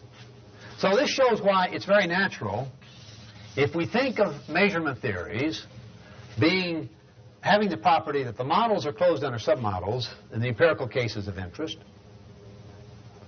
why it's natural to think of axiomatizable by universal sentence. This theorem of Tarski's gives us an exact formulation. If it's finitely axiomatizable and it's closed under submodels, then we have this universal sentence property. Now, unfortunately, the situation as expressed in Tarski's theorem is not as simple as we extend it to finite models as we would like. Remember, we know that we're, for theories of measurement, not mainly going to have finite axiomatizability in an elementary sense for theories of measurement, just because of the problems we discussed of the Lowenheim-Skolem-Tarski theorem. So we're mainly talking about finite theories, finitary theories, that is, finitary classes of measurement structures that we want to axiomatize. Now, a natural conjecture that extends in what would seem to be a fairly intuitive way Tarski's result is a conjecture that Scott and I made in 1958 in connection with some other results we obtained. The conjecture was that if, when a sentence is satisfied by a finite model M, it is satisfied by every submodel of M. So I have the property I've discussed about here, except we're restricting ourselves to M being a finite model. So M, let's say now finite, and the property that any M prime contained in M, then the sentence satisfied in M prime as well. Suppose a sentence has that property. Then we conjectured there is a universal sentence finitely equivalent to the sentence. And by finitely equivalent, we simply mean two sentences are finitely equivalent when they're satisfied by the same finite models. Notice that that extends Tarski's result, or to the condition now not of being satisfied by submodels in general, but by a restriction on finite models, which is what we're interested in. Now, unfortunately, William Tate showed a year later in 1959 that this conjecture that Scott and I made is false. And we want to examine later the nature of Tate's example, if we have time, because it shows what some of the problems are in passing from axiomatizable by universal sentence to finite axiomatizability. Now, let's consider another kind of example, very familiar in measurement, that shows why it seems natural to think about axiomatizable by universal sentence. Suppose we have a structure M that is a different structure. Let's just take, for the purposes here, the relation is represented numerically. It corresponds to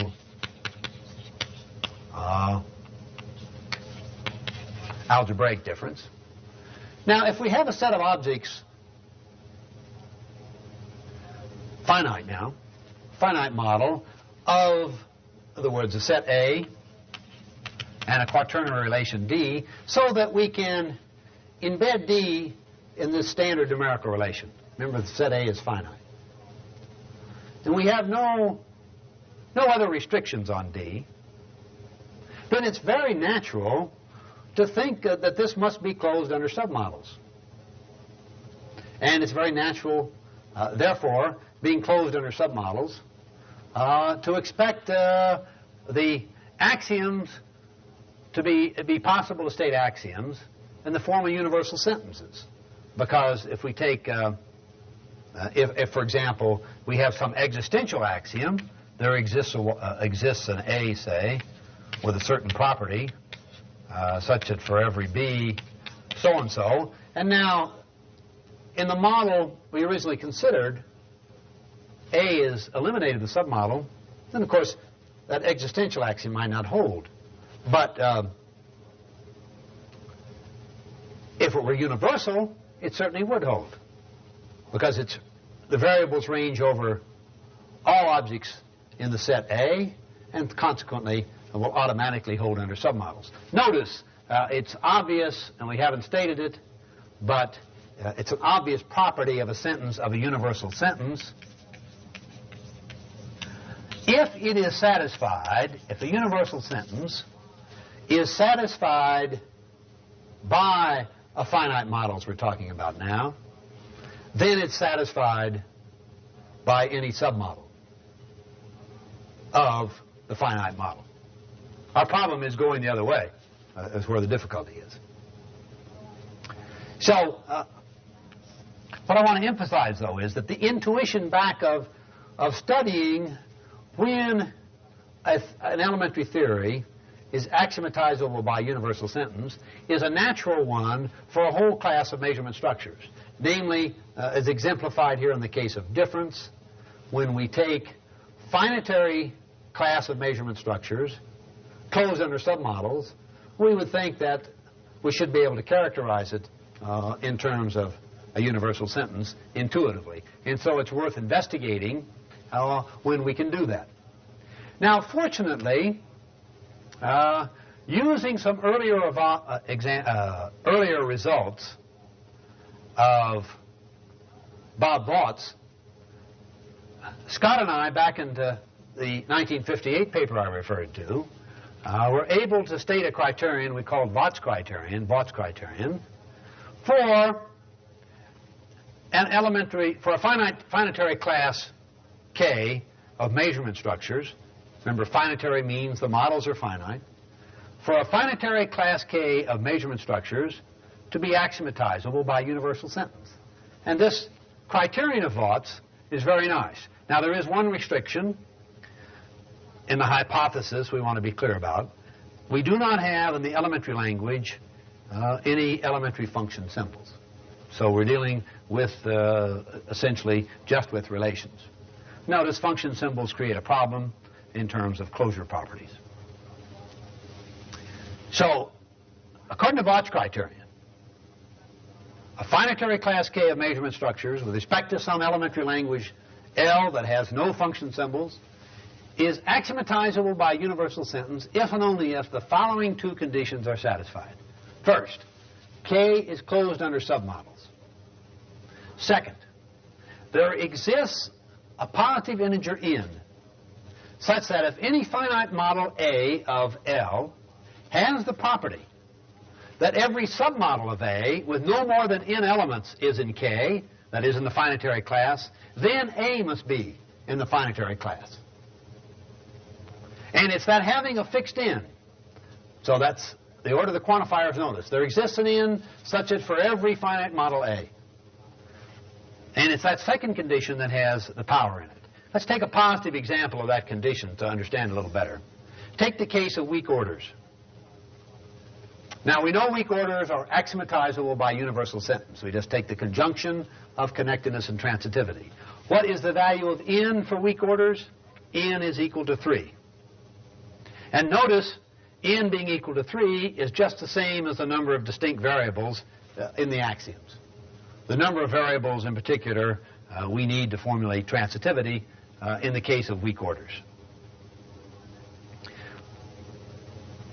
When we're axiomatizing by a universal sentence, the number n will be closely related to the number of distinct variables in the axioms.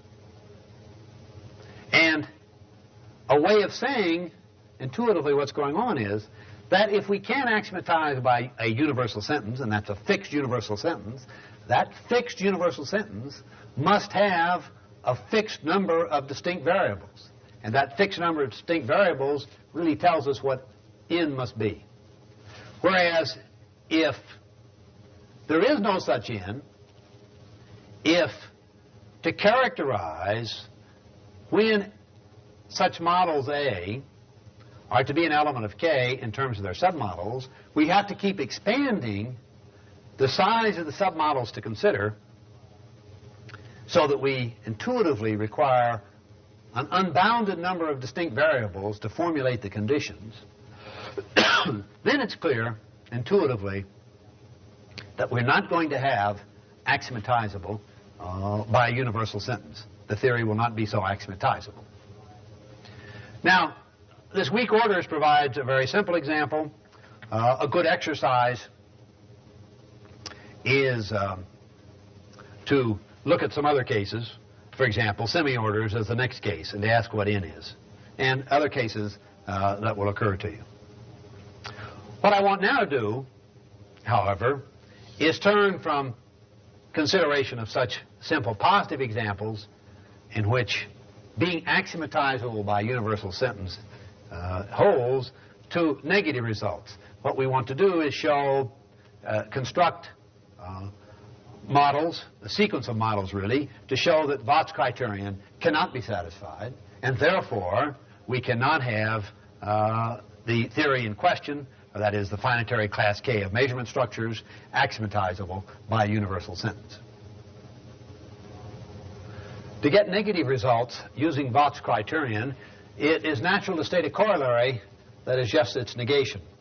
And let's examine that, because we'll use that in the examples we want to consider. So, under the hypothesis stated before about K being a finitary class of measurement structures, K is not axiomatizable by a universal sentence if and only if, for every positive integer n, there exists now a finite model A of L, such that every submodel with no more than n elements is in K, but A is not. That's a very simple transformation of Vought's criterion for a negative application, showing something is not axiomatizable by universal sentence, and it's the form we will use. Now, let's consider two examples. The first one is, in many ways, a particularly surprising one. That's indistinguishability. In a way, this relation is the one that doesn't hold when we have a semi-order, so two objects are not separated by just noticeable difference, but intuitively they're indistinguishable. That relation, of course, is not transitive. It's not an equivalence relation. The representation says we intend by this equivalence relation, by this indistinguishable relation, a numerical representation of the form the absolute value of f of x minus f of y is equal to or less than 1. The choice of 1 is irrelevant here. We could take any other positive real number as the constant in the representation. And Fred Roberts proved in 1968 that we could not axiomatize by a universal sentence this indistinguishability relation for finite models, and the proof just shows you can have cycles of length n that don't satisfy it, as required here, and all the n minus 1s do. Or another way, that for every n we can get at that. But all the submodels with no more than n elements are okay, but with cycles greater than n, the indistinguishability cannot be properly numerically embedded. Now, that example, though surprising, given how simple semi-orders are, and there's more structure in semi-orders than in just the indistinguishability, it shows that there are subtle problems here in axiomatizability questions. That example is not as interesting from a straight measurement standpoint as the next one. Namely, I want to discuss the proof in it more care. I didn't want to go into the proof in the Roberts case because I don't want to get into the language, the graph theoretic language, to make the proof really explicit. The second example is different structures, and this result goes back to the 1958 article by Scott and me. Now here we're considering finitary models again. We have the class K. A is a finite set always, and D is the quaternary relation of algebraic difference. The numerical relation in which we embed all the members of the finitary class we'll call delta, where delta is just what I was discussing earlier, xy delta uv, if and only if x minus y equal to or greater than u minus v. And what we want to show is that we can apply Vought's criterion to establish that we can't have axiomatizability by a universal sentence. And notice I already discussed just a few moments ago how intuitive it is to think that should be doable. Because if we have this closure under submodels, we would think we'd be able to capture the requisite properties. The point about the proof, and the proof will show this, is that what happens in these kinds of cases, it also happens in indistinguishability, is intuitively the complexity of the models is unbounded. As the number of elements in the models increases, the relationships that have to be expressed explicitly between the elements of the model is unbounded in character. Now, it isn't really desirable here to give the full proof for each end, showing that for every positive integer n, we can find a finite model that has the property that every submodel with no more than n elements is in K, that is embeddable in the numerical relation with delta, Re delta, Re the set of reals, and delta as a numerical relation, but that A itself is not.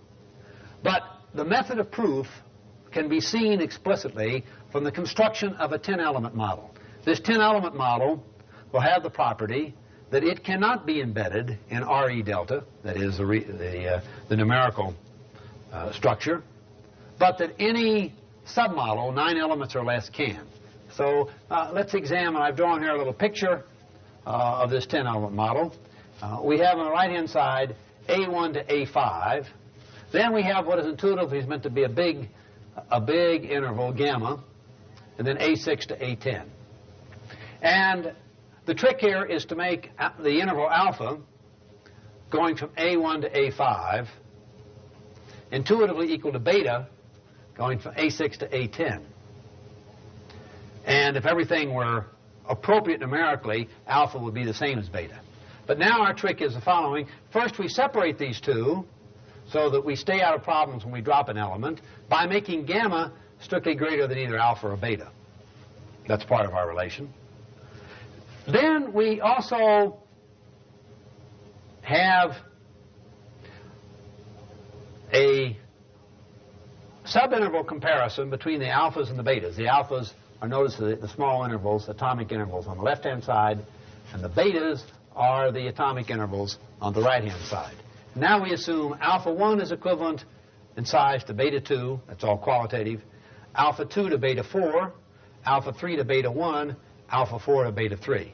And notice the trick here is that if we add, what we have to avoid here is being able to add these up elementarily so that alpha must equal beta. Because what we're going to assume is, in addition to these equivalence relations, that alpha is less than beta.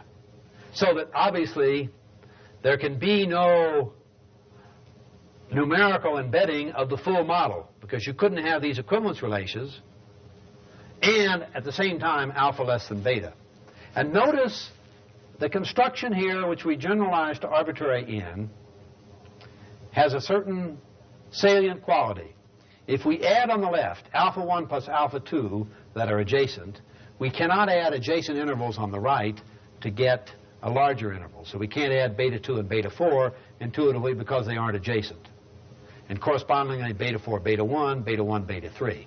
And so we block building up to, in the obvious way, alpha equal to beta. And now what we can show is that by just this one relation, alpha less than beta, violating the numerical constraints, that is no problem if we drop any one of the 10 elements. So if any one of the 10 elements, then the model consisting of what I've shown here, gamma strictly greater than alpha beta, these relations, and alpha less than beta, can be shown to hold, and to be embeddable. Hold means be embeddable in the intended numerical structure. And That kind of construction is very typical of the way in which we apply a Vaught's criterion.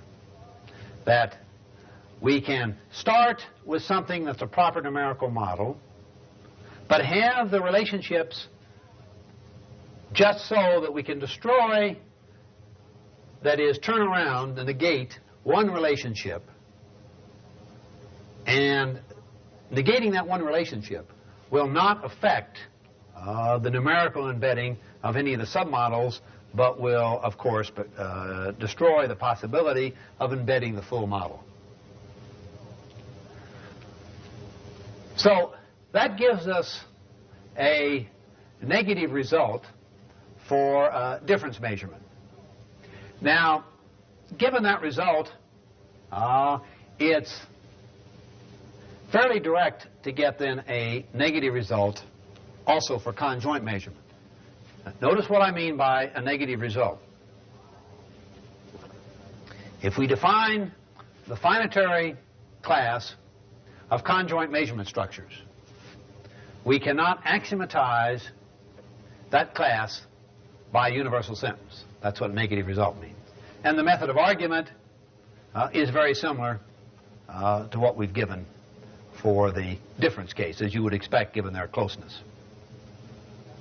What is interesting is that we can also generalize these results with a little care, as Tateev showed in 1972, to a corresponding negative result for finitary classes of measurement structures that we want to embed in n-dimensional space with the Euclidean metric.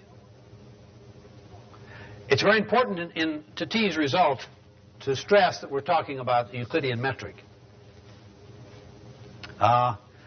Tateev has shown that in other special cases one can get similar results. But for example, if you take the familiar city block metric, he has results for low dimension, but it seems to be very complex to get a general result for arbitrary n.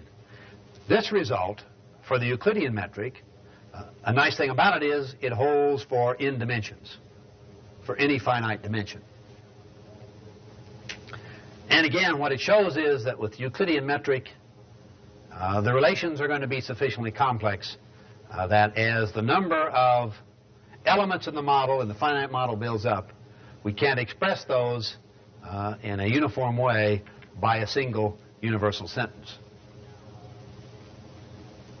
Now, as I said, the conjecture that Scott and I made, that we could prove the equivalence of this not being axiomatizable by universal sentence when we had closure under submodels to finite axiomatizability, that conjecture was shown to be incorrect by Tate.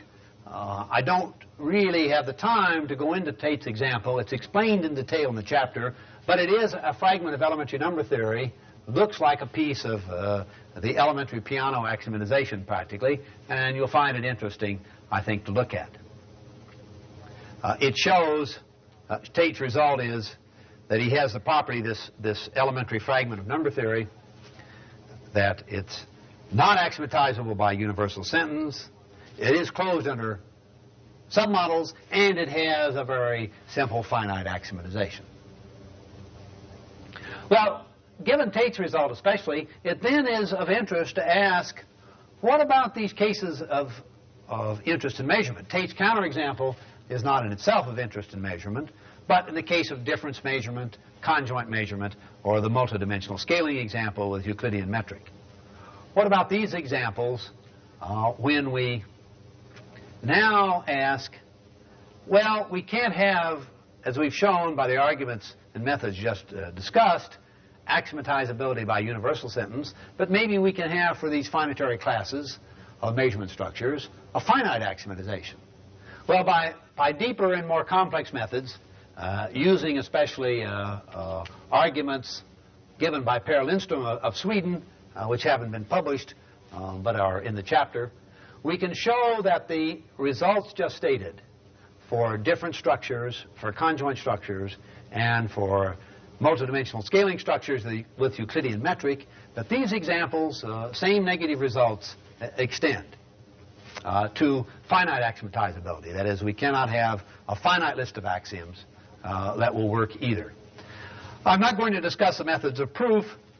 They're rather intricate and involve more logical developments than it's appropriate to try to cover in this chapter. Those who are especially interested in detailed and deeper results about axiomatizability, I strongly encourage to have a look at that section of the chapter. Now, the final topic that we want to discuss is the Archimedean axiom. Notice how important it is to have some discussion of the Archimedean axiom in an analysis of axiomatizability. Because if we examine the measurement structures that we've considered in Volume 1 and in many parts of Volume 2, some form of an Archimedean axiom is needed, really, as we have said, whenever the models that we're especially interested in are infinite in character. That is, the domain of the models is infinite. And it's natural to ask, given the fact that on the surface the Archimedean axiom is not elementary, remember, it always involves something more in its formulation than simply quantifiers ranging over the intended empirical objects. It's natural to ask, well, can we replace that axiom by some class of elementary axioms? And the result is that an emphatic no is the appropriate response.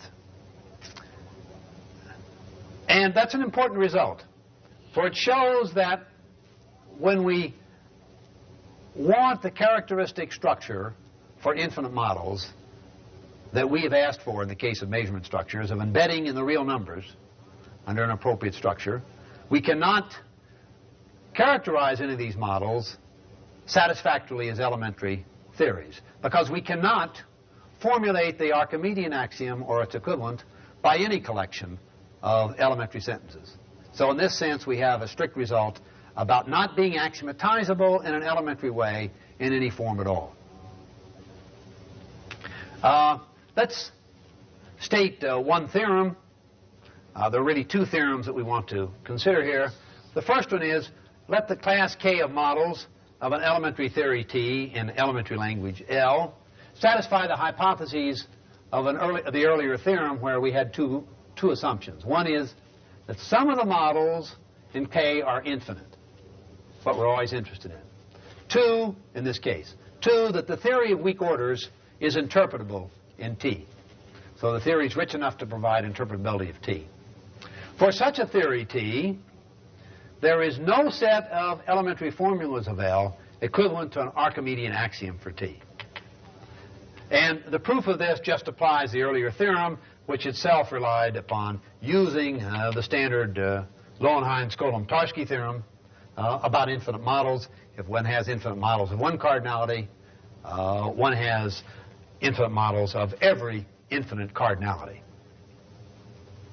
So in this sense, this negative result is quite general. In the case whenever we have the kind of order theory we expect to have, then we can see from this theorem it's hopeless to have any sort of formulation that gives us in an elementary way the equivalence of the Archimedean axiom. It is, in fact, this kind of result that has justified, in many respects, the kind of general set theoretical formulation for axioms that we've used throughout Volume 1 and 2. And why the interest of elementary theories and elementary axiomatizations in the sense of elementary languages is pretty much restricted to finitary classes of measurement structures. The second theorem about the Archimedean axiom is a simplification of some results published by Nernst in 1974. And the virtue of this theorem is that it gives a general formulation that doesn't specify anything about order or the particular form of the Archimedean axiom. As usual, let L be an elementary language, and let the collection psi sub n for n a positive integer be a set of formulas of L. An example would be the ordinary formulation, which I've stated here in numerical terms. If x is greater than y, then n replicas of y for some n will be equal to or greater than x. So psi sub n would simply say if x greater than y, then y combined with y n times equal to or greater than x. That'd be the form of psi sub n. And the general Archimedean axiom could be formulated using that is for every x and for every y, there exists an n psi sub n. Notice there exists an n catches the familiar property of quantifying over the positive integers in stating the Archimedean axiom. Now, let phi be a non-elementary formula, which will be of the form there exists an n phi n, psi n, as down there. And we want to say now that a model A of the language L satisfies phi if and only if A satisfies at least one sentence or formula of the form of the set psi sub n and n. That's just spelling out in an explicit way what we mean for a model of the language to satisfy a non-elementary formula. Notice phi, you see, is not elementary because there's quantification over n. But all the sentences in the set psi sub n, and n, all of these formulas or sentences are elementary. So we've used that to characterize what it means for a model A of L to satisfy phi. The intuitive idea is quite straightforward. Now the critical definition of an Archimedean theory. Let S be any set of sentences of L. Now those, of course, will be elementary sentences. Then we say that the pair S phi, where phi is of the form just discussed, the pair S phi is an Archimedean theory if and only if the following two conditions are satisfied. Every model of S and phi, that is every model in which S and phi are satisfied of L, is embeddable in a numerical model of L. And secondly, no model of S and the negation of phi is so embeddable. And it's having phi and then not satisfied by the negation of phi that gives it the Archimedean character. The theorem that can then be proved with such a general characterization of Archimedean theory, and I think the great virtue of Nernst's formulation is the generality of the formulation. The theorem that can be proved is this. Let S and phi be an Archimedean theory as just defined. Then there is no set of sentences of L whose models are exactly those of S phi. Another way of putting it is that the Archimedean theory S phi is not axiomatizable in L, period. That is, we could not have any set of elementary sentences of L that will serve as axioms. And that shows how powerful the Archimedean axiom is. We've now, in two different theorems, gotten these very general negative results about expressing as the Archimedean axiom within the framework of elementary theories.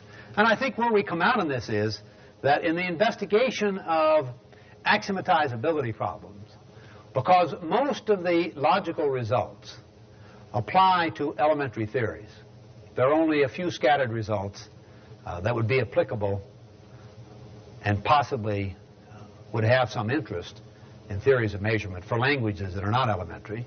Because of this fact and these very general results about the Archimedean axioms, when we consider theories of measurement, we are pretty much restricted in terms of interest to finitary theories of measurement.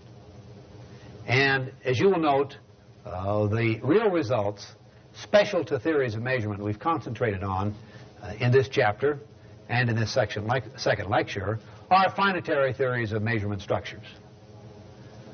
We do have surprising results, surprisingly negative results. These surprising negative results show that the structure of finitary classes of measurement structures, the structure is more complicated than we might intuitively think before any investigation was made. At the same time, we do have some positive simple results about finitary classes of measurement structures, namely those that are severely restricted by some intuitive principle of symmetry, as in the case of equal spacing for different structures or extensive structures. Now, in this lecture and the preceding one on axiomatizability, we have certainly not had the opportunity to give a full coverage of the logical matters that are at the heart of the results. I do hope that we've been able, in the short period of 2 hours, to give you a sense of the kind of results that can be obtained using results from logic, and these results will have for you some intuitive content. To get a deeper appreciation of the results, it will almost be necessary to first spend some time in the literature of logic that is not relevant to the other chapters of volumes 1 and 2.